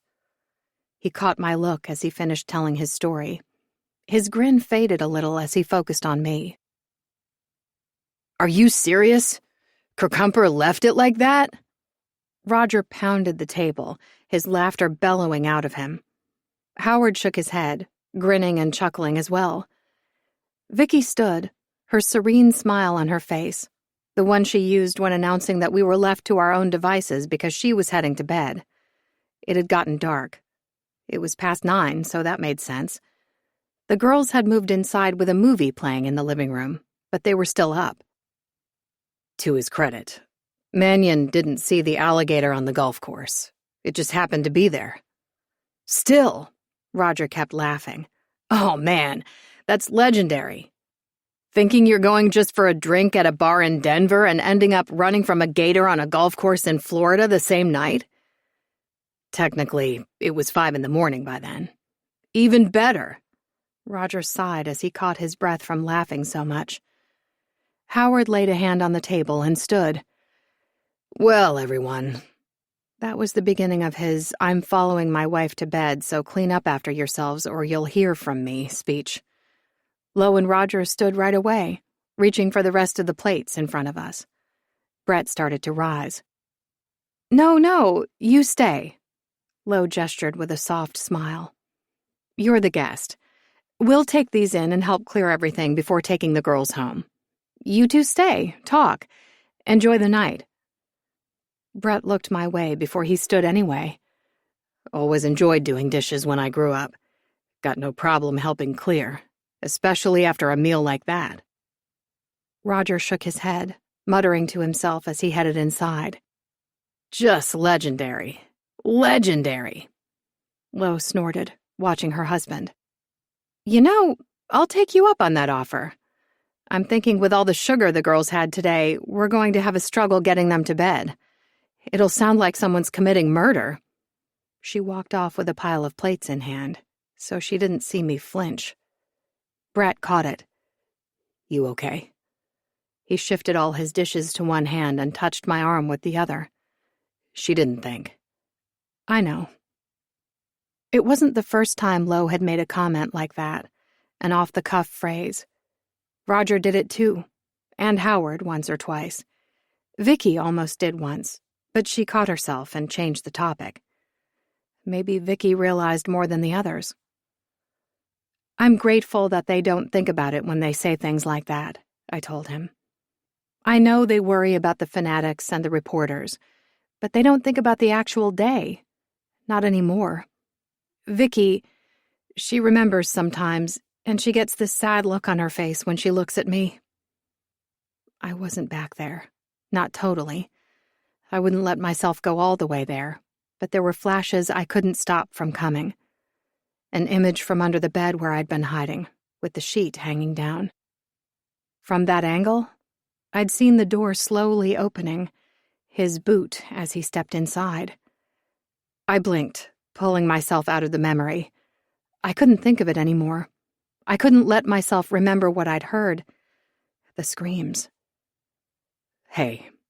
A firm hand touched under my chin, moving to the side of my throat and resting right over my pulse. His thumb smoothed over my cheek. I blinked again, coming more fully to the present, leaving the past behind. Sorry, I rasped. His eyes had clouded over. You were starting to shake. I was? As if on cue, I hugged myself, suddenly cold. I bit out a laugh, then bent and grabbed the rest of the dishes on the table. Brett watched, studying me. I moved around him, looking over my shoulder as he began to follow. Hope you don't mind drying, because I'm always the washer. Are you now? His face lit up, but the shadows were still there. I hated that I was the reason for them. The screen door squeaked open, and I stepped into the kitchen. Yep, every time. It's a rule around these parts. If I'm doing dishes, I'm washing. Lo moved past, carrying the girls' backpacks. Good luck wrestling that dish rag from her. I think it's the water. It's like she plays in it. Try to make her dry the dishes and you'll find yourself doing the dishes alone. I eventually just gave up and let her wash every time. Now me, Roger added, carrying a sleeping Luna in his arms. I load up the dishwasher as much as possible. But it's some foreign invention to them. If they have time and a choice, they'll wash the dishes. Took me 3 years of persuading Vicky before they finally indulged. And that's what they call it, an indulgence. Brett's mouth curved up, taking the plate I'd washed as Roger was speaking. Yeah? Lo disappeared into the living room and returned herding Cynthia and Charlotte in front of her. Both girls were sleepy, dragging their feet. Tell Billy and Brett good night. Okay, girls? They did one better, coming over and giving us tired hugs and mumbling good nights. Then they trudged out the door, giving one last wave. Roger had ducked out with Luna, so Lo was the last one. She held up her phone in a wave. Night. It was good to meet you, Brett. Billy, love you. Call me tomorrow. She left with no more fanfare, so I knew she was tired as well, or distracted. I picked the latter because she hadn't hugged me goodbye. She always hugged me when she left. I felt Brett's attention as I watched through the kitchen window.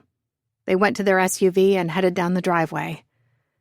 What was she distracted about? It couldn't have been Brett. Or maybe it was? You okay? I answered without thinking. She just worries about me. Brett's eyebrows lowered, but he kept drying the dishes I put on the rack. About me? It's not just you. I think understanding dawned. It's because of me.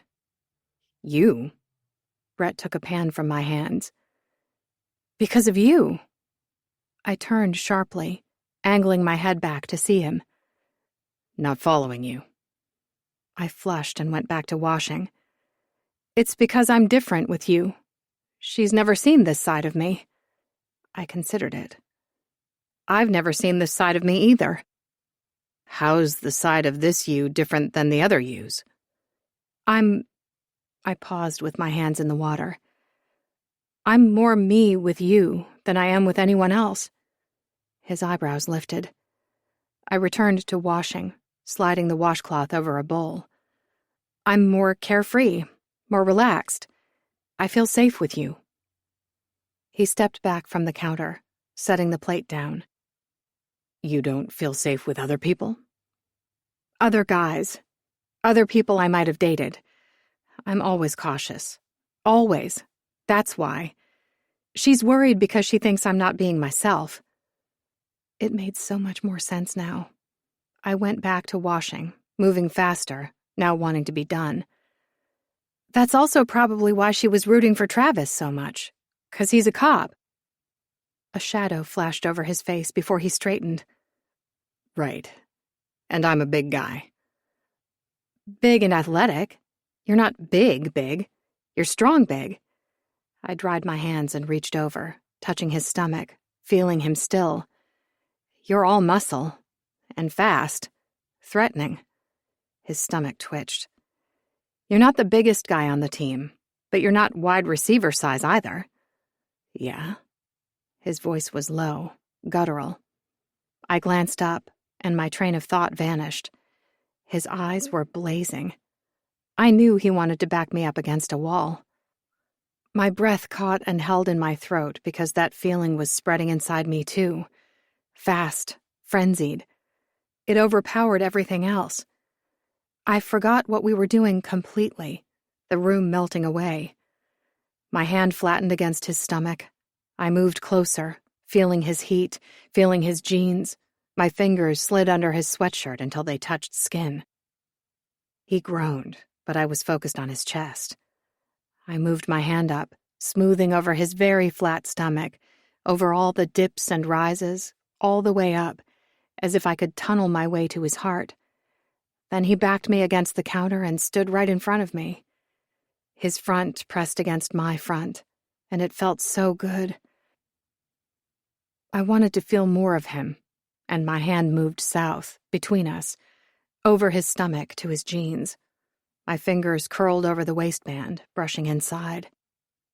"Billy," he rasped out on an exhale. My hand went to the top of his jeans, outlining the button. I tipped my head up to see his face in shadow, rimmed by the light behind him. I took inventory, putting all that data away so I could remember it later. I never wanted to forget the way my pulse sped up, knowing he was about to kiss me. I lifted my mouth up, drawing him in at the same time. He moaned, his hand catching the side of my face, and his lips were on mine. I surged up. Yes. 19. Brett. I wanted to press her against the counter, destroy those lips of hers, rip her clothes off, and surge inside. But I needed to curtail everything because it wasn't right. Not for her, not yet. I needed to go slow. I needed to savor this, be respectable. She deserved the world. It took every ounce of willpower, but I ripped my mouth from hers. "No," she whimpered, leaning forward, chasing me. I was breathing hard, my chest rising and falling. "Babe," I panted, my forehead to hers. Jesus. I was standing between her legs, my hands half down her pants, and we were in the kitchen of the family who'd taken her in and loved her. Jesus Christ. The same people who'd welcomed me, fed me, and showed me a glimpse of what a normal family might have looked like, a tease of paradise. Screwing Billy on their counter wasn't any way to thank them. She pulled me back, lust blinding her. "Billy," I said, my voice low. It took everything in me to step away from her, especially as she tried to pull me back to her warm honey. That's how she tasted, how she smelled, how she felt. Pure fucking honey. Men everywhere would salivate for just one taste of it. That was Billy. "We can't." Her eyes flashed, and I stepped even farther away, my body peeling off hers as some clear thinking settled back in. She remembered where we were, and her mouth clenched as she hopped down from the counter. I didn't move out of the way. The dick in me couldn't make myself move because I still wanted to feel her as she brushed against me. She trembled slightly before raking a hand through her hair and moving to the door. I followed silently. She turned off the outside light, locking the door before pulling it closed behind us. Her hand caught mine, and she took me to her guest house. We stepped around a partition over a hidden patio and through her door. She flipped on the light. If I'd had a predisposed idea of what the inside would look like based on the outside, I would have been vastly wrong. The inside was cozy and chic. It was her. There was a small table set against the wall with a laptop on it. I could immediately envision her sitting to work where she could see the back area by the chickens in the driveway. The window must also be disguised because from the outside I hadn't noticed it. Her small living room had 2 super comfy-looking love seats with blankets thrown over them. A small television had been mounted on the far wall, so no matter where you sat, you had a good view of it. The kitchen was tiny, fridge in the corner, sink, not much counter space, cupboards, and a tiny dishwasher. She had a wall of mugs hanging from nails. I looked toward the back and saw a bathroom and a bedroom. There was also a loft area above. The place smelled of her, like honey and lilac. "This is where you live." I could sleep here. The second I'd stepped inside, my body relaxed.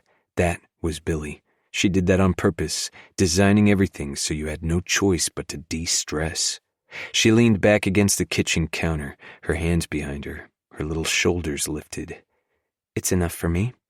She glanced around, maybe trying to decipher what I was seeing. "It's home." Her eyes found mine, and there was a message there for me. "I feel safe here." That was it. I nodded, taking a step back. "Howard was in the military?" I recognized the way he held himself. She nodded. "He was in the Navy. Were you?" "Almost. My brother went to prison our last year of high school, and I wanted to get as far away from him as possible." "But you didn't?" "The weekend I was going to decide, a coach saw me, asked me to try out for his team instead. The school was far enough away, a whole different world. It felt good enough for me. My dad used to be in the military. He came back fucked up, and he never unfucked himself.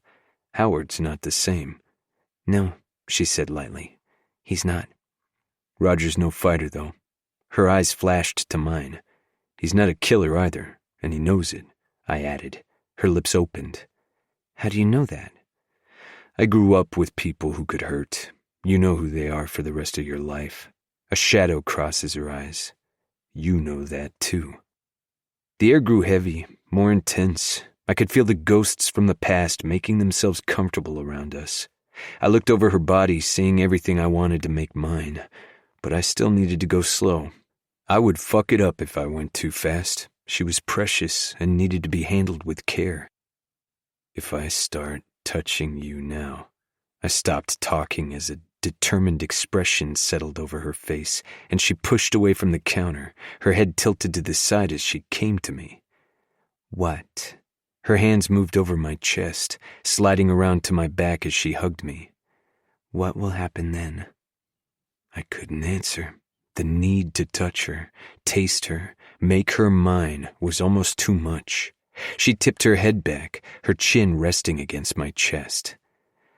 "What are you going to do? Because I'm the one touching you." Fuck. Those lips. I wanted to explore them, see what all they could do, see what sounds I could make come out of them. I reached to touch the bottom one, feeling her tense against me, waiting to see what I'd do. I pulled her lip down, playing with it before my eyes caught hers again. They were wide, watching me, excited. That shadow was still there, though, as if waiting for the pain to come too.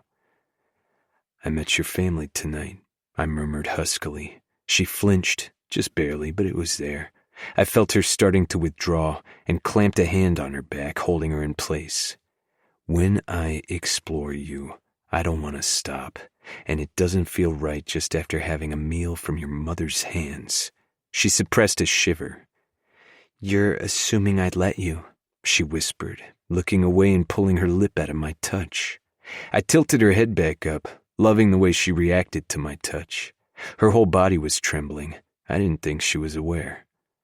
"I'm not alone here, little one. This?" I moved against her, letting her feel me, really feel me. Her eyes glazed over. "That goes both ways." She bit her lip, the same one I'd been touching. I moved with her until she was against her kitchen counter, and we were back in our favored position. I closed the distance, my arms trapping her in place. Her eyes closed, her hands went to my chest, sliding down until she'd again curled her fingers over the waistband of my pants. Her fingers rubbed against my stomach, her little move. I bent down and whispered, "Hey." She lifted her mouth, and there I was, closing the distance. Finally. 20. Billy.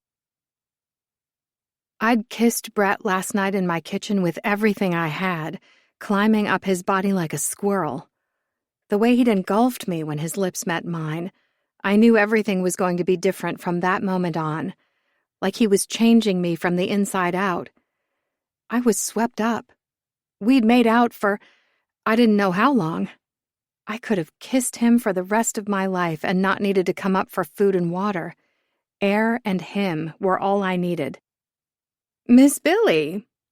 A warm and friendly voice pulled me out of my reverie. A woman was coming my way in the grocery store. "What are you doing here?" She looked over my cart. "Ah, doing some legwork for Miss Vicky?" I had just entered Central Grocery, and Deandra Walkins had caught me fantasizing in real time about last night. I was flushed from the memory and coughed, trying to cover what I'd been thinking about. Deandra was sharp. She didn't miss a lot. "Yes." My cart was full of eggs in cartons. "She's wondering if Martel wanted to buy these from her? Put them in the local organic section?" Deandra was from Hawaii, her hair kept short and natural. Sometimes she wrapped a silk scarf around it, and she wore no makeup. Kept herself in shape, though she was a little thing like me. She was even a little smaller. Today she had on her usual outfit for when she worked as a manager for her fiancé, Martel Hibley: khaki pants, sneakers, and a white dress shirt on top. No jewelry, though I'd always thought that was Deandra's personal policy since some of the other workers were decked out in jewelry. All sorts. Nose rings, eyebrow rings, the big hoops that stretched the earlobe. As long as they wore a blue vest, were clothed, showed up on time, and were kind to the customers, they could dress as themselves. Martel didn't care. I knew this because I used to work here as well. Central's was a small grocery store not far from where we lived. Martel had good relationships with local farmers like Vicky and Howard. We had a surplus of eggs sometimes, which was how I'd found out about Central Grocery in the first place. When I'd realized they had a little community within the store and its customers, I got a job here. I'd left 2 years ago because my design clients paid enough, and my shifts began interfering with my design work. Otherwise, I looked around fondly. I would have stayed here forever. I also missed Deandra. We'd only worked together for 6 months, but she'd warmed up to me, and we'd met for coffee a few times. "How are you, Billy?" I frowned, catching a note in her tone. She had a reason for asking. "You saw the clip of me tripping?" She smiled wide, showing her white teeth, and rested a hand on my cart. It was hilarious, adorable, and had women everywhere melting. "Brett Brudeau? Are you kidding me?" A little ball of tension inside me eased. "I've been working and hibernating. You know how I am." She nodded. "I'd kind of forgotten about the clip. It's still trending?" She hesitated before nodding. "Martel sees it on ESPN. After Brudeau's last game, the way he helped us so much, they keep playing it. It's more about him than you." Crap. "Yeah." She gave me a reassuring smile, but I still caught some pity in her eyes as she touched my arm, giving it a gentle squeeze. "It doesn't make you look bad at all. Women are jealous. They'd love for a chance to be saved by Brett Brudeau. Tell me you and he exchanged numbers after meeting that way?" My eyebrows shot all the way up. Reading me wrong, she let me go, laughing. "Next time, Billy. If the universe brings a man like that to rescue you, you get his number. I secretly hoped he got yours, but knowing you, you probably snuck out of there as soon as possible." She'd not seen the other clip then, the one with those guys on the street. I ducked my head down. "Next time maybe I'll have you come with me." "I'd love that." She nodded to someone behind me. "Miss Vicky sent her in with a whole cart full of eggs." I turned, but already knew Martel was coming our way. He perused the cart. "Bring 'em on back. We'll look them over, but Vicky's good with sorting out the bad from the good ones." She was indeed, but I still pushed the cart to the back of the store. I found Deandra again after that, talking with one of their checkers. "I need to run some errands for Vicky, but I have a few things to grab here," I told her. "I'll get them when I come back. Is that okay?" She held up a hand in a wave. "For sure. We'll have the tally for you." I nodded, heading out to my car. I was crossing the lot, my keys in hand, when a shadow fell over me. My chest constricted, and I whirled, but it was only a man going to his vehicle. He paused, startled by my reaction, before continuing, holding his grocery bag in hand.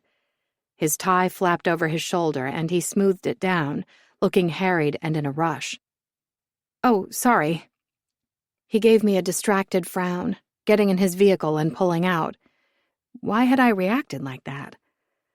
I remembered the parked truck from yesterday, and Brett's comment the night before. That was it. That was all. Brett was new to my life, and he worried with reason, but he was the new factor. He had stirred things up inside me. I was fine, though as I got in my car and put the key in the ignition, I realized there hadn't been the usual calls or letters this time. Whenever I made a public appearance, that stirred the fanatics up. Vicky and Howard would normally have gotten at least a few calls, a few hang-ups, but nothing this time. Why was that? And if that clip was still trending, it didn't make sense. Society was obsessed with serial killers. I was connected, and would always be, to a serial killer. The interest wouldn't die down. It wasn't that. I'd lived this life for so long that I'd accepted the attention from people. But it hadn't happened this time. Unless... I called Howard at his office. "Mitchell here." "There's been no calls from the fanatics," I blurted. "Did you guys do something?" He hesitated before sighing out my name. I cursed silently. "You did?" Yes. We added another layer of security filters, and it's helping. But we're still getting the calls." So there were calls. I didn't have social media except for my design business. I needed it for my clients, but they knew to email me if they needed to get in touch. I'd purposely not checked there since my appearance, but there should have been nothing anyway. That wasn't affiliated with Willow Harm at all, only Melissa Mourning. Howard had told me he'd be getting the mail for the next month. He'd said that the morning before I went on the news for that segment. "Have there been letters?" I asked. "Billy..." Another hesitation. "How many?" I croaked. "Some." I still heard hesitation in his voice. I cursed softly to myself. "How many?" "Billy, it'll fade out. It always does. It's just going on longer because of that clip." My chest had tightened. It was getting tighter and tighter. "Brett is a new star on our football team, and we went to the Super Bowl last year. That could mean months. Months of attention could stir up." I sighed. I didn't want to think what prolonged attention could stir up. It was its own tsunami. He was a monster, the Midwest Butcher, and there were always others. The documentaries, the shows, the datelines. He was up there with Manson. My hands began shaking. "Are you reading the letters?" "Billy..."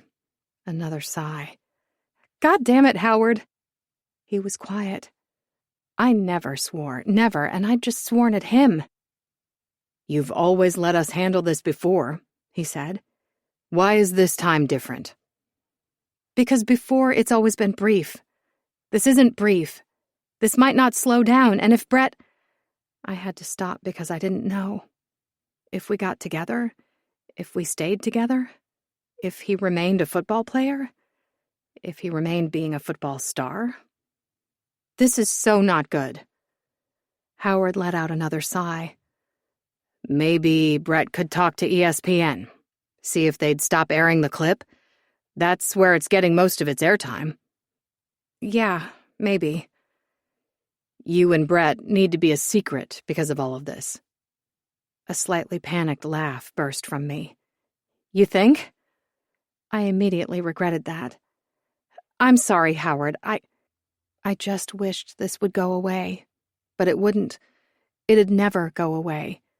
I'd always be connected to the Midwest Butcher." "Where are you?" "Running errands for Vicky." My heart blasted against my chest. I was also trying not to have a heart attack, but I didn't share that.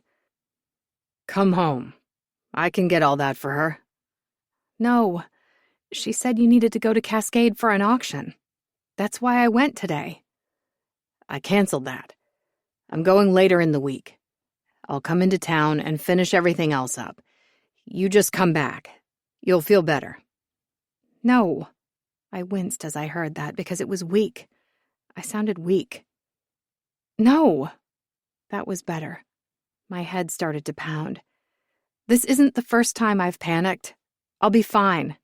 It's a 20-minute drive. It'll be fine.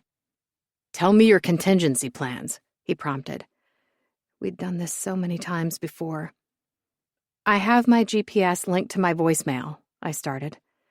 That's right, because if my phone shuts down, my voicemail will automatically give my location. What else? I have a panic button in my car that goes to the nearest police station. Yes, he confirmed. And what else? I have pepper spray on my keychain, a taser gun hidden in the back, and my gun is in its case in my trunk. And?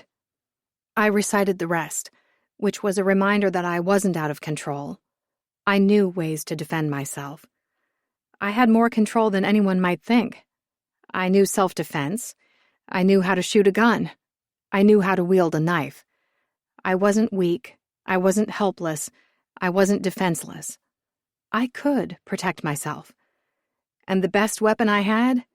I was a woman, and he would underestimate me. Everyone did. Good. How are you feeling?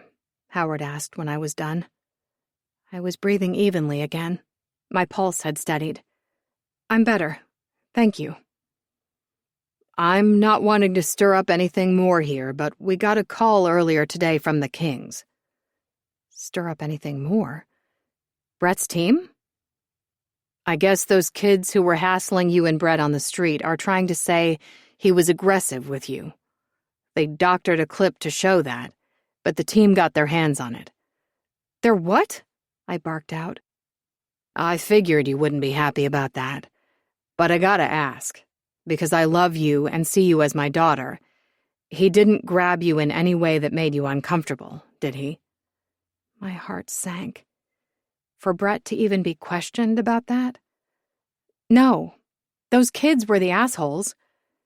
Good to hear.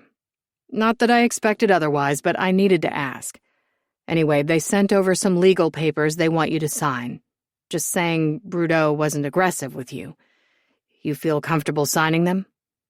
Of course I will. I'll let Vic know. She's got them printed and ready for you here. She'll fax them back in. Are you going to finish Vicky's errands? My offer still stands. I was already shaking my head before he finished. No, I'll do it. I'll be back within an hour or two. Travis's precinct isn't far from you.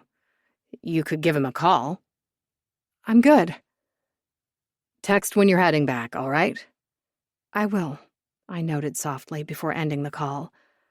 I looked over to the parking lot across the street, automatically scanning it because it was a habit, or it used to be. I'd gone soft over the last few years, getting comfortable, feeling familiar, not remembering what else was out there. I couldn't forget. After scanning that one, I scanned the one behind it, to the side, to the next side. I scanned all the parking lots, mentally cataloging as much as I could about all of the different vehicles, makes and models, and the letters of the license plates. We'd figured out a trick when I was younger to remember them, and I began chanting the vehicles into a song in my head. I was rusty, but I'd need to get sharp again. 21. Brett. I was on my way out of the physical therapy room when Callie approached. She'd spent a good hour on my knee earlier and was usually gone for the day by now, so I paused, waiting to see what she had to say. She crossed her arms, her eyes shifting to the ceiling. Just got a call from PR. You're wanted up there. Shit. Kim.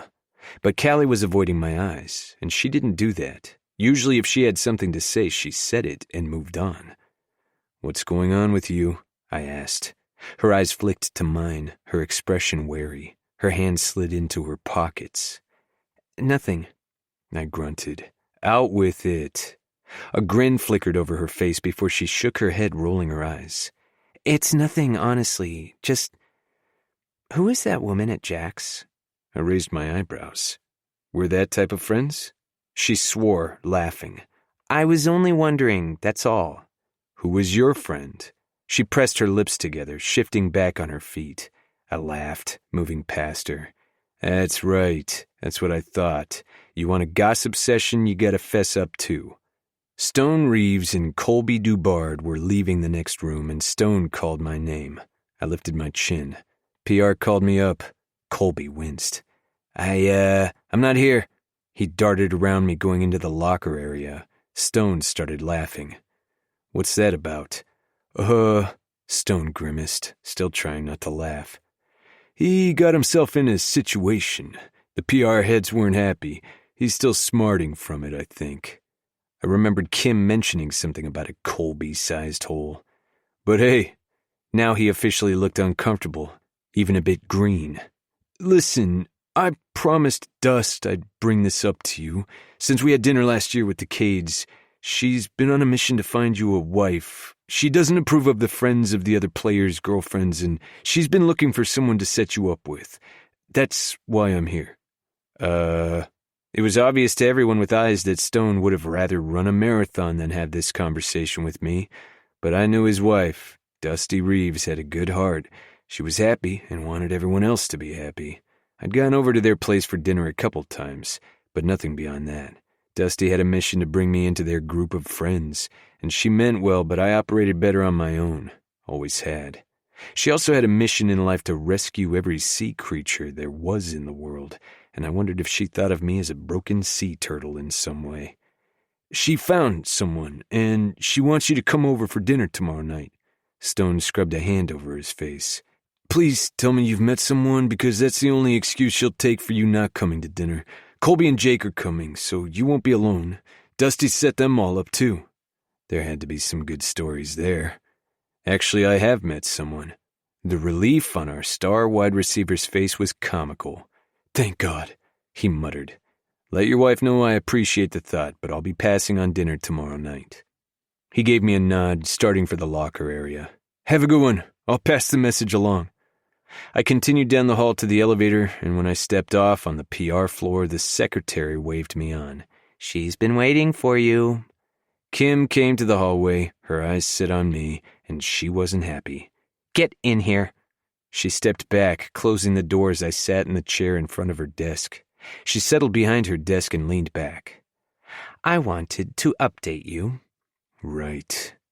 We hired a guy. What? She frowned at me and continued, speaking a little slower. Like I said, we hired a guy, and he found out that Billy's in contact with a couple, Howard and Vicky Mitchell. She watched me like a hawk.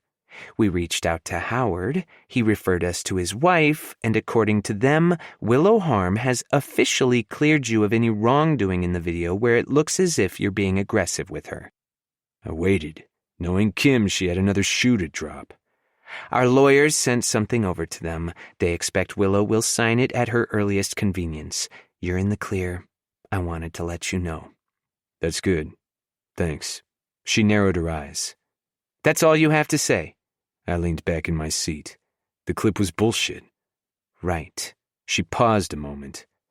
I also wanted to let you know that our guy got a hold of the clip in its entirety. And you were right, it shows you protecting Miss Harm, but you were aggressive to those guys. Fuck that. I'm sure you're currently thinking, fuck that, but it's still a bad look. As soon as we receive Miss Harm's signature, our legal department will be hitting those kids with the threat of a defamation suit if they continue in their pursuits. You shouldn't have to worry about this anymore. I frowned. And I'm sure you never were worried, so I'm doing all of this for no reason, aren't I? She sighed, leaning back in her chair. She'd read me right. I appreciate it. She nodded. Okay, you can head out. She waited until I was at the door before adding, Be smart in your future endeavors with Miss Harm, Brett. She knew. I stopped and turned back around. Yep, she knew. My personal business is my personal business. She pursed her lips and her eyes got almost mean. The NFL does not do scandals. Willow Harm is a scandal in herself. I opened my mouth. I have sympathy for her. Everyone has sympathy for her. But she is the only survivor of the Midwest butcher, and everyone goes fucking insane about serial killers. Miss Harm keeps a low profile intentionally, and possibly for very sad reasons. So you might want to think about what being linked to a professional football player would do to her. When you get that answer, then think about what it'll do to her when it comes out that she's fucking you. You go too far, I snarled. Her face showed no emotion, no remorse, no sympathy. Despite her words, just a coldness. I am very good at my job, and you and Willow Harm being in a relationship, no matter how brief or how long, spells disaster. If you've already fucked her, let her go. If you haven't, let her go. You will bring a spotlight to her life that will not benefit her. At the very least, think of it that way. No one's cared about who I'm seeing before. She made a frustrated sound. Everyone cares. Blogs and social media care. You're discreet. You're very, very discreet. And there have only been 2 women linked to you over the years. When we won the Lombardi last year, all your perceived anonymity went away. Yes, it was a team effort. And yes, we have other players we wouldn't have won without, but you helped. I've already laid out all the reasons people are intrigued by you, and that interest has gone up since everyone saw you rescue Willow Harm not once, but twice. They like the look of you and her, and they want more. But I'm telling you, don't give them more. I stared at her. A slow smile spread over her face, not making its way to her eyes. You risk your own past becoming an issue again. You won't like the headlines. The twin of a rapist with the survivor of a killer. My stomach sank. My brother was convicted of attempted rape. I've never hidden that. Does that really matter? She volleyed right back. Anything else? I clipped out. I've said what I needed to say. To her credit, she didn't sound like she'd enjoyed it. I didn't like it, but I'd heard her. But fuck. Billy. 22. Billy. Something was wrong. I knew it. I just didn't know how to bring it up. Brett had come over, bringing food with him, and we'd eaten in my little home. We were now curled up on the couch, a movie on the television screen, and though I sat right next to him, touching his leg, his arm, his side, he couldn't have felt more far away.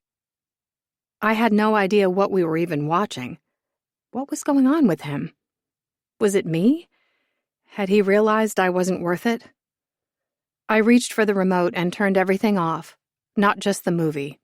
I turned off the entire television and tossed the remote to the side. Brett looked my way, waiting. I shifted so I could face him, one of my legs pulled up and resting on the couch between us. "What's going on with you?" His eyebrows dipped. "We were watching a movie." I made a frustrated sound. "You're here, but you're not here. I've been around you enough to know when you're present, and you are very much not present with me." My heart pounded against my sternum because, in a way, this was a test.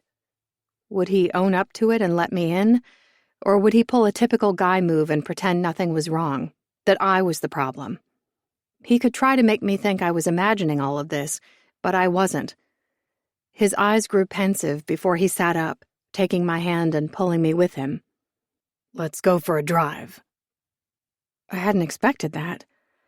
I frowned and stood there as he looked around, finding my phone, keys, and purse.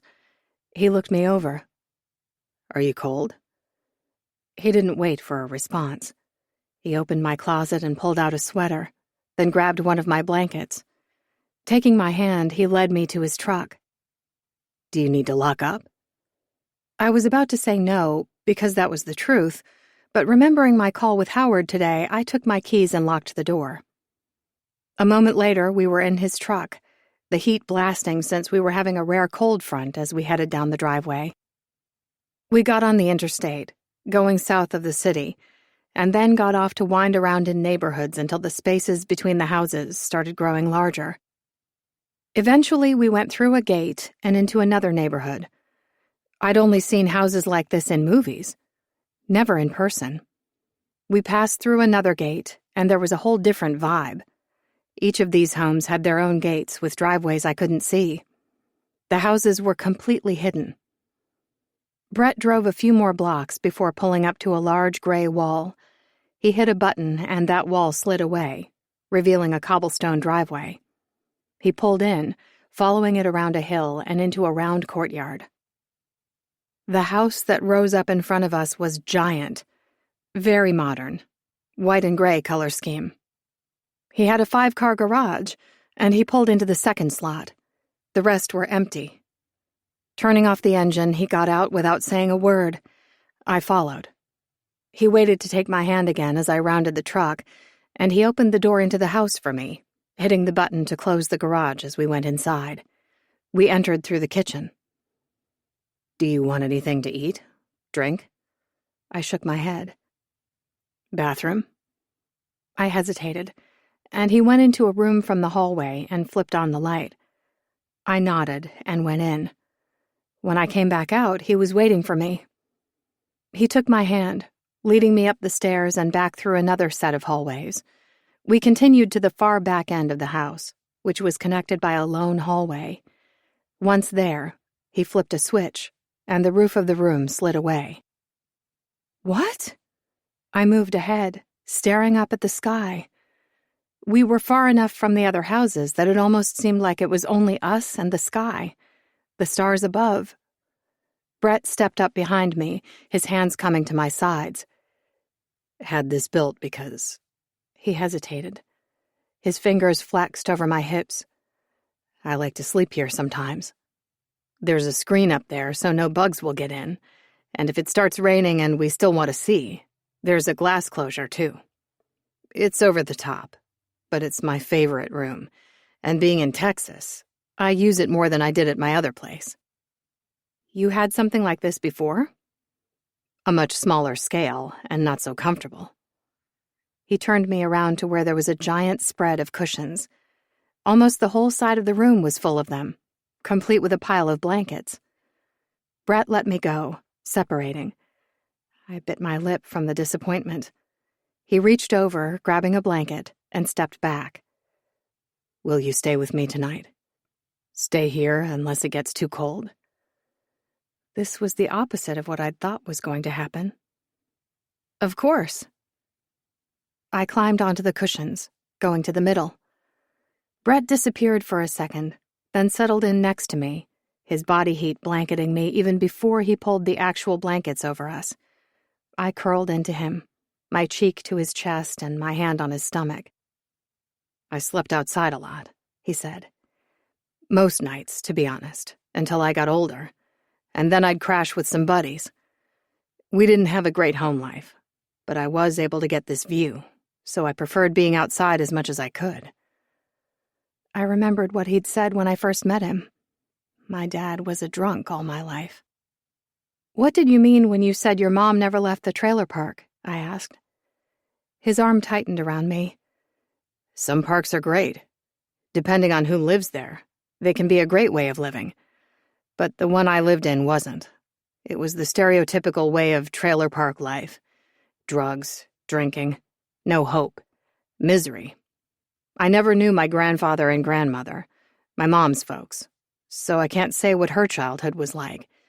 But I think maybe, looking back, that either my dad broke her down or she'd been torn down before him. She was never able to leave that way of life. She only stayed in the house I bought her for a year before she moved back in with a new guy. Different trailer park, but it was the same kind of living. She went back to where she was comfortable. I don't know if she was even aware of it, to tell you the truth, but after a few more times to get her back in my house, I gave up. That was the last time I spoke to her. Do you still have the house? I do, yeah. I'm renting it out to a nice family. They take good care of it. What about your place in Kansas City, where you used to play? I sold that place. He tipped his head down to see me. Knew I wouldn't be going back. Why are you telling me this? Why'd you bring me here tonight? His eyes got a distant look, and he lifted his gaze back to the sky. I know it's only our second date, but maybe I wanted to bring you to my happy place. That okay with you? He wasn't answering me. Brett.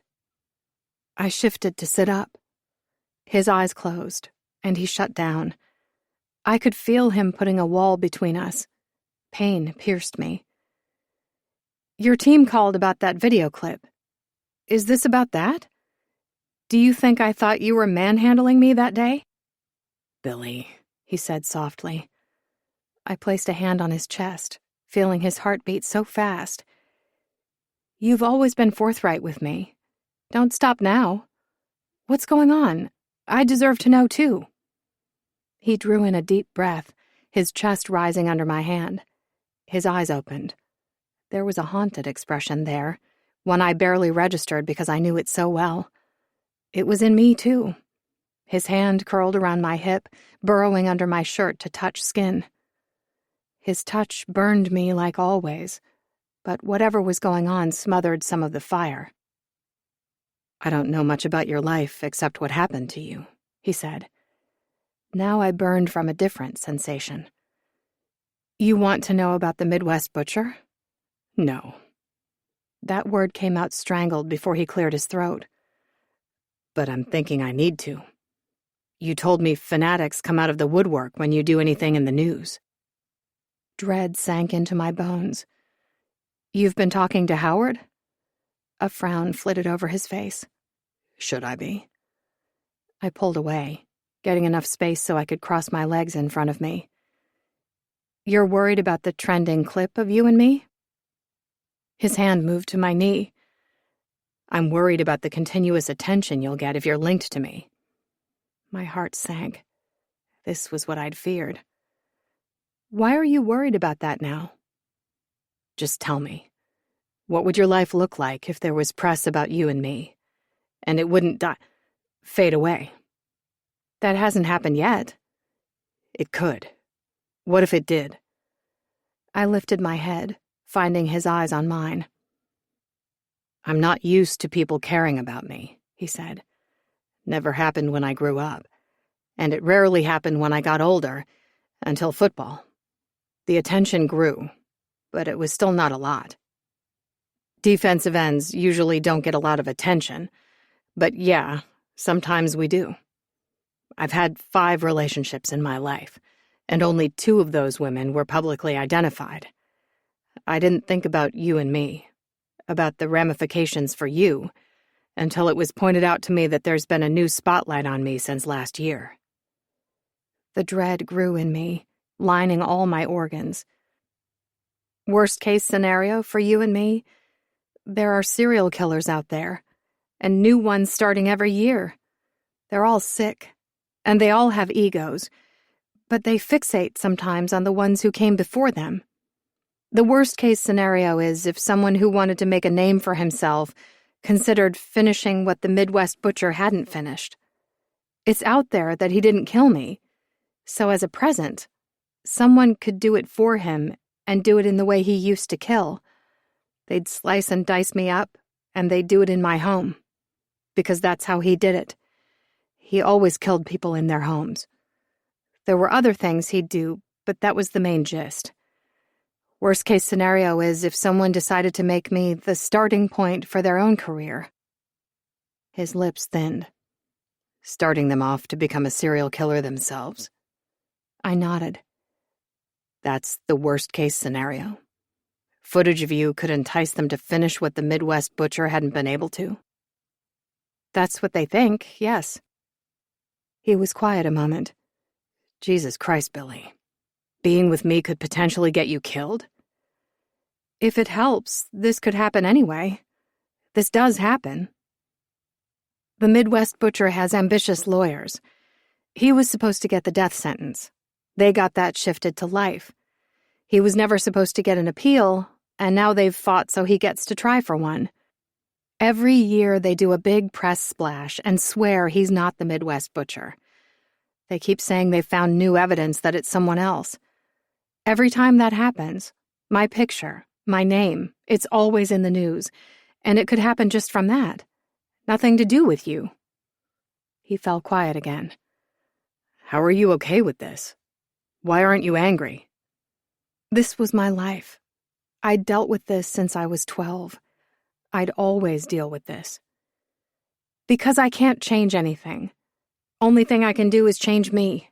Maybe my name. Leave a family that took me in. I lost my friend, and then my mom and my brother in the same week. "You said your dad wasn't worth reaching out to?" My chest got tight, and I balled my hands into fists, pressing them into my lap. No, he's not. There was a reason my mom didn't want us to have a relationship with him, though that was ultimately more his decision. She never fought him when he stopped in to see us. It was always at random times. He traveled a lot, but he wasn't a good person. I didn't even know his name to give the police, and it was better that way. He never came forward when I was in the news. Brett went back to rubbing my knee. "If I'm a danger to you just because of who I am, what I do, I can't carry that. I can't be the reason you—" I covered his hand with mine. "I've lived, okay? I've lived through nightmares. I've lived through loneliness. I don't know where you and I might go, what could happen. But I feel like I have a chance at living in the sun. Don't take that away." His eyes darkened, and his hand gripped my knee, holding on tight. "Your safety isn't worth—" "That's my decision. Mine, not yours. We're adults here. I've lived long enough to know what I want to try for and what I can't risk. So have you. We'll be safe. We can be discreet. We can—" I paused, not sure he was hearing me. "Don't make a decision like this for me. Let me make it." Why did I feel like I was pleading for my life? Everything in me felt squeezed, taut, waiting. He expelled a ragged breath. "Fuck." He shook his head, scooping me up and shifting so I lay on top of him, propped on the pillows. My legs fell to the sides of his, first from surprise at the sudden change, and then hunger lit up inside me. I was starving for him. The need erupted. But I held back, even as his hands went to my thighs and began kneading. I placed a hand on his chest, finding that I loved feeling his heart, knowing how he was affected. It was racing right now. "What does this mean?" He shook his head, his gaze lingering on my lips. "It's your decision." His voice was rough. "But if anything happens to you—" I leaned in, my mouth touching his to quiet him. "We have contingencies in place," I whispered. "We'll set new ones." I'd moved to kiss him again when his hand went to the middle of my chest and pushed me upright. "You have what in place?" he asked. I sighed. "Do we need to get into this now?" His eyes grew sharp, and I was in the air again as he lifted me, carrying me out of the room and into a different one. The lights flipped on in his bedroom. He set me on his mattress and backed up, his hands at his hips. He clipped out, "Explain them. All of them. Don't leave anything out." Disappointment weighed on my shoulders. This was going to take us a whole different direction than I'd hoped for. But there was no way around it, so I told him everything. "You know how to shoot a gun?" I nodded. His nostrils flared. "And what do you mean you know how to use a knife?" "I've taken lessons in Arnis martial arts. It specializes in—" "Knife fighting. I'm familiar." His eyes were still so sharp. "You have a gun in your car?" I nodded. "I don't carry it on my person. I don't feel comfortable doing that. If a gun is pulled, no matter the situation, it's usually perceived as a threat." I stood, going to him. He backed away more. "Don't. I still need to think." I paused, feeling completely vulnerable and exposed. "What is there to think about?" "I have enemies in my life. My sister, for one. If she finds out about you, she'll use it somehow. I don't know what she'll do. but she'll weaponize you. That will happen. There's no if there. My sister is a calculating bitch. The only thing that stopped her from really wrecking my life is that she can't afford to get the fuck out of California." I nodded, accepting that. He scowled. "That should terrify you." I shrugged. I mean, look at my baggage. He barked out a short laugh before cursing under his breath. "I'm terrified of hurting you. I don't know how to protect you against some sick fuck out there." You can't. That's why we have all the contingencies. And if it gets out about you and me, we'll make more. I chanced it, going to him again. This time, he held still, watching me come with lidded eyes.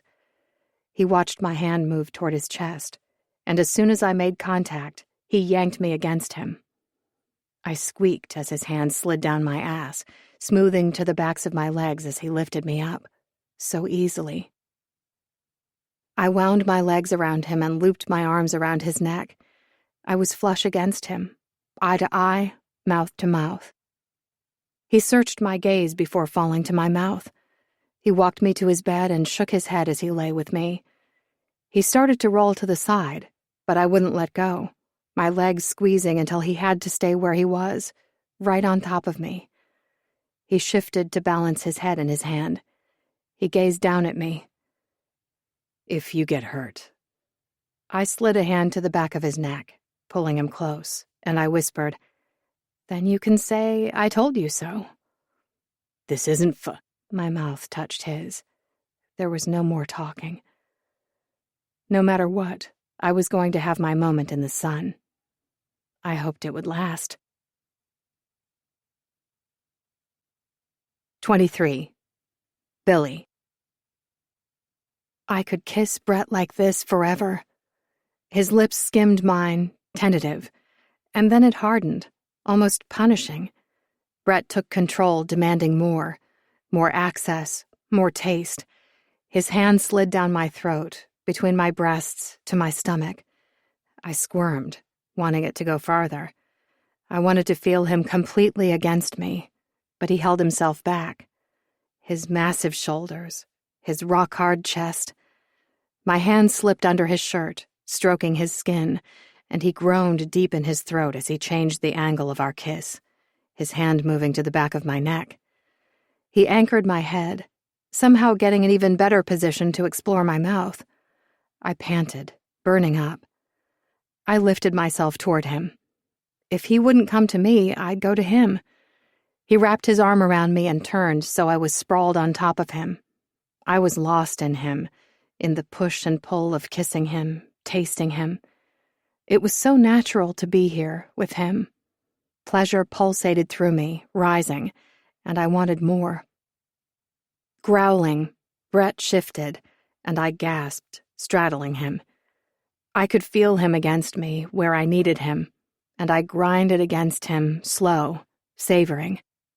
"Jesus," he groaned, his head falling back, his eyes closing for a second. His hands went to my thighs, at first clamping me against him, and then guiding me forward, holding, and back again, before he cursed. His hands became fists. "Billy, we need to stop." His words didn't penetrate. Carnal need raced through me, making me blind to everything else going on. I was in a state of raw ache, and it was the most natural act in the world to move over him like this, as if I should have been here all along. He touched my legs again. "Billy." His voice was more clear. It started to pierce through my haze, but I frowned, not wanting that. I bent to him, my forehead finding his shoulder. His arms wrapped around me and set me to the side of him.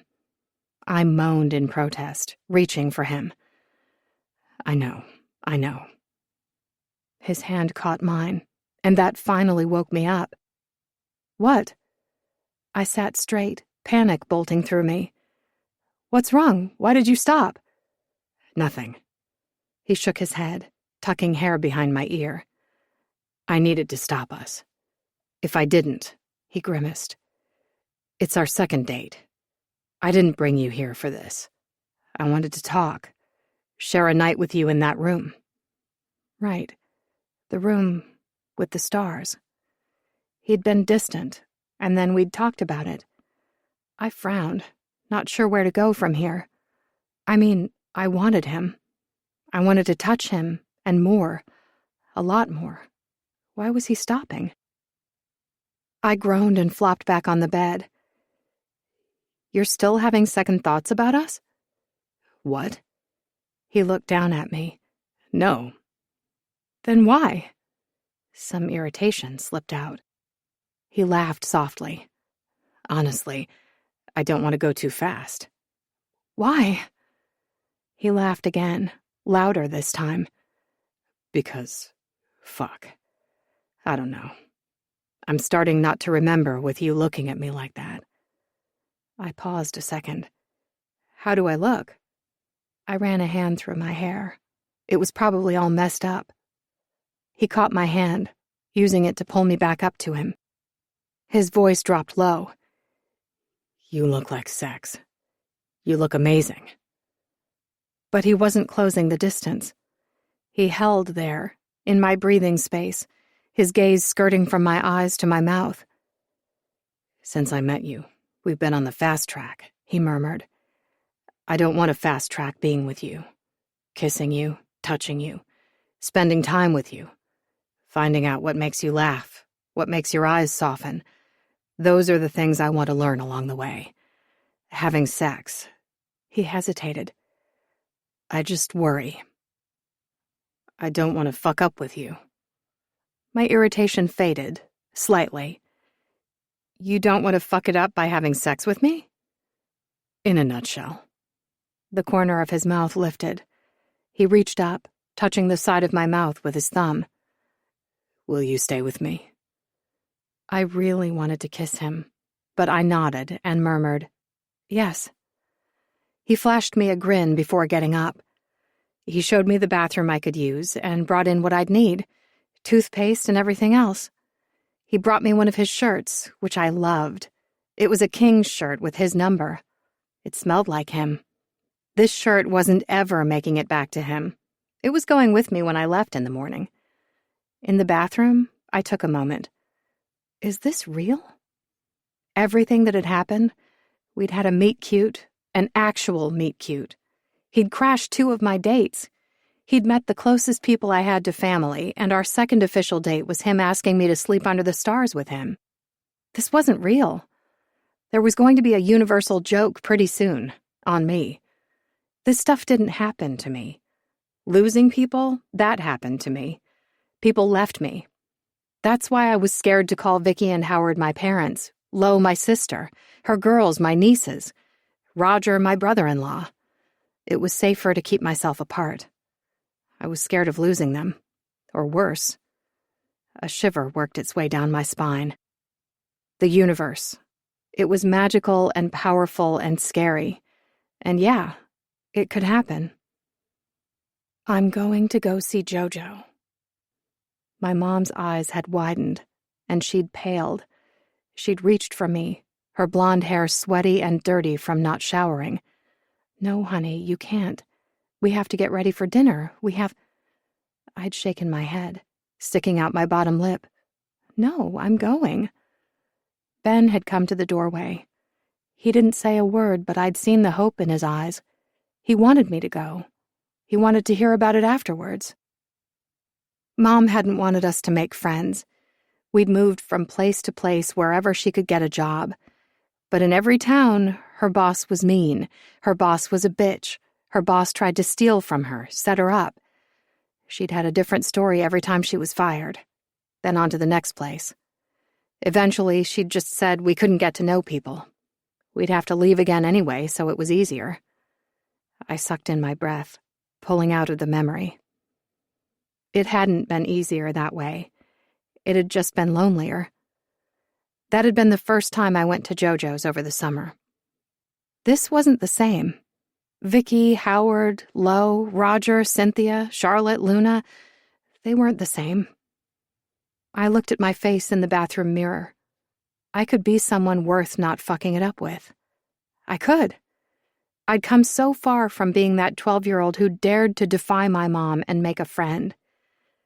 But I was still that person, too. My hair had been more blonde back then, longer, too.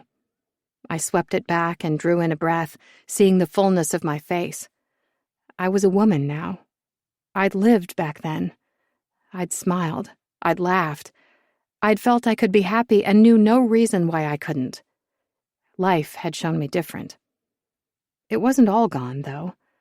I was strong, in mind and body, but not in my heart. That had been shut off for so long. Was I going to turn my heart back on? You gotta always make sure that light in there is shining and bright as you can make it. The world needs it. My mom had pointed to my heart. Her face lit up because my face was lit up when I told her about Jojo's uncle, who told stories about trying to fire his newest employee who refused to be fired. Jojo's uncle had said that by the end of his employee's speech, he'd ended up hiring him back, only to fire him again the next day because he was 4 hours late. I looked at where my heart was and touched there. I sucked in a breath. I hadn't thought about a light in there for so long. There was a soft knock on the door. You need anything else? It hurt right now, to feel my heart bursting because Brett could make me want to put the light back in there. But I knew this was a good pain to have. I opened the door and found him waiting, his gruff eyes concerned. I smiled. I'm ready. The universe wasn't going to punish me because I let anyone in too close. At least I hoped not, because I was already too far gone. 24. Brett. My phone rang out through the room, and cursing, I checked the time before answering. 6 a.m. I muffled another curse before answering. 1 second. I slipped out of bed, glancing back, and then froze because Billy was awake. She looked terrified. It's someone from back home. This is probably about my sister, that's all. She expelled a ragged breath, her eyes closing. I frowned. Babe. She blinked a few times before shaking her head. I'm okay, honestly, I'm okay. Her eyes moved to my phone. I hope everything is okay there too. Right. Home. My sister. I jerked out of my whatever that had been. I was unsure, just knew I didn't like my woman seeming like she'd seen a ghost. I'll be back. You want coffee or want to sleep some more? She grinned ruefully. Coffee, probably. Okay. I shut the door and brought the phone back up to my ear. What the fuck, Monroe? He was laughing. You crashed the date and you got the girl. That's the Brudeau I know. Fuck you. You don't know shit about me. My lip twitched as I made my way downstairs into the bathroom. I'm muting myself for a second, but I can hear you just fine. Why are you calling? Christ, you're taking a piss, aren't you? I laughed, but just waited until he sighed and started in. I got a call 10 minutes ago. Your sister's being released from county in an hour. I cursed, finishing exactly what he thought I was doing and washing up before unmuting myself. I didn't think about the time difference. She's being released at 5. They start the discharges then. It'll depend on how many others are being released and where she falls in the line. I'd known this day was coming. It had just come sooner than I wanted. He read my silence right. Sorry, man. Have you talked to Will? How are the kids doing with him? Oh, you know, he's a boudreau. He's a fucking chatterbox. Channing snorted. What? It's your day off there, right? So you're going in at 9? Watch yourself, Monroe. You almost made me smile there. Wouldn't want that. He got serious. I got time today. I can run by your brother's and check in with him, see what he's thinking of doing moving forward. I considered it. I'll call him and piss him off. Then you go in. I'll offer a sympathetic shoulder where he can unload what an asshole his big pro footballer brother is and always has been, who doesn't have the decency to reach out after he's hit the big leagues. What a dick, right? You're quick to this role. That's me, actor extraordinaire. I fought against rolling my eyes. Yeah, I grunted, heading out to the kitchen and starting the coffee. He might be willing to be upfront with you about what he needs. I gotta ask. If the kids want to go back with her, they don't. I know my niece well enough. If she did, she wouldn't have called. Stevie's tough as nails. He was quiet for a beat. "And if Will doesn't want to fight your sister, they come here." It wasn't the best answer for the situation, but the kids weren't going into the system, and fuck my sister, because a week ago she'd stopped being able to keep the kids clothed, fed, watered, and with a shelter over their heads. "Give me a rundown on the kids. You've never asked me to watch them for you." Stevie's the oldest. She watches over the 2 younger ones. She's 14 and total opposite her mother. She hates Shannon, but loves her mother, if that makes sense. The other 2 are 11 and 8, George and Sammy. He's sensitive, and she's a sweet, wild one. He was quiet again. "Sammy?" I bit out a laugh. That's how it's spelled on the birth certificate. Jesus Christ. There was a creak from the stairs, and I watched as Billy appeared, all tentative-like. My shirt fell to the tops of her thighs, and she had one arm across herself, her other hand tugging at the end of my shirt. Her eyes still had their softness from sleep. She looked good enough to be my breakfast. I settled back against the counter and held out an arm, waiting as she fit herself against me, right where she was always supposed to be, the perfect fit. "My woman's here," I told Channing. "Can you wrap this up?" He laughed. "Are you wrapping it up? That's the more pertinent question. I'll give Will a call and signal you when to sweep in." I ended the call, ignoring his laughter, and dropped the phone on the kitchen island. "Morning," I shifted, bending down to pick Billy up. She squeaked before catching herself, her arms on my shoulders as I placed her on the counter. I slid my hands down her legs, moving them apart, and stepped between them. She was at the edge of the counter. That's when I realized my mistake. My dick was right at her entrance. The only thing keeping him back was my boxer briefs and her underwear, and both could be easily discarded. I ran my nose down her throat before nuzzling on the other side, and shit, I was in trouble.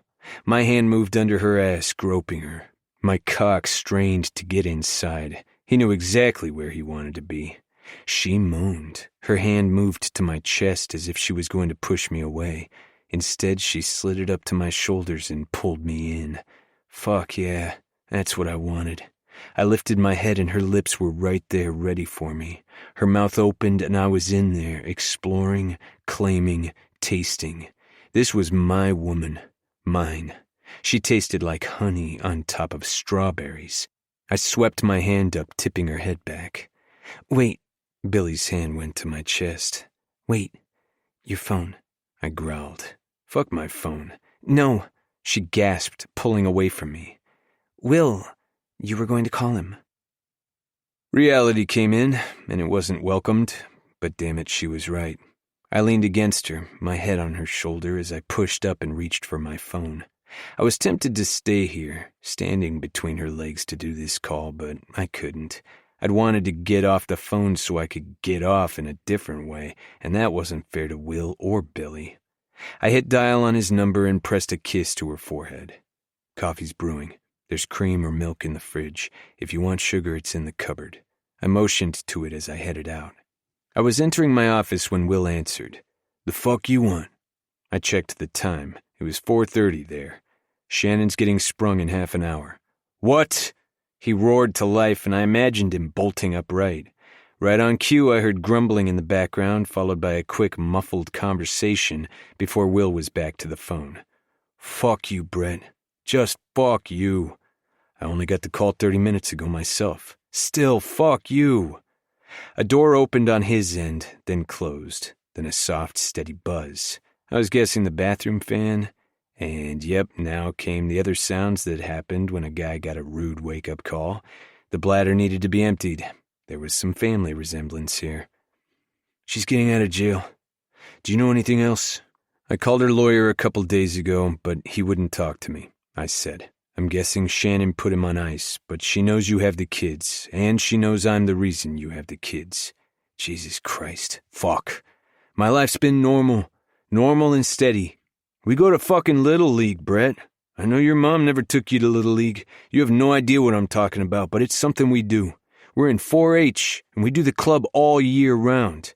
We're not just summer 4-H people. We're year-round 4-H'ers. That's us. Fuck you. Are you getting a picture here? I'm the guy who mans the door when our church does an overnight at the Fallen Crest Country Club. Me. My wife doesn't just chaperone, she's the one making fucking popcorn balls. Popcorn balls, Brett. This is the shit you never got growing up. Fuck, neither did I, but my childhood was a lot more normal than yours. That's my life now. Are you getting the picture here? I gripped my phone. I'm trying so you don't hear my smile. He exploded on a litany of curses, which impressed me. Shit, Will, for a moment there I thought maybe you didn't share my genes.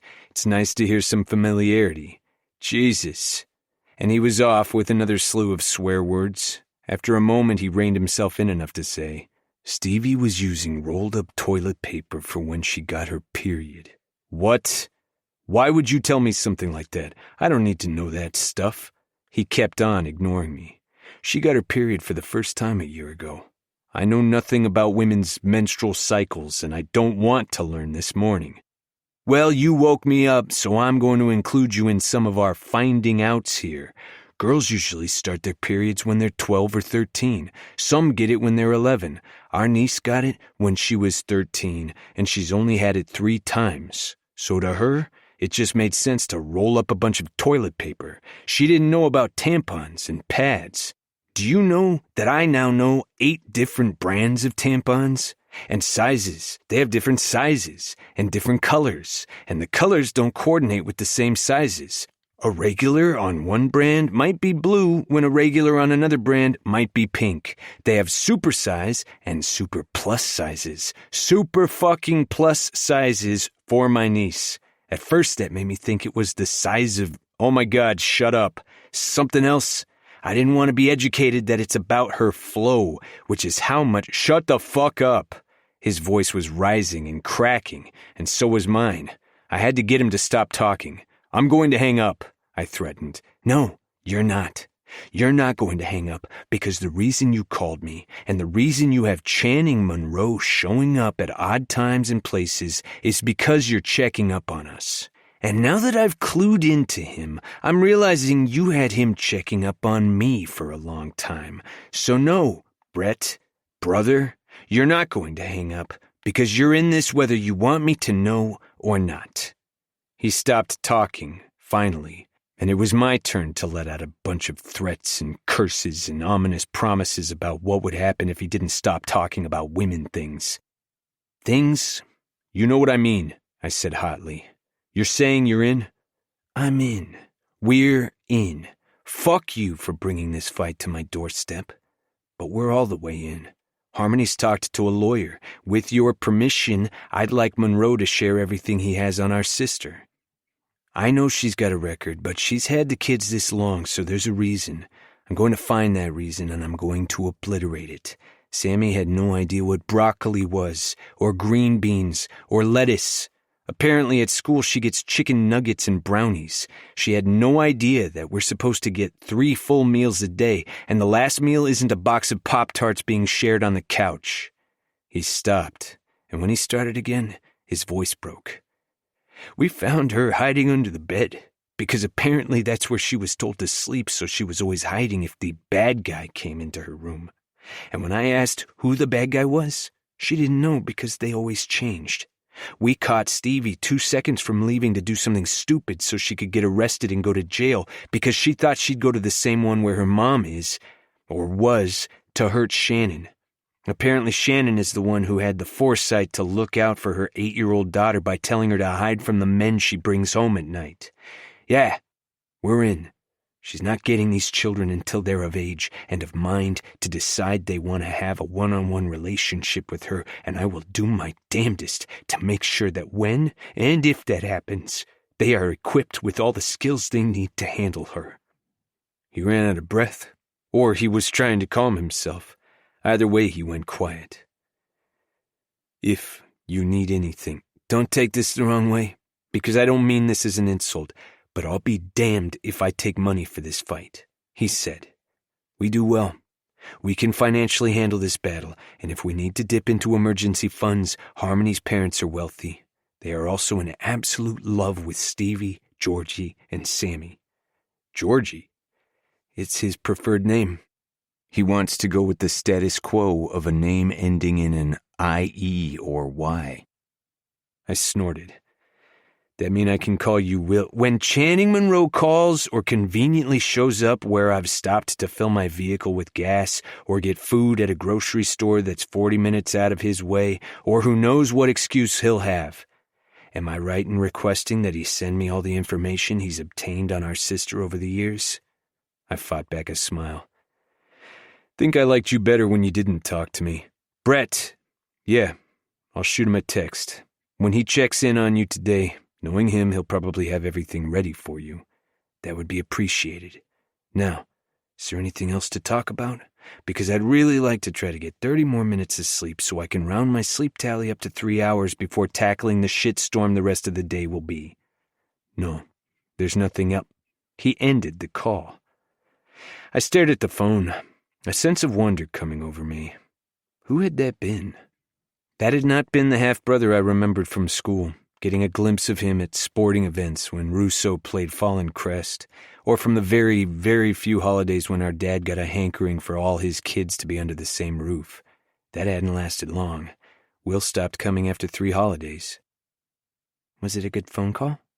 Billy was in the doorway, still looking delectable and holding a coffee. Yeah, that surprised me. I think it was. Good. She still had sleepy eyes, and there were lines over her cheek from where she'd been hugging my pillow, but it was her smile that forced me to draw in some air, feeling a crack inside of me. Goddamn. I didn't want to think about what that meant, so I walked toward her. Her eyes grew big, and alarm flashed on her face, but she only had time to back up 1 step. I snagged the coffee, putting it aside, and hoisted her up. Brett!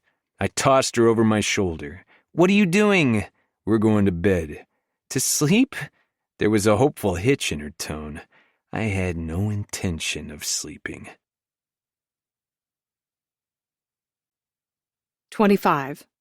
Billy. It was date night tonight.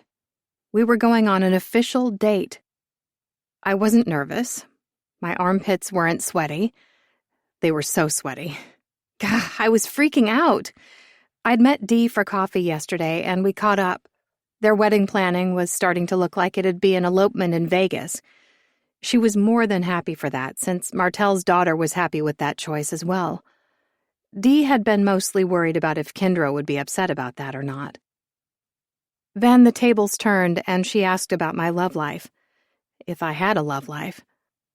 I wasn't going to say anything, but it was Dee, and Lo was still not quite off the Travis hill, even though she said she'd give Brett a chance. So, well, Dee spewed out her coffee when I told her who I was dating.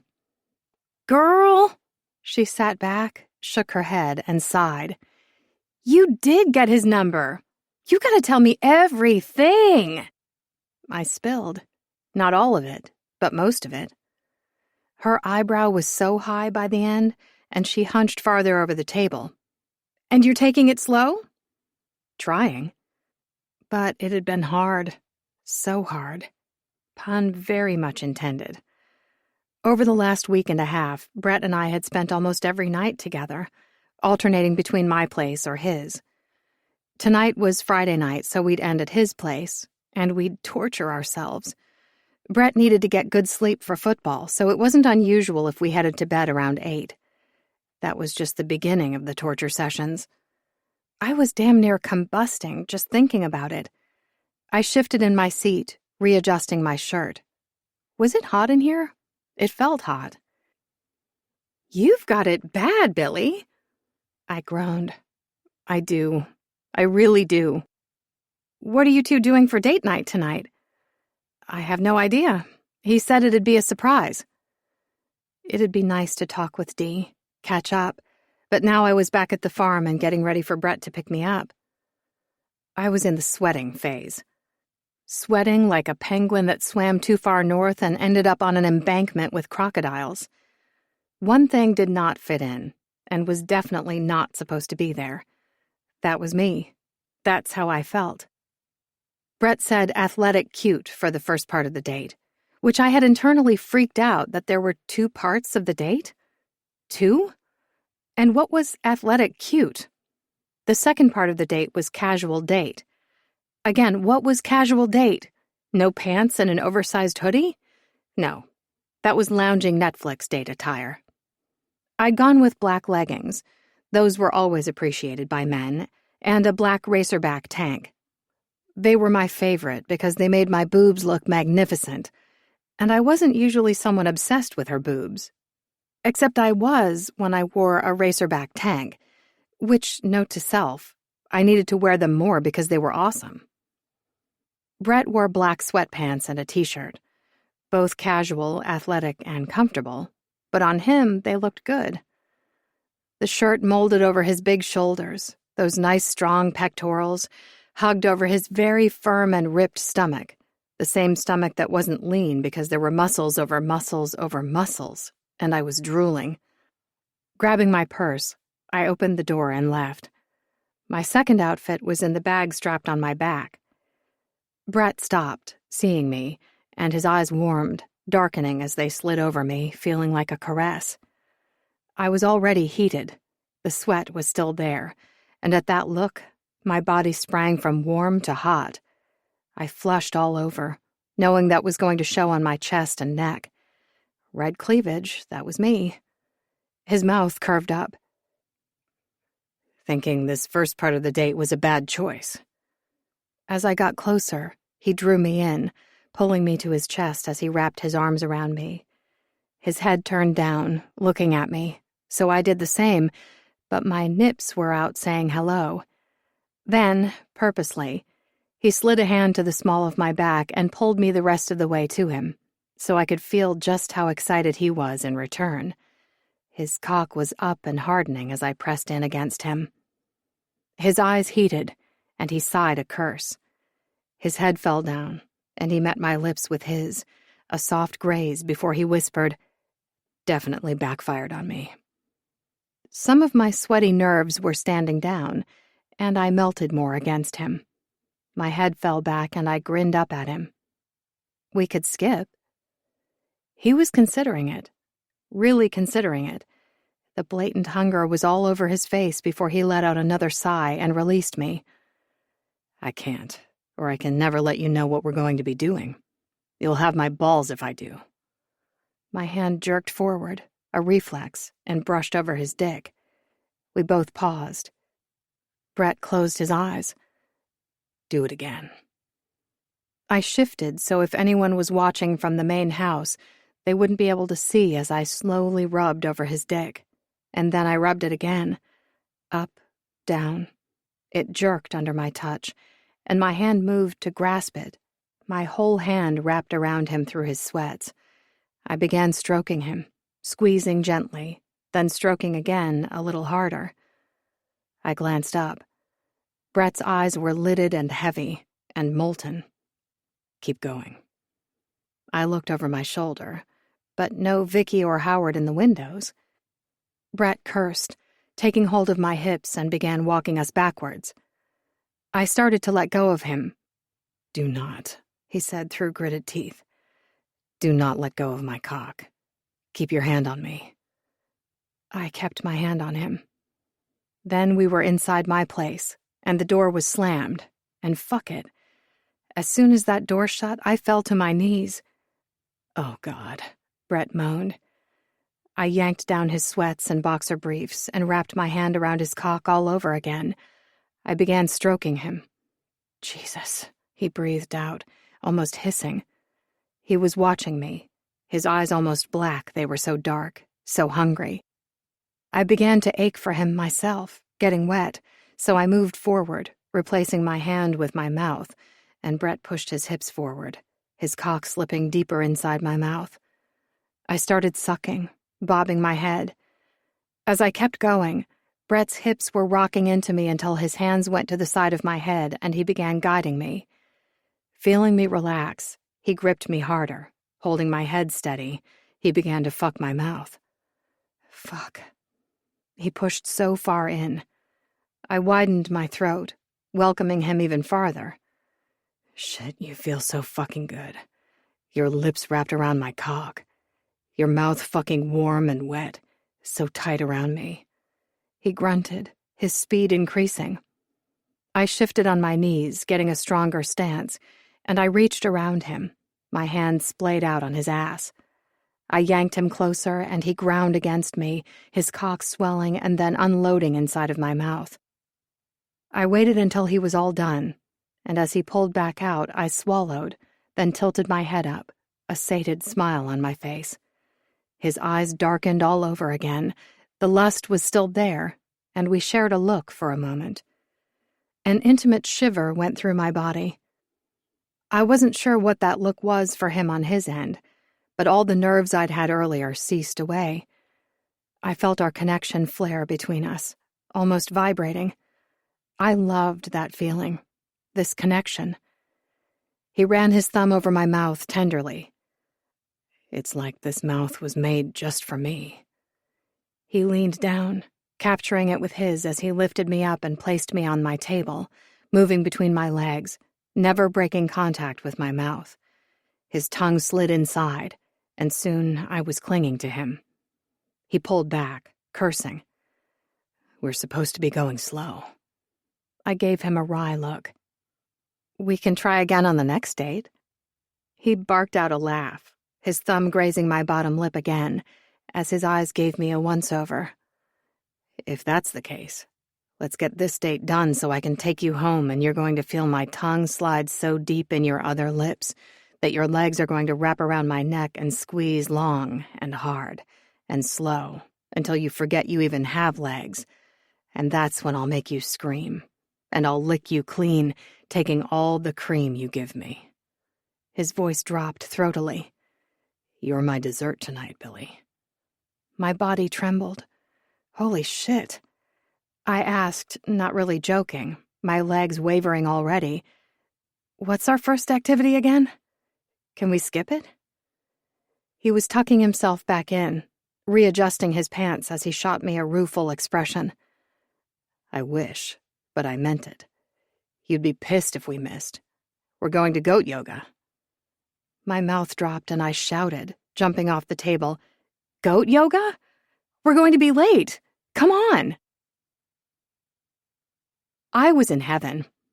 Little baby goat, kitty goat heaven with their little neatly trimmed hooves and their little heads and their little ears and their little adorable black noses. And their tiny jumps like a hee-yaw and a yahoo as they jumped around and then bounced on our backs. So in goat heaven. And the mamas.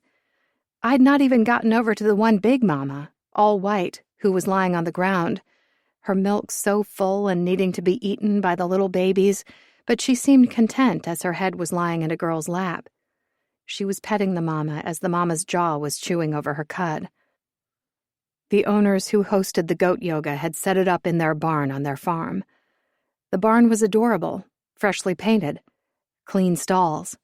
They had cleared out the main room in the barn and added blankets and large pillows on the floor. People brought their own yoga mats, or like Brett and me, used some mats that were offered from the business. When we first arrived, as we drove down their driveway, there was a line of vehicles already parked. Brett pulled in at the end. There were other couples walking just ahead of us, a few holding hands. For a yoga class, there were a decent amount of men in the class. The majority were women, but that was the norm when I'd been to a class, so I wasn't surprised. A few of the guys came solo, or with friends, and it was obvious they were there to meet women. Or was somewhat obvious. A few guys played it cool, or they genuinely were only interested in yoga while their friends were eyeing up anyone who was eyeing them back. 3 other guys were there on dates, but all the guys did double takes when they saw Brett joining the group. Everyone congregated outside the barn until the yoga instructor and the owner of the place gave a talk, introducing themselves and explaining more about the farm, about the goats, giving the rules of how to handle the goats, which was basically to be aware the kid goats would jump on them. The older mama goats would love to be petted, which was happening right now. The owner came over, seeing I was obsessed with the mama goat because she was my next target to go and love all over her. She sat down, crossing her legs. That's Ruby. She's a Saanen. They're all white and their ears point upwards. Ruby's the big mama around here. Most of the baby goats, or kids, were all different colors with floppy ears. She saw me watching them and added, "They're Nubian goats. They're spotted all over, all different colors, and you can see their ears hang down, not like the Saanans. You're an animal lover, huh?" "Yes," I breathed out, feeling high and giddy as 3 of the baby goats chased each other, going past us. One tripped and would have fallen into Brett's lap, but he caught it, sitting up from his pose. The owner laughed, reaching over and picking up the baby from him, setting her back on her feet. The goat was off like a race car, careening back out of the barn where the other 2 had gone. She leaned back on her hands, resting them behind her, and lifted her chin toward the opposite end of the barn. "We have all sorts of goats, a few sheep." My eyes were just getting bigger and bigger. "Any other animals?" "A few alpacas." "Alpacas?" Say it ain't so. Alpacas? I was in goat heaven, sitting near an alpaca heaven, and I had no idea? Brett snorted, shaking his head and grinning as he resumed to his next pose, following with the class. I'd given up as soon as we laid out on our mats and they released the goats. Once that happened, there was no pretense here. I was only about the goats. The owner chuckled, her eyes warmed. Lettice usually lets each class have fun with the goats a little bit at the end before she starts herding everyone out of here, but if you stay, I can give you a tour, show you the rest of the animals. We have some horses, a couple donkeys, and a mini donkey. A mini donkey? I was becoming annoying, but I couldn't help it. I asked, breathless, "Do you have chickens?" "Oh, yeah, and geese, and ducks." Literal drool was falling out of my mouth. The owner noticed and laughed again before leaning in, lowering her voice. "You know, you're drooling about my animals the same way most of the women in here are drooling over your date." She eyed me, the end of her mouth folding down. "You're okay with that?" I swallowed and grabbed the end of my tank to wipe off my mouth. Brett groaned quietly from next to me, flipping into the next pose and shooting me a heated look, one smoldering with promises of what we'd be doing after this. A zing traveled through me, all the way between my legs, and while I was giddy in the heart for the animals, my body was still throbbing for Brett. After we left Vicky and Howard's farm, it had been there, brewing, building the whole time. A good, decent simmer. "Oh," the owner readjusted her legs. Her voice was a little hoarse. "I see how it is. Yeah, you're good. You don't have to be worried about the other women." I bent forward, half-heartedly joining the class, and I started to raise my leg up as my head went down. I sent her a furtive grin but didn't comment. Most of the class was buzzing that Brett was here. Earlier, I'd noticed that the owner herself had started to head back to her house at the end of the introduction talk, but she caught sight of Brett, paused, and went with us inside. Lettice, the instructor, shot her a brief quizzical look at that time but hadn't said anything. We got through one more pose before the same 3 kiddies raced back inside, and one ran past me. I reached out, scooping it up, but it didn't want to climb on me. It wanted to play, balking. I let it go, smiling so happily and knowing I looked silly. I didn't care. But I gave up on the class totally and left my mat to go and sit next between 2 of the mama goats, a Nubian and Ruby, the Saanen. Both mamas swung their heads my way, tilting them so I'd give them all the pets as they stayed in place. Both were chewing their cud, as the owner already explained before the class. Cud was some food that the goats kept tucked away to chew and re-chew later on, or that's how the owner explained it. I was thinking there was more involved, but it made sense to me. Little cheek pockets where they stored their food, like squirrels. They were efficient snackers. When the class was done, I was resting against a stall door behind me and was so relaxed that I jerked up. But I hadn't fallen asleep. That would have been rude, snoozing during a yoga class. Brett stood over me, a crooked smirk on his face. The class was obviously done, with the people standing in groups. Some were talking. Some were petting the goats. A few mats were left on the ground, but most had already rolled theirs up and were tucked under their arms. "Hi," I blanched. My voice was crusty. I swallowed, clearing it, and tried again. "Hey, hi. I was just—" The Nubian was still by me, and so was Ruby. I needed to find out the Nubian's name. Both swung their heads my way, and my hands went to petting them, as if they'd conditioned me to do this. I was happy and curled my hands, scratching under their jaws. They loved that, stretching out their necks and heads, their mouths moving and their tongues started coming out. Oh, my word. My heart flipped over. That was so cute. Their little pink tongues. Brett coughed, clearing his throat. My gaze lifted to his, and my body warmed as if I'd been caught doing something wrong. His eyes were laughing as he knelt in front of me. He reached over, his hand circling one of my ankles. "You, have some drool." He motioned to the side of his mouth. "Right there, if you want to wipe it away." Shit. I jerked my shoulder up, ducking down to erase that. My face flooded again. "I told you I like animals." "Yes, you did," he noted, softly, his face growing somber, studying me quietly. "I need to remember this for future dates. If I want your attention, don't take you near animals. There's no competition." Well, that was embarrassing. He caught my train of thought and tugged on my ankle, scooting me closer to him. His head lowered even more, his eyes so dark and intense, taking in everything about me. "Don't be embarrassed about that. I like that about you." He cleared his throat again and readjusted on his feet. "I really like that about you. It's you. It's genuine." And his gaze fell to my lips. "While I'm glad we didn't skip, I'm remembering a certain promise I made you before we came here." "Hey, man." A guy came over, standing. He'd been one of the guys eyeing up all the women. Or most of the women.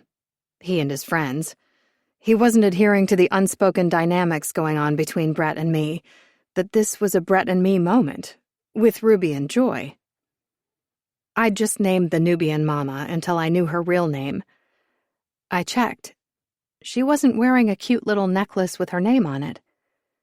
Brett stood back up, towering over the guy, who wasn't fazed and was still interrupting our moment.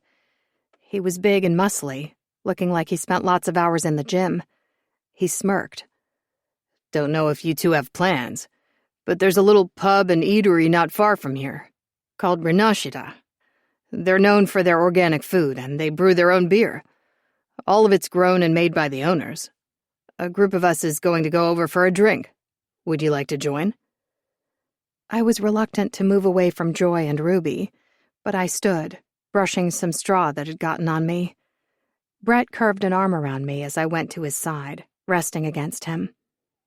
The guy didn't move back, looking down at me, and his smirk grew. "What do you say? A quick brew?" I tilted my head backwards, looking up at Brett without moving away from him.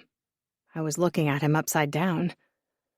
His eyes flashed, and his mouth curved as his hand pressed flat on my hip, hugging me closer. "What do you say?" I studied him. There was a second part of our date, but he wasn't saying it was something we'd miss if we didn't leave now, like this class. I confessed, "I didn't know this place existed, and a little pub and eatery that uses their own organic products. I'm kind of curious about them, and why I haven't heard of them before now." "Okay." Brett jerked up his chin to the guy. "What's the name of the place again?" I exchanged numbers with the owner, needing to go back another time for our tour. I wanted all the time I could get with those alpacas, and the horses, and the mini donkey, and the ducks, all of the animals. Every single one. I was going to bring Miss Sylvia Rivera with me, but she'd stay in my arms so she wouldn't be scared. We used to go on more adventures, but it had been a long time since our last one. The rest of the yogis went straight to Rinashita, so we didn't change outfits. We were parked there, and this wasn't what I expected. Brett's eyebrows were furrowed together, also taking note of the place. He grunted. Fuck. What do you want to do? I expected something small, quaint, a few people here and there, a low murmur of conversation, and maybe coffee shop music in the background. The building was small, seeming where it was only big enough for the kitchen and bathrooms. People went to the counter to order, and the food was brought to them. That was the only thing that aligned with my expectation. Techno music blared from their speakers.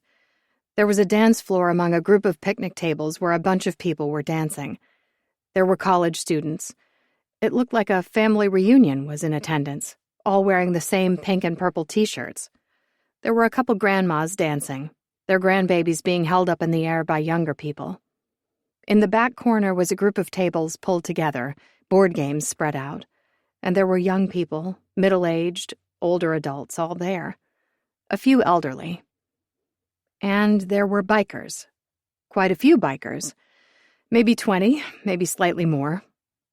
Some were mingling with the crowd, some were dancing.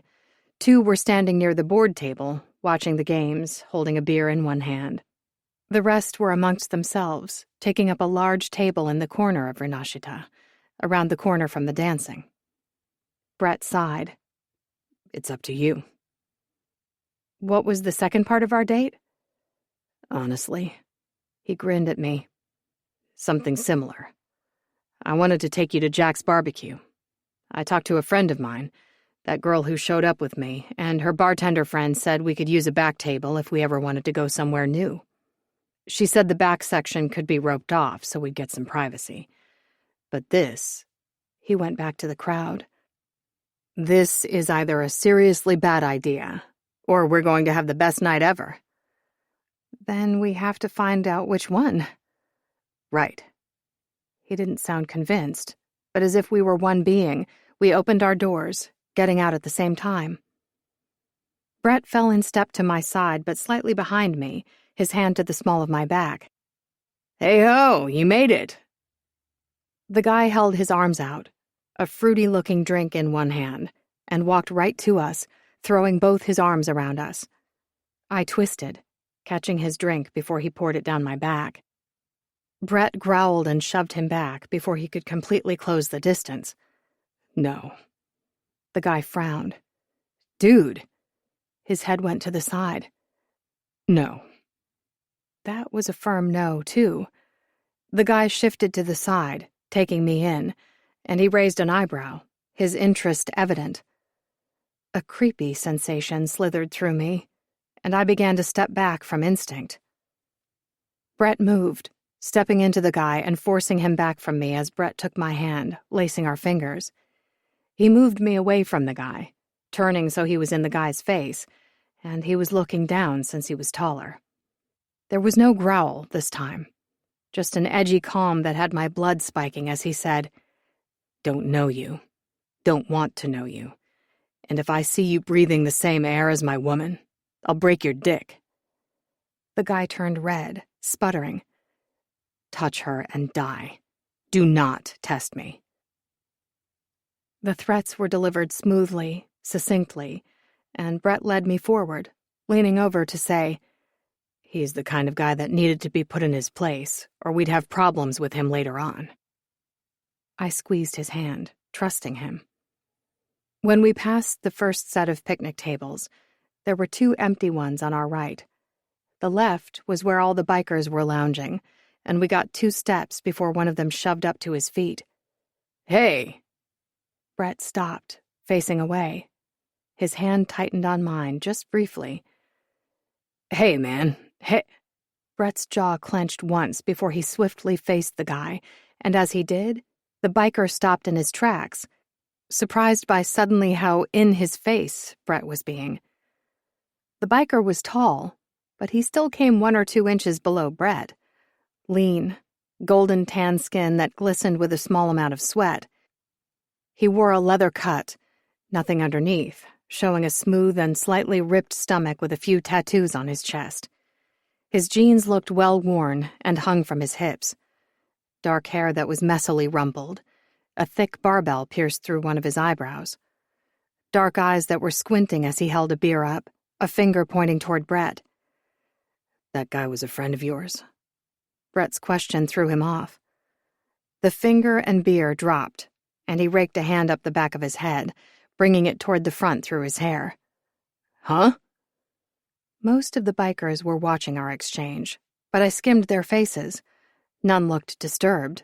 Most seemed curious. Another biker got up from their table, an inch shorter than the first one, but thicker. He was solid, though not as solid as Brett.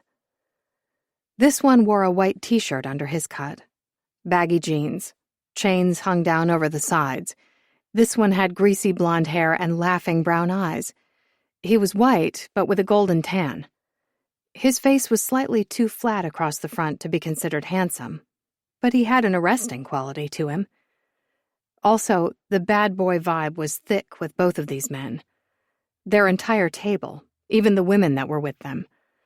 The guy who joined us slapped his buddy on the back, his hand staying and resting on his shoulder. Shark, you don't know this man. He tipped his other hand toward Brett, the one also holding onto a beer bottle. He gave Brett the slightest bit of a nod, a coy smile tugging at his mouth. His eyes were sober, amusing. Shark tensed, his chest drawing up. I do too. I know I do. What's your name? How do I know you? A sudden short and menacing growl burst out of him. I don't like not knowing how I know you. Makes me think we're enemies. He began to shift his weight, his free hand reaching to his pocket.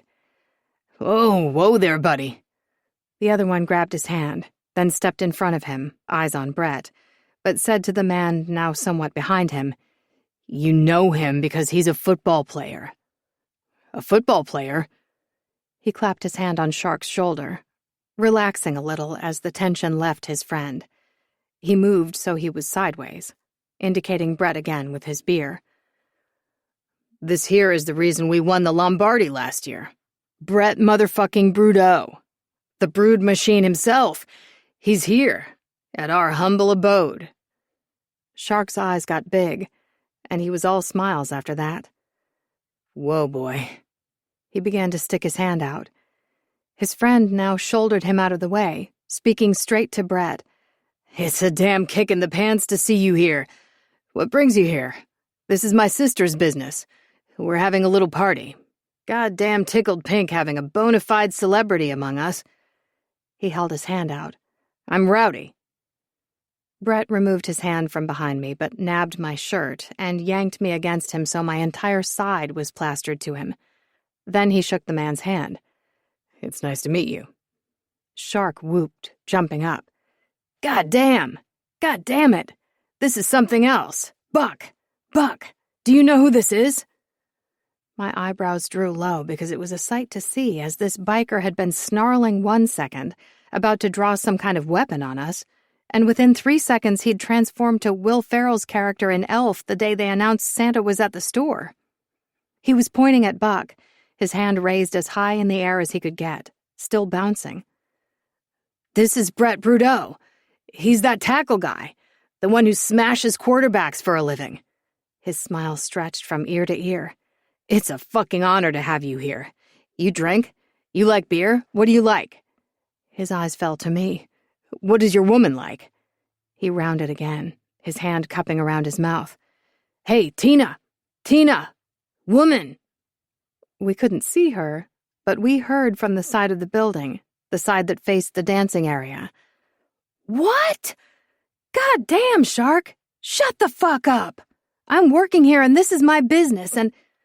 A very small and petite woman came around the corner, wiping her hands on a towel. She wasn't looking up, but snarling as she finally did, saying, "This ain't the clubhouse. We're not here to serve you." And she stopped, taking in the scene as Shark had gone back to bouncing, jerking his finger in Brett's direction. Her eyebrows slammed down. Her snarl never left. Fucking what? Her eyes went to Brett, skimmed over, went to me, and she did a double take. She gasped, her body flinching as if she'd been slapped. Holy fucking shitballs of all hairballs! You're Willow Harm. Shark stopped bouncing. She's what? He pivoted on his feet, studying me again. Rowdy said under his breath, Goddamn she is. His voice was quiet. I flicked him a look, and he gave me a slight grin and another nod. His sister was rooted in place, her eyes blinking as if she thought I was a mirage. There was a brief moment where no one said anything more. Shark's head was jerking from Rowdy to Tina, to me, to Brett, to me, and back to his friends. He scowled. I don't know you. Tina cleared her throat, and she took a long, jerking step toward me, saying softly, This here's... I'm a cheerleader for the Kings football team, I said quickly. Shark continued to look at me as if I told him I had 3 breasts. Oddly intrigued, but he cast Brett a nervous look. And cheerleaders aren't supposed to date the players. It's against policy, so I could get fired. That's why we're here. We're dating in secret. I didn't want to see the weirdness that came over people when they found out the truth, just like how Rowdy and Tina reacted. I caught the sympathy in both of their gazes. Sympathy or pity. Sometimes I couldn't decipher between them, and I got tired of it. It was easier this way. I sent both a silent, pleading look. Just one, and it was short. Shark had to ponder on my statement before he burst out, Well, what the fuck do they know? They can't tell you who you can fuck or not fuck. Rowdy added, They're dating. Date, fuck, it's all the same.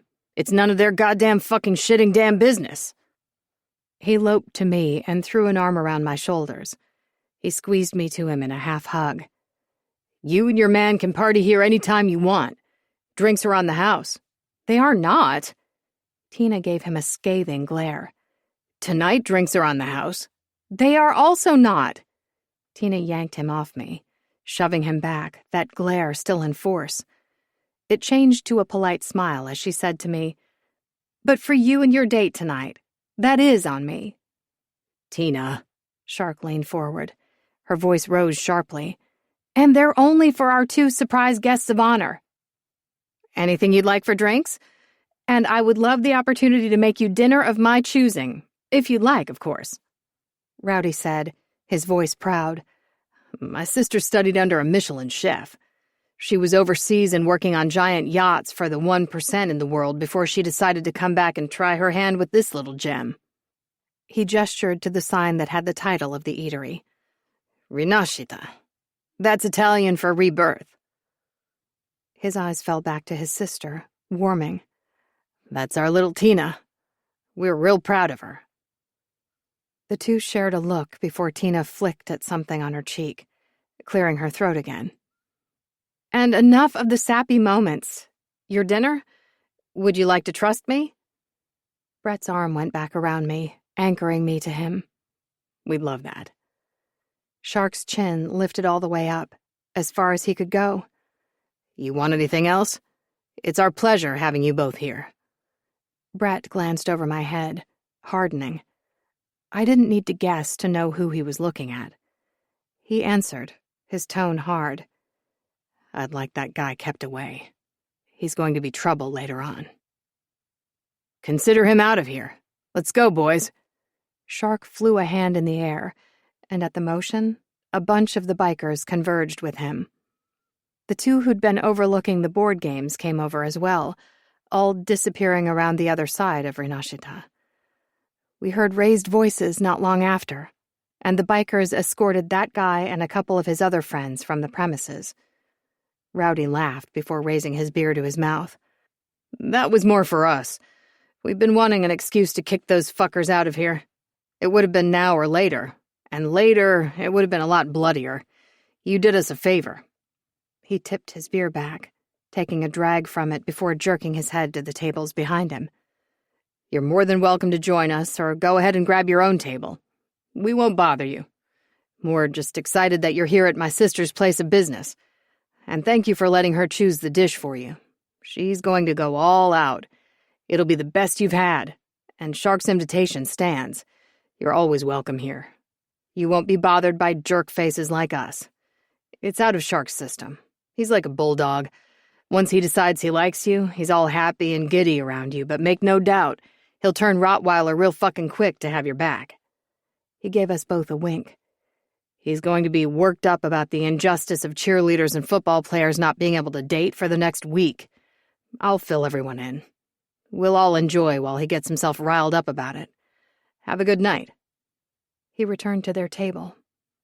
A few of the others gave polite nods, smiles, or a couple held up a hand in wave. We were left to ourselves after that, though Shark circled around us a few times when the dancers migrated closer to our table than he would have wanted. Once they dispersed, he wandered back to where the rest of their group partied the rest of the night. The food Tina prepared was some of the best I'd ever experienced, and it was an experience. 4 courses. I was blown away. The first was a butternut squash ravioli with some type of butter drizzled over it. My mouth was watering as she did the drizzling in front of us. I also blanked at listening to her because I was that hungry. The second course was a kale salad with candied walnuts and a dressing she made herself. The third was the main meal, chicken marsala and roasted potatoes. The dessert was lemon sorbet. All of it was superb. Brett had been right. By the end of the night, as we sat under the stars at a 4-course meal that came from a gourmet chef, as the dancing crowd left, the music changed, slowing to indie folk songs. This was one of the best nights ever. There was slow dancing. 3 seconds after we hit the floor, the space around us filled up with bikers also swaying in rhythm with the music, all pairing off. I felt safe, and I felt safe in a way where Brett could relax and enjoy himself too. I think that was a big part of the reason we stayed as long as we did, but when it started getting dark, we said our goodbyes and our thank yous and headed back to the car. Brett caught my hand, lacing our fingers. A tingle went through me. Not a normal one that was sexual. This one was special, different. It was unique, and it wound its way deep into me, giving me an extra buzz because tonight had been a dream. I felt like I'd spent the whole day basking in sunshine. Like this whole date, these experiences, meeting those bikers, had been a part of a different reality. A break in our regularly scheduled programming. I didn't know if we'd ever go back to Rinashita, but I would savor the memory at least. When we got to Brett's house, I didn't want to keep going slow. I wanted to let go. I wanted to let the fast speed back in. I wanted to have more nights like we just did. Over another week and a half, we did. There were dreamy moments. I took Brett back to the farm and introduced him to the ladies. Miss Sylvia Rivera stood on his knee and cocked her head back, as if inspecting him for a minute before she dumped down and darted over to me. Marcia P. Johnson was more welcoming, staying on Brett's lap for 10 minutes, her contented cluck almost purring out of her. But none competed with Nellie Bly. She was a dark chestnut hen with a few black splotches at the top of her hind legs. Usually she'd keep to the back, clucking to herself, but she took one look at Brett and off she went, running over to him. Where he went, she followed. He had no idea what to do. He began speaking to her as if she could understand. Sometimes she rotated her head around, and I wasn't sure that she didn't understand. When he tried to pet her before we left, she flapped her wings and took off. My sides hurt from holding in my laughter. I couldn't wait for his second visit. When that happened, Nellie Bly was the first one running toward him. Once she got to him, she began poking at the ground around his feet. Eventually, she settled down, sitting a few feet away, but always near Brett. It had been 3 weeks of happiness, 3 weeks of smiling, laughing, holding hands, cuddling. 3 weeks where Brett made me pant for him, curse at him, and groan as he slid down my body, where his mouth showed me all the different ways he could suck on my clit, lick between my folds, sliding inside, tasting me, and making me scream for him more than once, always more than once, before he'd let me return the favor. We were going slow, but we weren't at the same time. I usually railed at Brett as he pinned me down with either his hand between my legs or his mouth, or both. But he was the one who always held back. I was considering picking a fight, just to make him snap and he'd have to tear down that ironclad discipline he kept over both of us. But there was also an itch, a small one that settled between my shoulder blades. That itch was telling me we were running out of time. That all the dreaminess, the warm sunshine Brett was letting me experience, was going to come to a close. The shadows were done waiting. I felt them drawing nearer until one morning I woke. Brett had already gone to the stadium.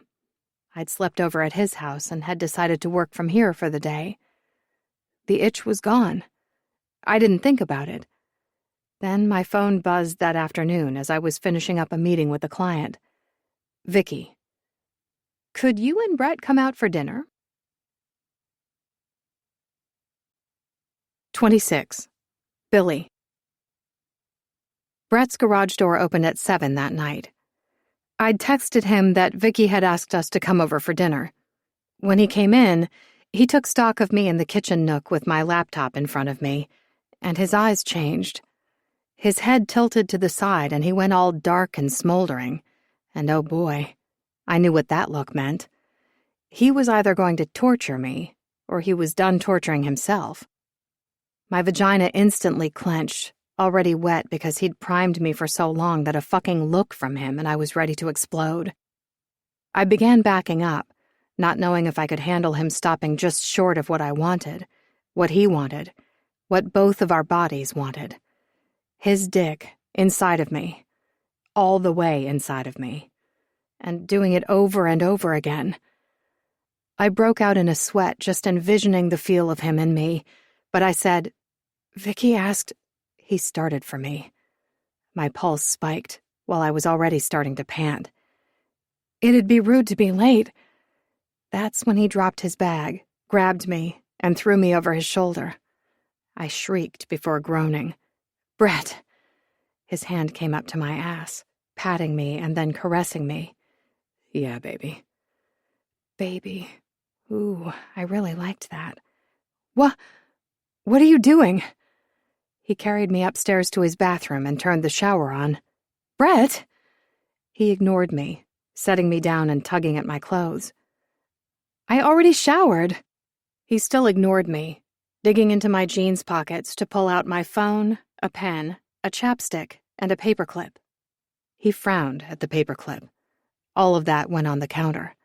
He hoisted me up. I'd fallen silent by this time, enjoying his touch. On the inside of my leg, my back, down my arm, his chest against mine. All the little points of contact. I was quickly getting distracted. He pulled off my sandals and straightened, sliding his hands along the inside of my thighs. He held there, his eyes meeting mine, darkening.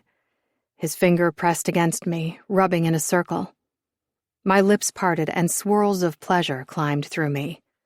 My ache growing, starting to throb.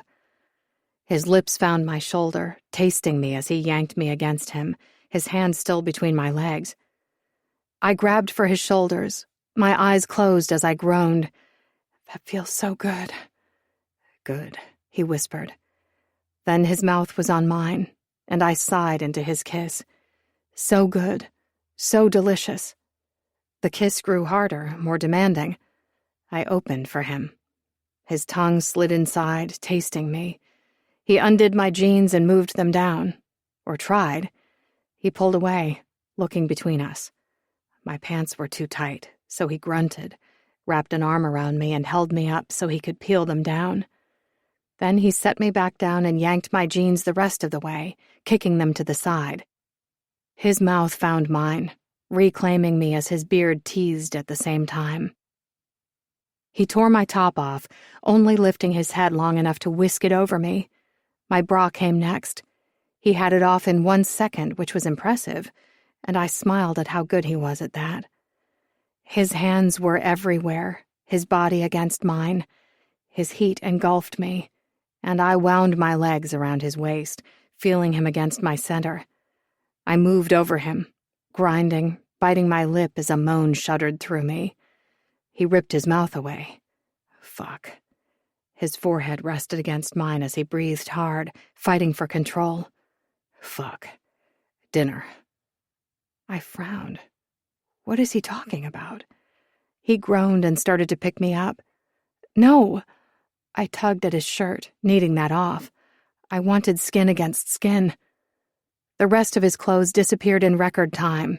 He stroked himself once as he looked me over. The connection between us was pulsating, an actual throb I could feel in the room. "Babe," he whispered, his dick pressing against me through my panties. We paused at the contact, breathing each other in. I clung to him, my legs lifting to his hips, and he ran a hand down one of them, catching my knee and tugging me tighter against him. The barrier was still there, but it was so slight. He could move it aside, and he'd be in there. That's what I wanted. What he wanted. Nothing else existed. It all faded away. It was just him and me, and the feel of him right where I needed him. We'd had a conversation about protection. I was very much clean since I'd been abstinent for so long, and he'd had regular checkups, the last one being right before we'd met at the show. My hand moved down, sliding over him, curling around his dick. He went still, his forehead falling to my shoulder. He was trying to regain control, but no, that's not what I wanted. I made a decision, and it felt good. It felt right. It felt powerful. A sensual and almost lazy feeling of good spread through me as I moved, taking my panties off. Then the phone rang. We both froze, but no. No way. No one was going to interrupt this. I clasped him tighter to me, needing him to be inside me. The phone rang again. "Shit," Brett growled, ripping himself away from me.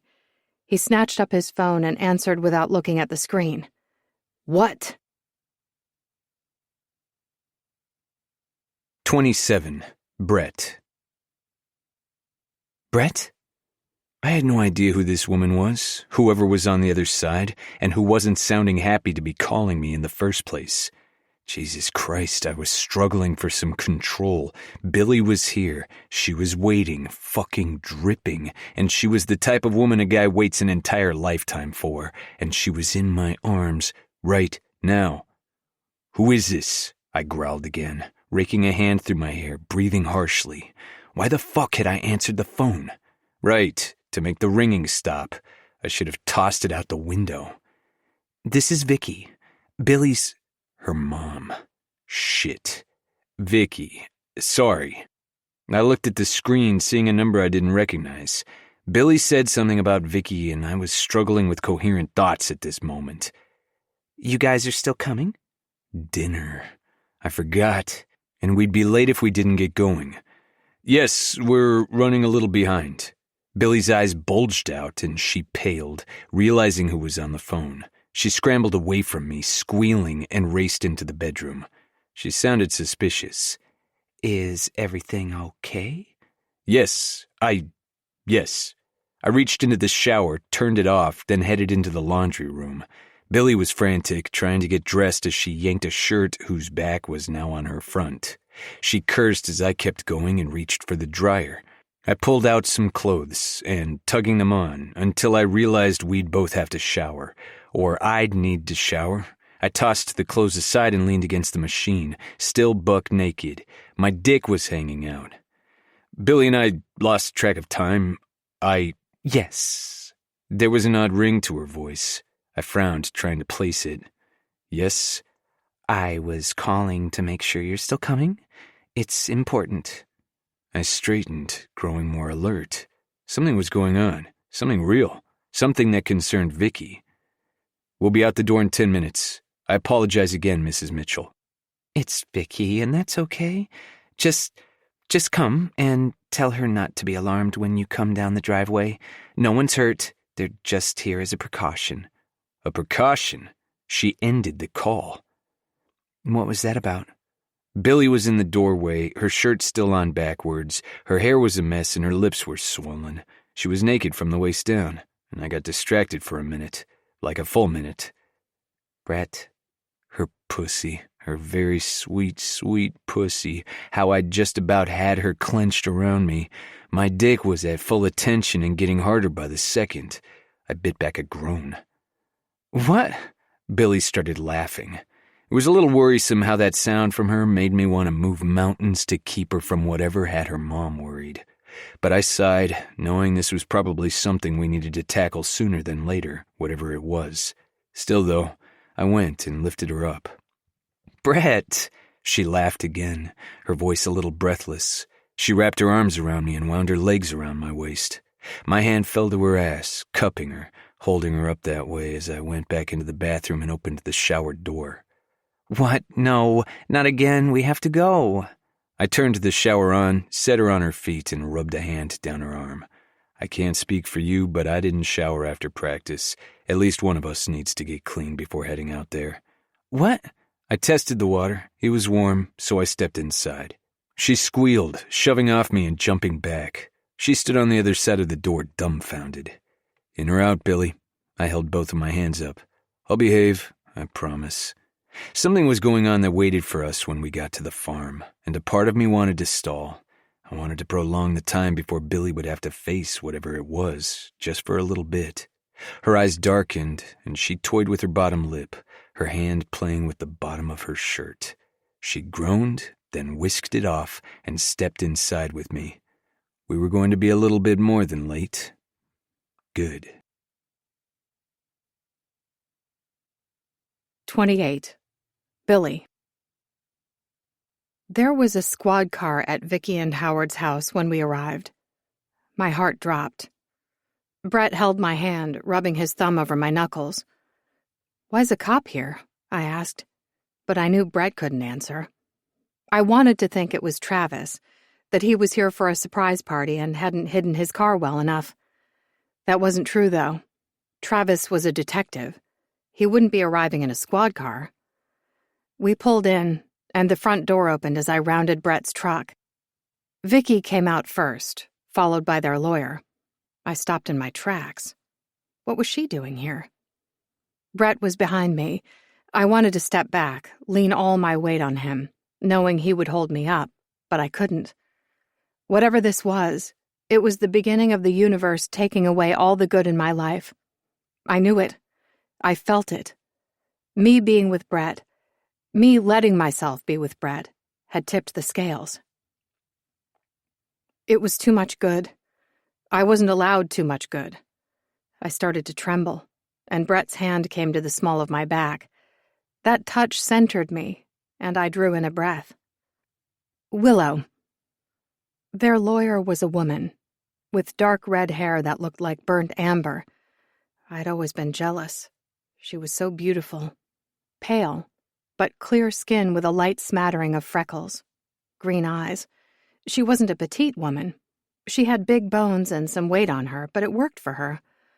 Towering over me by a couple inches, she wore a business skirt and silk top that matched the color of her skin. She was one of those women who knew how to exude power and use her sensuality as a weapon. She held out a hand, her eyes flicking to Brett behind me. "I don't know if you remember me. Mallory Christening." I gave her a nod, but I didn't shake her hand. Vicky stepped between us. "Billy's not keen on touch with most people.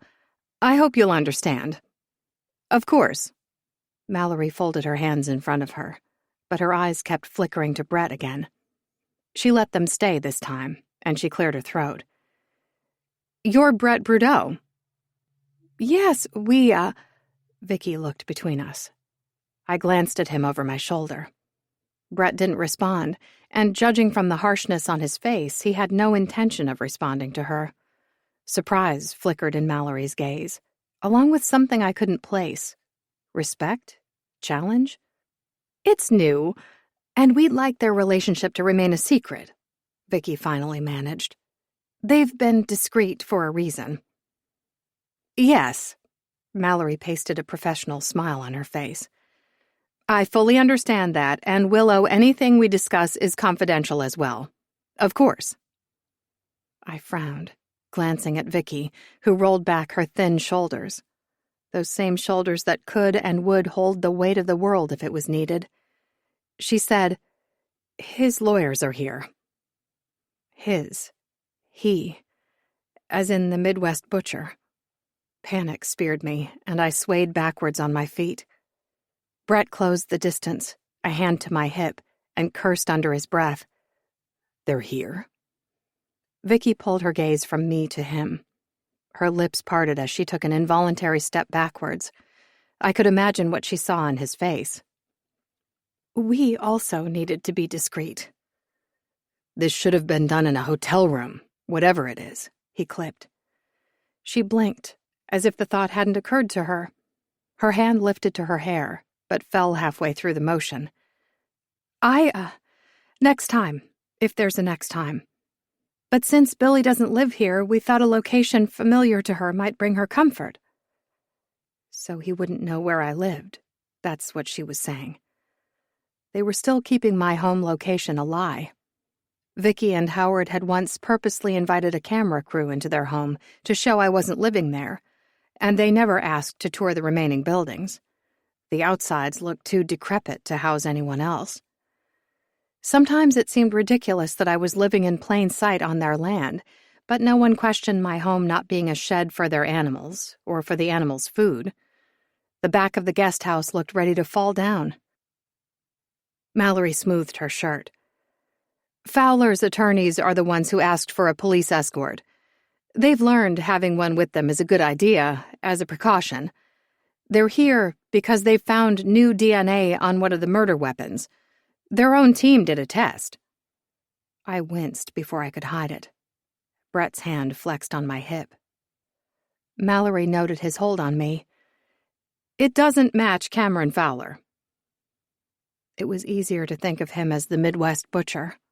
Hearing his real name was worse somehow, more personal. "Or any of the Broughtons." That was JoJo's family. "They'd like to take a sample of your DNA to rule you out." Vicky jerked in Mallory's direction. "You never told me that. They should have that on file somewhere. In evidence somewhere?" Mallory replied without looking away from me. "She was a minor then. They need permission from her now since she's an adult. Also," her lips curved in a sneer, "some of the evidence has gone missing." "Missing?" Vicky's tone was sharp. "It happens sometimes." Vicky drew in a sharp breath. "They're waiting inside while I talk to you about what they want," Mallory continued.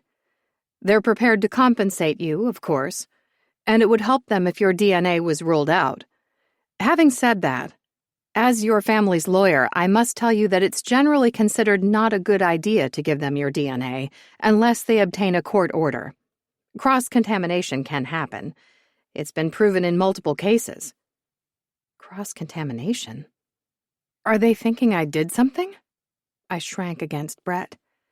"Jesus Christ," Brett spat. Mallory's eyes flicked to Brett, almost as if she were having a hard time not paying attention to him. She shook her head, focusing on me. "Of course not. I'm just saying worst-case scenario." Vicky gestured to Mallory. "Mallory was saying earlier that if these lawyers keep pushing things, it might be a good idea to bring in another lawyer who specializes in cases like this." "In serial killer cases? There are lawyers who specialize in that?" "In forensic cases," Mallory explained. "I'd stay on as well. They would be my co-counsel." More lawyers. I looked over at Vicky. More bills.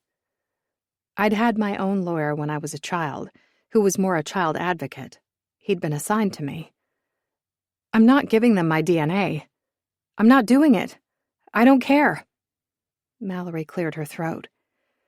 "I'll be blunt here since I'm sensing you're about to shut everything down, which is your right to do and what I would do as well. I need to advise you that these lawyers are ambitious. Vicky informed me that they've tried to reach out to you before." I looked over at Vicky, not knowing this. She looked away. I didn't like that. Vicky and Howard hadn't told me. "They've been in the news lately," Mallory continued. promising their latest attempt at an appeal will be successful. I went back to watching Mallory. Her mouth went flat. I think they're full of shit, but lawyers can sometimes pull a rabbit out of a hat. With the new DNA, they want to rule yours out so they can say it's another unidentified person at the crime scene. They'll argue that could have been the real killer. What the fuck are they saying is their client asshole's reason for being there, then? She lifted her eyes to Brett. They've not made their argument official, but my guess is that they're going to claim Cameron Fowler happened to be in the area, heard a scream, and came in to help. Her eyes flickered to me before returning to him. According to Miss Harm's statement, she didn't actually see him murder anyone. God, I was back there. The screams. I saw him entering the house, and I hid, I told her. They were alive when he came in and dead when he left. There was no one else there. Silence fell over the group. Mallory's shoulders stiffened. Yes, they'll pick that apart.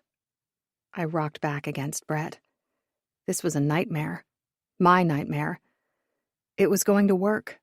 Everything she'd said they were going to do. And he was going to be released. Then he'd come for me. This was it.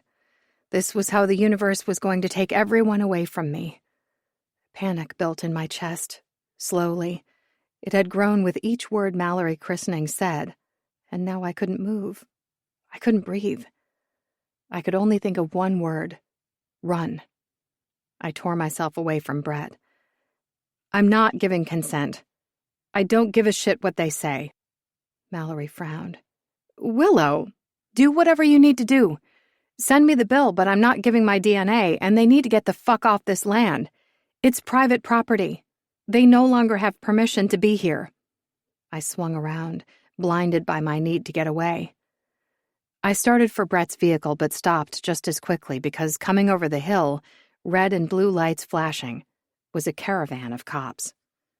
The first was a black truck, one that I recognized. I was aware in the back of my mind of the screen door opening and people coming outside, but I was locked on the first truck's driver as he parked and got out. Travis. His badge hung from his neck.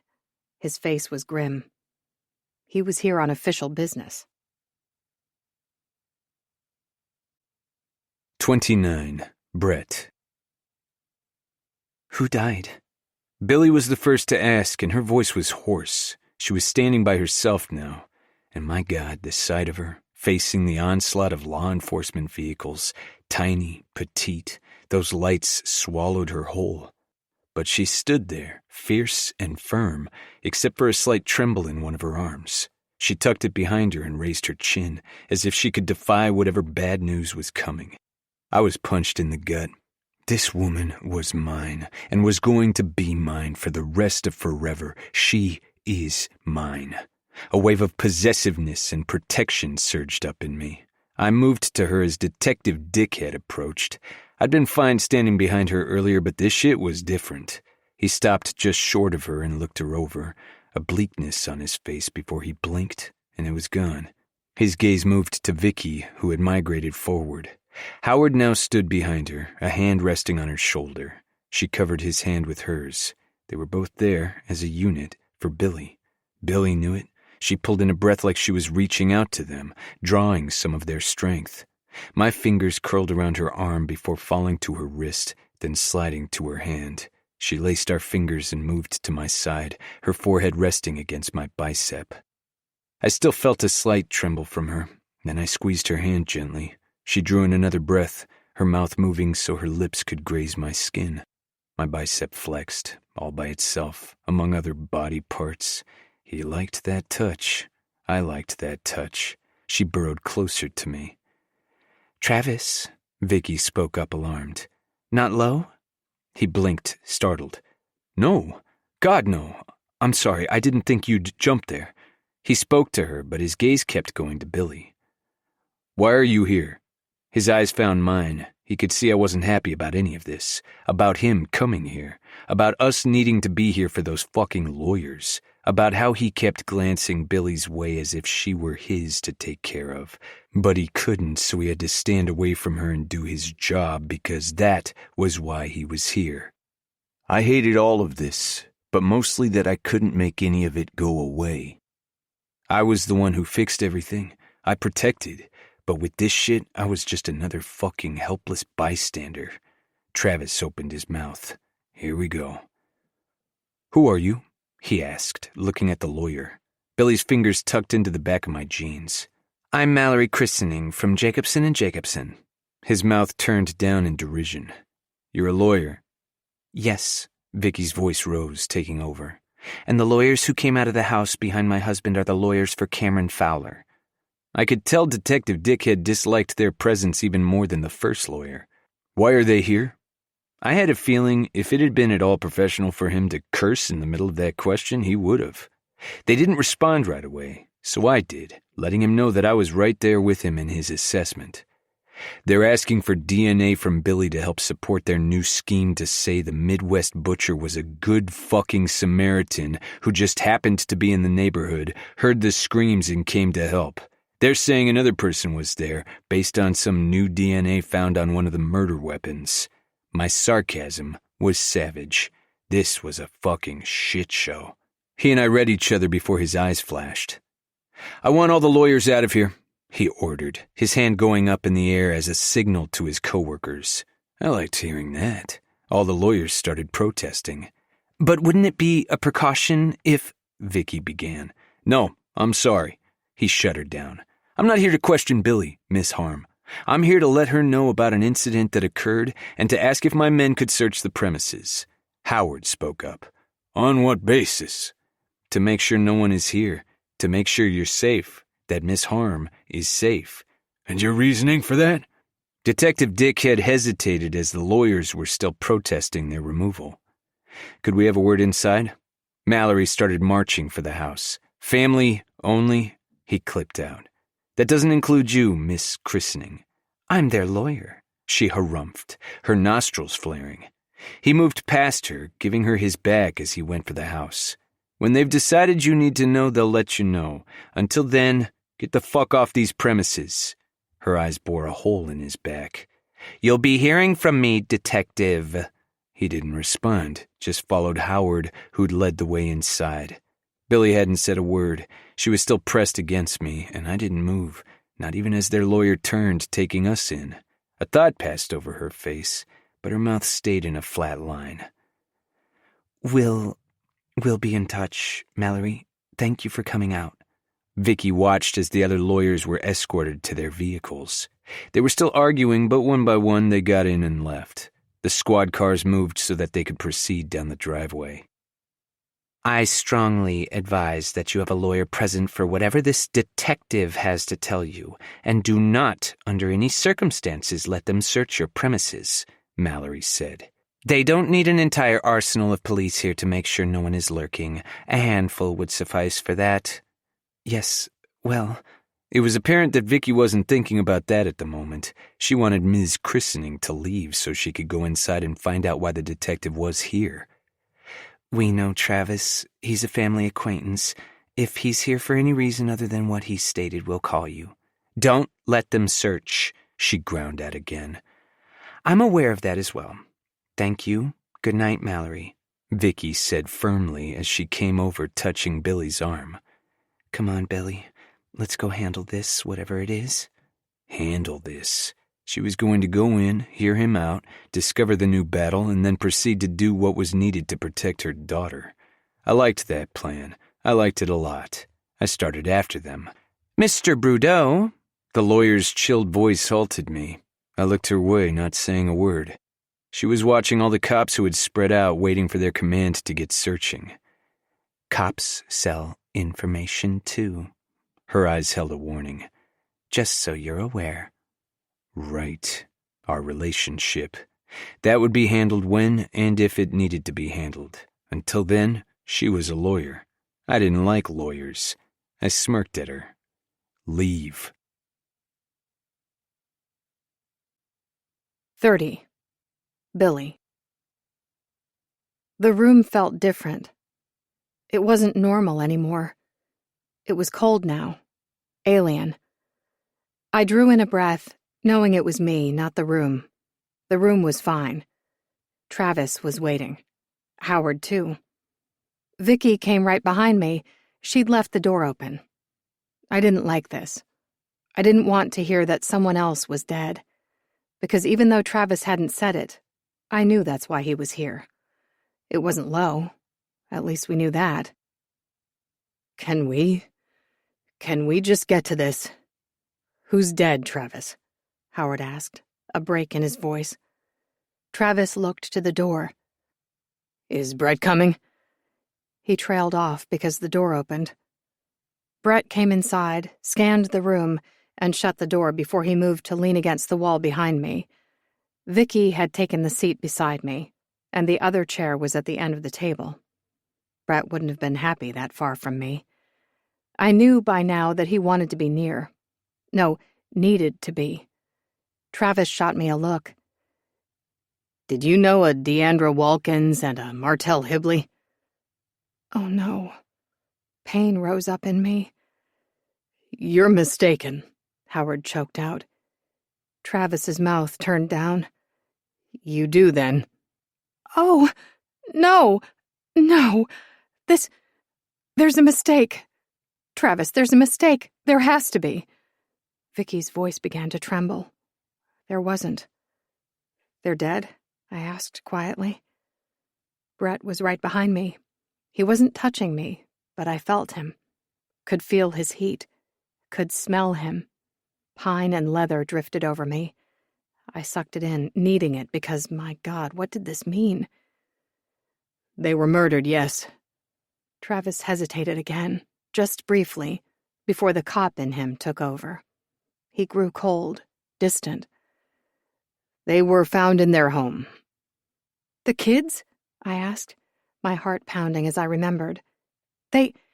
Martell has a daughter. Deandra used to watch some neighbors' kids. No children were in the home, and there was no indication any had been present. We've sent units to the home of Kendra Hibley.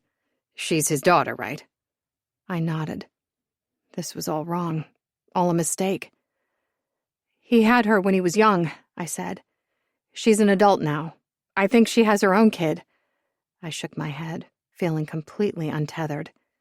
I don't know. I'm sorry. Listen. Travis pulled out a chair, scraping it over the floor. He leaned forward, his arms on the table.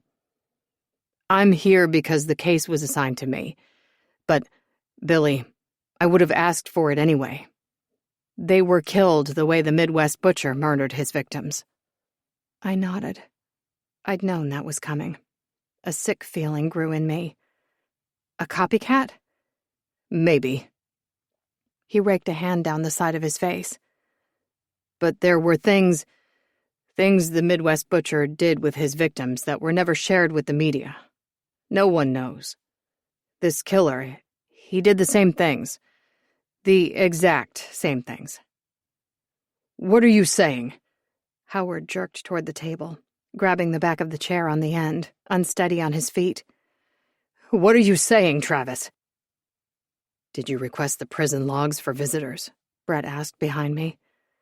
Travis cleared his throat, leaning back in his seat. We did, yes. If Cameron Fowler was in contact with anyone other than his lawyers, we'll find out. He's smart, I said, before I even realized I'd opened my mouth. I felt their attention come back to me, but I couldn't look at anyone.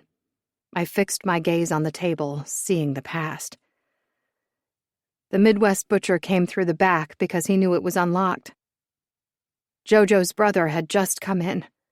The door didn't even shut. He caught it and was inside before anyone could react. He's smart. With how fast he was so fast.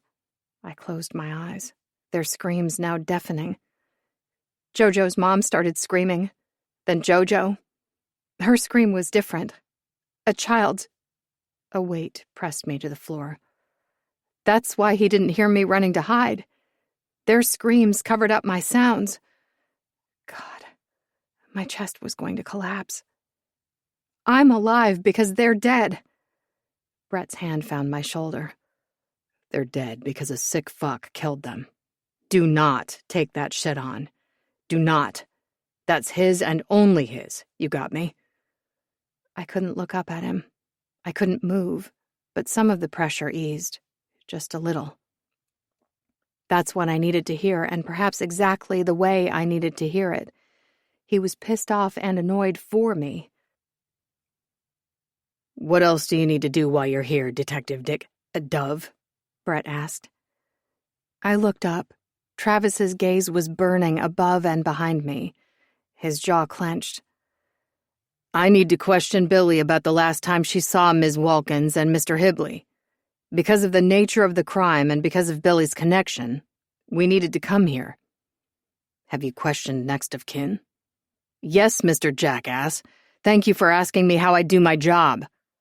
Brett grunted. Just saying it might look a certain way if you came here first.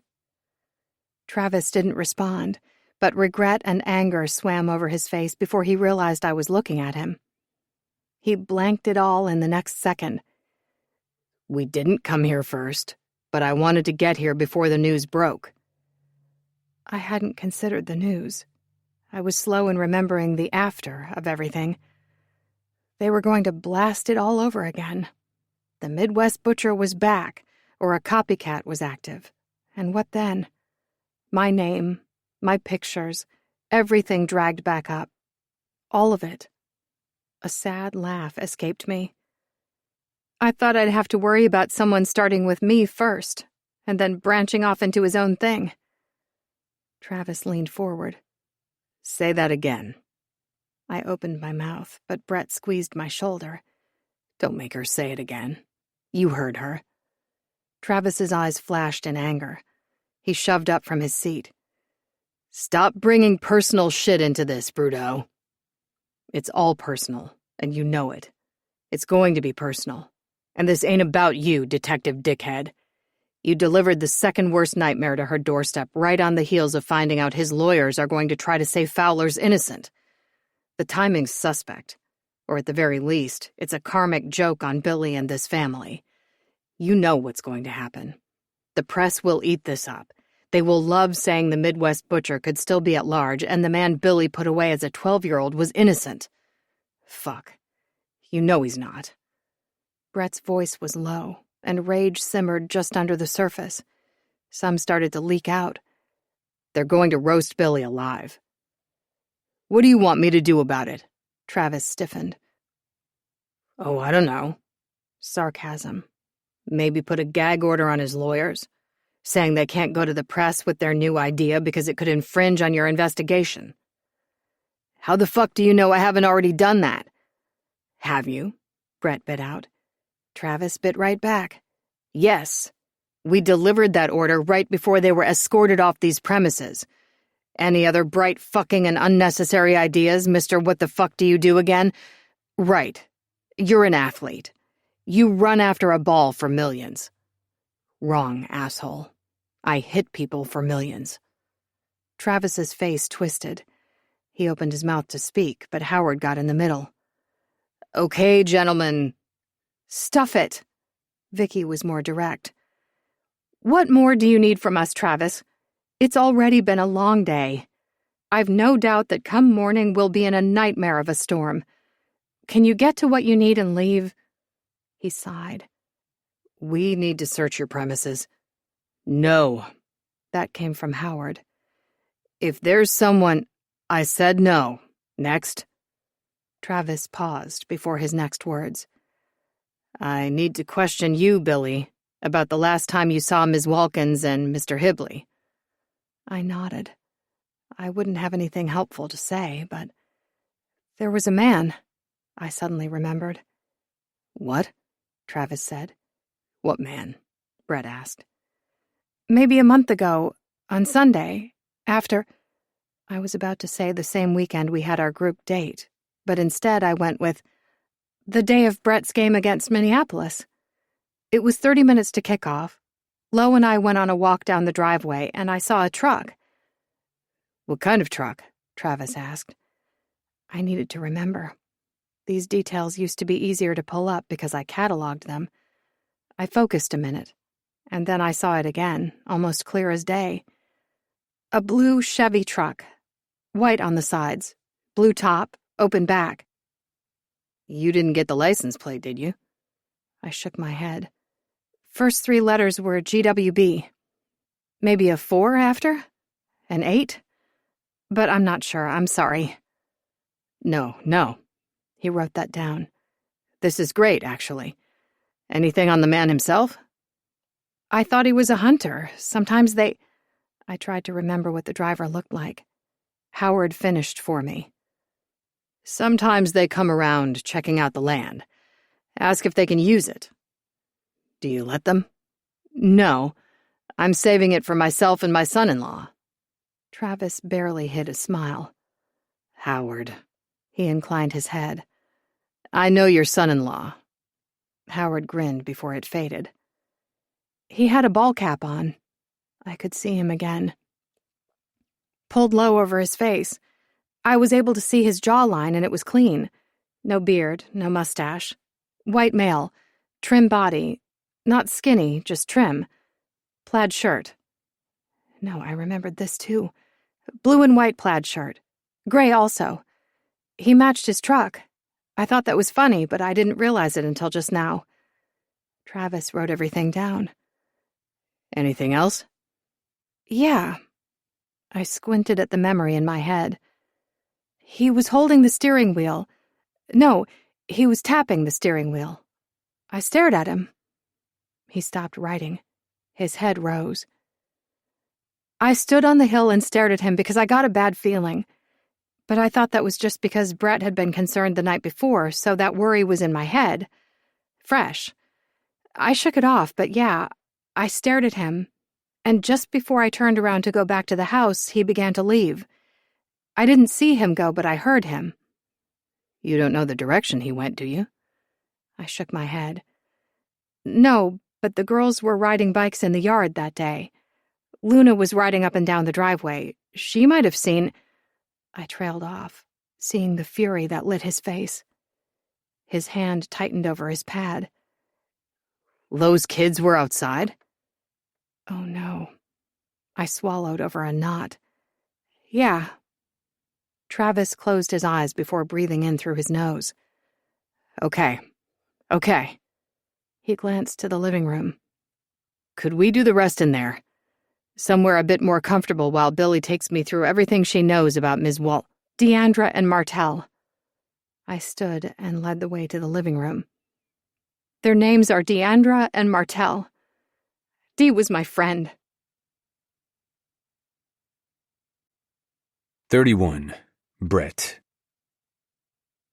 The detective sat down to finish questioning Billy, and once they got going, Howard cleared his throat and gave me a pointed look before disappearing into a back hallway. Vicky sat down on the couch beside Billy. I'm good, Billy assured me. Right. I went in search of Howard, finding him in a gun room. He had a rifle in one hand and searched for ammo with the other.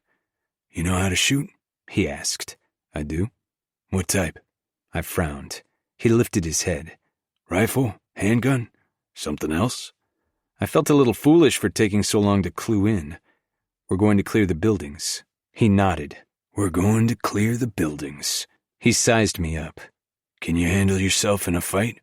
He was all business and all soldier, nothing like the male fans I was used to. I can handle myself.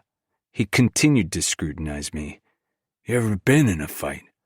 My pops was a drunk and not a nice one, and my twin is in prison for attempted rape. I didn't think I needed to say more. Yes, I've been in a fight. His eyes sharpened. Which do you feel more comfortable with, handgun or the rifle? Handgun. He passed me a 9mm, keeping the rifle for himself. Then we headed out.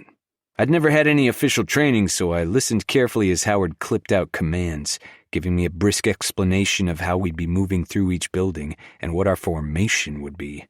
We did Billy's place first, then the coop, and the rest after. He turned to me as we moved along a walking path in their woods, circling around the land and coming back toward the house. You know how to handle yourself. I didn't ask how he knew that. When you're around someone who knows violence, you recognize a certain quality. I had that quality. Didn't have a great first chapter in life, I told him. Football gave me a different path, you could say. He grunted. Billy said you were worried about her being out here. I considered my words, but I wasn't one to mince words when shit needed to be said. You've got an open driveway, I pointed out. No gates, no sensors that I'm aware of, no security system, no dog. She's in a separate building. Dead of night? Dead of night, I'm going to hear if someone is walking up on my home, Howard countered. My family is here. No one's getting past me. I stopped, making him stop as well. We faced off and I didn't flinch. With respect, his eyes went flat. You can't protect her when you're tucked up in bed sleeping. You gotta wake if someone steps wrong on a blade of grass, race down those narrow wooden stairs in an old house that creaks, and beat him to her place in order to get between him and her.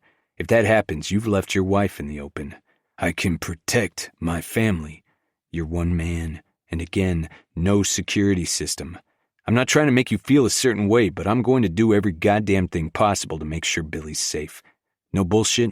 I won't sleep well knowing she's here alone. His nostrils flared. He didn't like hearing that. She ain't alone. We're here. Yes, in another building, on another floor. You move fast, and I can see your military training, but Billy's in the open, and you know it. I've protected her so far. You were protecting her against nosy and intrusive reporters, not a killer who won't be driving a vehicle or bringing a cameraman and a microphone with him. He'll come in on foot and he'll be silent and fast, and if you're lucky, he'll try your house first. I've no doubt that you'll wake the second that screen door squeaks open, and you'll meet him with a rifle. It's not escaped my attention that you handle that rifle like it's an extension of your hand. But if he goes to her first, if he decides he doesn't think that shed is a shed, if he breaks down her door and grabs her in 2 seconds, his eyes glinted at me in the moonlight. She's not as helpless as you're making her sound. I've no doubt, and it's reassuring to hear that. But there's a reason element of surprise is a phrase. She could be dead before you hit the bottom step in your place. You got a better setup? Maybe. Maybe not. I got a gate to get through, a second gate, and a third gate to my place. I got security patrols going through the neighborhoods. I got a security system that a buddy who was in Kandahar set up because that's what he does for a living, and he's the best in the nation. I know because I researched. And I can also tell you that I'll be getting a dog, one that's trained. I put in a call to someone I know who trains K9 dogs. He's also trained them for the military. That dog is going to be her best friend. You know a lot of people. I know some, yes. He didn't comment on that. I relented. I'm in the NFL honors. Guys like to talk to me. Sometimes I talk back with them. He gave a grudging dip of his head before indicating the house with his rifle.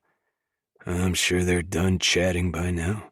Travis took off when we were done with the buildings. We started for the house. I'm going to do what she wants, I told him. If she wants to stay here, I'll be here. If she wants to be at my place, I'll be there. I can't cover her Saturday nights. I got her. He glanced over at me. When are you getting the dog? It might be a bit, but my buddy said he's got one that might be perfect. Only reason he's not meeting the criteria for the K9 training is because he won't just sniff out what he's trained for. He keeps sniffing everything out. They can't use him for his specialty. He was going to ship him off to a different department, but he said he'd look into it for me. And if that one doesn't work out, I'll put in for another one. Might be a bit longer, but we'll get one. We walked the rest of the way to the house in silence. When we got to the screen door, we could see the women in the dining room, hear the low murmur of their voices. I waited for Howard to go in first, but he didn't. He stared at the door, looking like the world rested on his back. She might want a rescue dog that can be trained how you'd like, he said. She'll say those special dogs will find a home, but the rescues already need a home. Some rescues are damn smart. It's the people that are the problem. Expect that pitch from her. Then I'll make a few more calls. He sighed. She's going to love that dog. She will. He held my gaze and gave me a nod. I'd gotten his approval, and not just for the dog. 32. Billy. Deandra died because of me. Martell. This was bad. So very, very bad. And it wasn't like the last time when it all happened at once. God. Pain seared me and my knees almost buckled. They were dead because of me. It wasn't supposed to be like this. I had never thought... I choked out a sob, covering my mouth with my hand to stifle it. No one was supposed to die because they knew me, because I cared about them. No, no, no. I wouldn't let it happen again. I couldn't. And that meant I had to go. A copycat serial killer. He sent him. It's the only explanation. For this new killer to know how he killed, to have killed someone I knew, it was him. Cameron Fowler decided to come after me after all. I wished so hard that it weren't true. It was all a very bitter and twisted coincidence, but I knew better. I had lived this before and survived. Everyone that I loved died around me. My chest constricted. I'd gone to the farm earlier to get what I would need. Vicky saw me, and I knew she was wondering what I was doing, but I lied, saying that I was getting what I would need to stay at Brett's for the duration. For lies, it was plausible, and she hadn't asked more questions after that. But when I drove away, she stood there, watching me the whole time. I just hoped she hadn't made a call to Brett, though he was at work. He'd gone to the stadium. He wouldn't be able to leave anytime soon. I should have another 2 hours before running into the risk of possibly our paths intersecting. That was just the possibility, if he left work early or something like that. I needed to make plans. I needed to send them down the wrong trail, and bought airline tickets to Jamaica, then a one-night stay at a resort, and another one-night stay at a different resort. That should give me a few days to start. Maybe I should have thought this far ahead before it got to this point, but I hadn't. Before, any attempt to hurt me had only hurt me, not people around me. The men who tried to kidnap me, they hadn't bothered with my loved ones. This was different. It was supposed to start and end with me, not Vicky or Howard or Lo or the girls, not Roger. I would not let this world touch them. And Brett. The cash I'd pulled out of my bank account was stuffed under my clothes, and I picked up my car keys. I'd have to ditch the vehicle at the airport, then try to see if I could pay someone to take me somewhere else. I'd need to pick up another car, but the more steps I could put between me and my next mode of transportation, the better. This had always been in the back of my mind, the day when I might have to run because of the Midwest butcher. Bitter regret laced every step I took, and I flicked away the tears that were already spilling, but this needed to be done. If I left now, there was a chance everyone I loved would be left alone. And Brett, that was too new. He would be left alone. God, please. He'd been the universe's present to me. I got weeks with him. I got that window of time, and I would hold on to these memories. They would keep me company, but it was time to go. I stuffed down the pain, the regret, and I let the numbness back in. I wouldn't be able to do this if I wasn't numb, if everything wasn't blocked inside me. I felt nothing. I couldn't. If I did, and I was already faltering in my step. If I let myself feel, then someone I loved would die. That's what would happen. The letter I left behind was a lie, telling him I was at the farm and would call when I was heading back. I hoped it'd give me another few hours before the questions started rolling in and the calls would start. I picked up my bag and headed for the garage. 2 steps away, and it was shoved open from the other side. I braked, my heart leaping into my throat at the sight of a large and imposing body suddenly there. Then I heard Brett's savage growl. "Did you leave me a note, at least?" I relaxed, knowing it was him, but then tensed all over again for another reason. His face had been in the shadows. He took a step toward me, stalking me. "Brett." I began backing away, eyeing him, wary. His eyes flashed, taking in my movement. An ugly smirk came over his face. "Let me guess. It's a fucking Dear Brett letter?" I kept backing up. It's for your safety. Vicky and Howard's safety. Lowe's. I choked out her name, but stopped because he was moving with me. He stalked me. Bullshit. His head lowered as he drew closer until I came up against the kitchen counter. Deep anger rolled off him in waves, and it set me back. It was overwhelming. I was almost lightheaded from the intensity of it, of him. You're going to fucking run? What lies are in here? He crossed the room in 2 steps and snatched up the letter, reading it over. As he did, he grew still. More still. More locked down, angrier. By the time he was done, his cold eyes sliced to me, piercing me, before he took in my bag. Vicky called me. She said she thought you might do something like this. He raised the letter back up, almost feral eyes glaring at me. According to this, you're going to the farm. According to Vicky, you were already at the farm. She said you went in, acted off, and squirreled away a giant bag. His eyes fell to my bag. Can't be that bag. That one's not big enough for all the shit she said you took from the farm. Where's that bag, Billy? He was taking in the car keys that I now clenched in my fist. I'm betting that bag is already in your car, in the trunk. All fucking ready for you to cut and run. His last words were an accusation, and they landed. They were dipped in poison, and I felt it start to spread inside me, but I accepted that. It was fitting. Poison from him. But the poison was really me. It was inside me. It was joining the poison that I already had inside me. Didn't he get that? Brett, I started, but stopped because he wouldn't want to hear any of that. He wouldn't say I was poison. Vicky wouldn't say that. Howard. Lowe. None of them. But I was. And how did I get them to understand? How did I get Brett to understand? You have nieces? I'd start there. My voice came out rasping, weak. His eyes snapped to slits. What? My eyes closed, my head lowered. I had to try it this way. It was the only option. You have 2 nieces and a nephew. You have a sister to fight. You have a brother whose relationship you need to build, and I know you want to build on it. I know it. This felt right because it was right.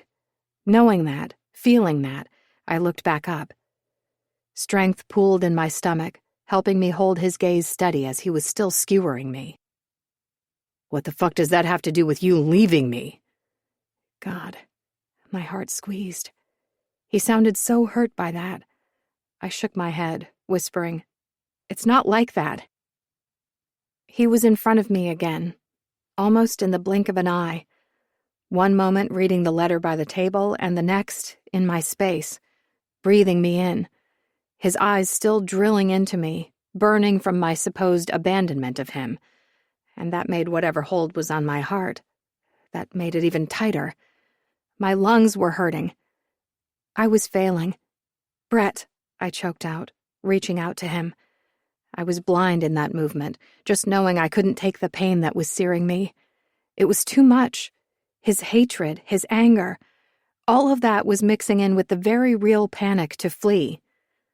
Somehow Cameron Fowler had sent a copycat killer after me, and he or she or they were going to come after those I loved. And even if I didn't know it, or fear it, it was too much of a risk for me to stay. I had to go. Why wasn't he seeing that? "I have to, Brett." His eyes flashed, hotly. His mouth turned into a flat line. His face hardened. Bullshit. "No, it's not." Something in him snapped. I saw it, saw the flash in his eyes before he leaned down to me, his mouth almost touching mine. His nose was centimeters from me, but he still had that letter in his hand, crumpling it in his fist. You think anyone will be safe with you gone? That's bullshit. If Fowler is behind this, or if there's some other sicko behind this, they've been clocked in long before now. That means they already know us. They know Vicky, Howard, Lowe, Roger, your nieces. He paused, just a fraction. Maybe me. Probably me. They know. My heart was barely beating, it was being squeezed so hard. A death grip was on it. His head stayed, but he moved his lower body against mine, and I felt him brushing against me. He wanted me. Even during all this, he still wanted me. I leaned toward him without realizing it, my body needing the steadiness of his body against mine, his hands on me. His heat was driving me crazy, being so close, but not closing all the way. Brett's hand cupped the back of my neck, holding it in an iron grip. I blinked, staring up at him. He was taking me in, his gaze scanning every single inch of my face before coming back to my eyes. His eyes, God, they were almost glittering from whatever emotion he was feeling right now. You run, and this psycho will use anyone you love against you. He'll take one of your nieces. He'll let it become a big spectacle, and then he'll use her as bait to draw you back into his trap. You run, and you guarantee someone you love will die. His hand tightened on my neck. Don't run, Billy. There was a final click at his last words. Everything that I had let loose, ready to go, all of it was yanked back inside me, and hearing him, realizing he was right, the last seal was poured over my heart. He was right. I couldn't go. This killer had already been planning, long before me. He already knew who I loved. "Brett!" I cried out, sheer terror starting to claw at me. An icy hand was making its way up inside me, and I couldn't stop it. Every inch of me was freezing in place, the understanding that I might have ensured the death of one of my nieces. Brett growled, his hand flexing before his mouth dropped to mine. The fire from him surged in me, battling against that coldness, and I gasped under the onslaught of the battle happening inside me. Brett took advantage, his tongue slipping in, and he was taking over. He wasn't letting me feel what was happening in me. It was all him. Only him. His hand grabbed my hair, twisting it, and he yanked my head back. A cry came out from me, but he swallowed it whole, his mouth chasing me and not giving up control. I was under his command. Whatever he wanted, I would give. I would want to give it, needlessly, seamlessly, blindly. But then the fire from him won, and desperate need reared out of me. I needed him. I needed him now. Pushing at his shirt, I hungered to touch his skin. Brett had paused at the connection, but when my hands fell to his pants, he came back alive. He bent in one motion, picking me up with both of his hands cupping my ass. He didn't wait for my legs to wind around his waist. He just lifted me and deposited me on the kitchen counter. You were going to leave me? His hands ran up the inside of my legs. I looked up, seeing how angry he still was, and as our eyes met, he yanked my legs open as he moved between them, fitting right into place. One of his hands lifted again, cupping the side of my face, his thumb running over my mouth. His other moved to my pants, undoing them, and as his thumb sank inside between my lips, his other hand shoved down, finding my entrance. I moaned, pleasure taking me over. Lust, desire, all of it was circling through me like a tsunami. He looked down at his hand between us, but his other thumb kept hold of my mouth. You were going to run. You were going to leave us all behind, and what good would that do? He looked up once again, a haze over his eyes, as the need to submit his dominance was pounding through him. And I knew it was there because I was feeling it inside me.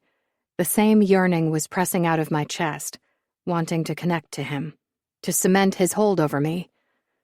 I began panting and ran my tongue over his thumb. His eyes focused there, that haze widening, and as he sank a finger inside me, he switched out his thumb for two other fingers of his. I gasped from the sudden onslaught, but then I was swallowing on his fingers. I tasted them, desperate to taste whatever he was feeding me, but as I did, a second finger joined inside me, and he was thrusting them in slowly before drawing them back out. His other thumb pressed on my clit, rotating, as he kept moving inside me. A different look came over him as he was watching me, and I clenched around his fingers, not sure if I liked that look. But he flashed a wide and almost wicked grin as he pulled his fingers from my mouth, replacing them with his own mouth. And he drank in my gasp as his fingers twitched on another thrust, and I yelled, my release coming fast and automatic and so strong that it shocked me. Tremors rippled through my entire body. Brett drank all of it up, his lips owning me as his fingers pulled out of me. My pants were taken off. Then he lined up, pausing, his head lifting to look at me. I nodded, licking my lips, wondering for a brief moment what his cock would feel like inside me, and then he shoved in, and I moaned all over again because he felt so good. He ate that moan up, too, before pushing me against the counter, his hand holding the back of my head so I didn't hit against the cupboard. But as he did, he began moving hard and fast inside me. He was doing it with one purpose and one purpose only, to make me come all over again.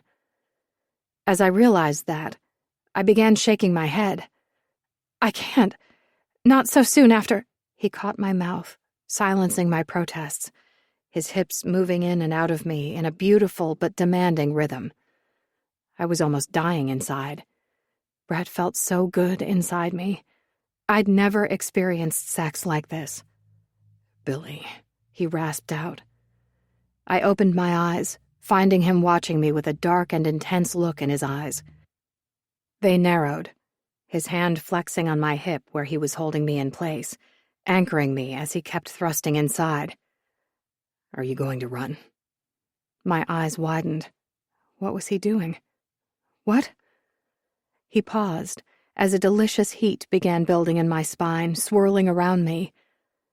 Are you going to run? Are you going to leave me behind?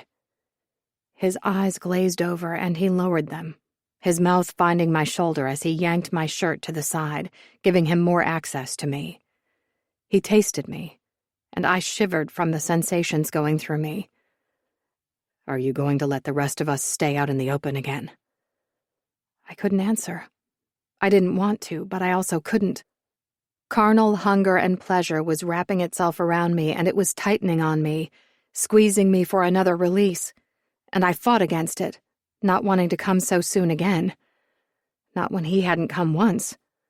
Billy, he snapped, his hand catching my jaw and pulling my mouth over to him. But I gasped as he did that, and my lips brushed against his, distracting him. He moaned, his mouth sinking over me again. You're so tight. You feel so good. I needed more skin, more of him against me, and I began pawing desperately at his shirt. I wanted everything gone. My shirt, his pants, the rest of my clothes. I wanted nothing between us. Brett, I panted, blind again in this new frenzied need.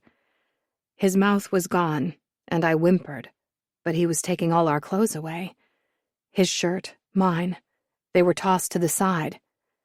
His pants were shoved down and off, and he pulled out, just long enough to rip my thong off. Then his cock sank back in, right where it was supposed to be.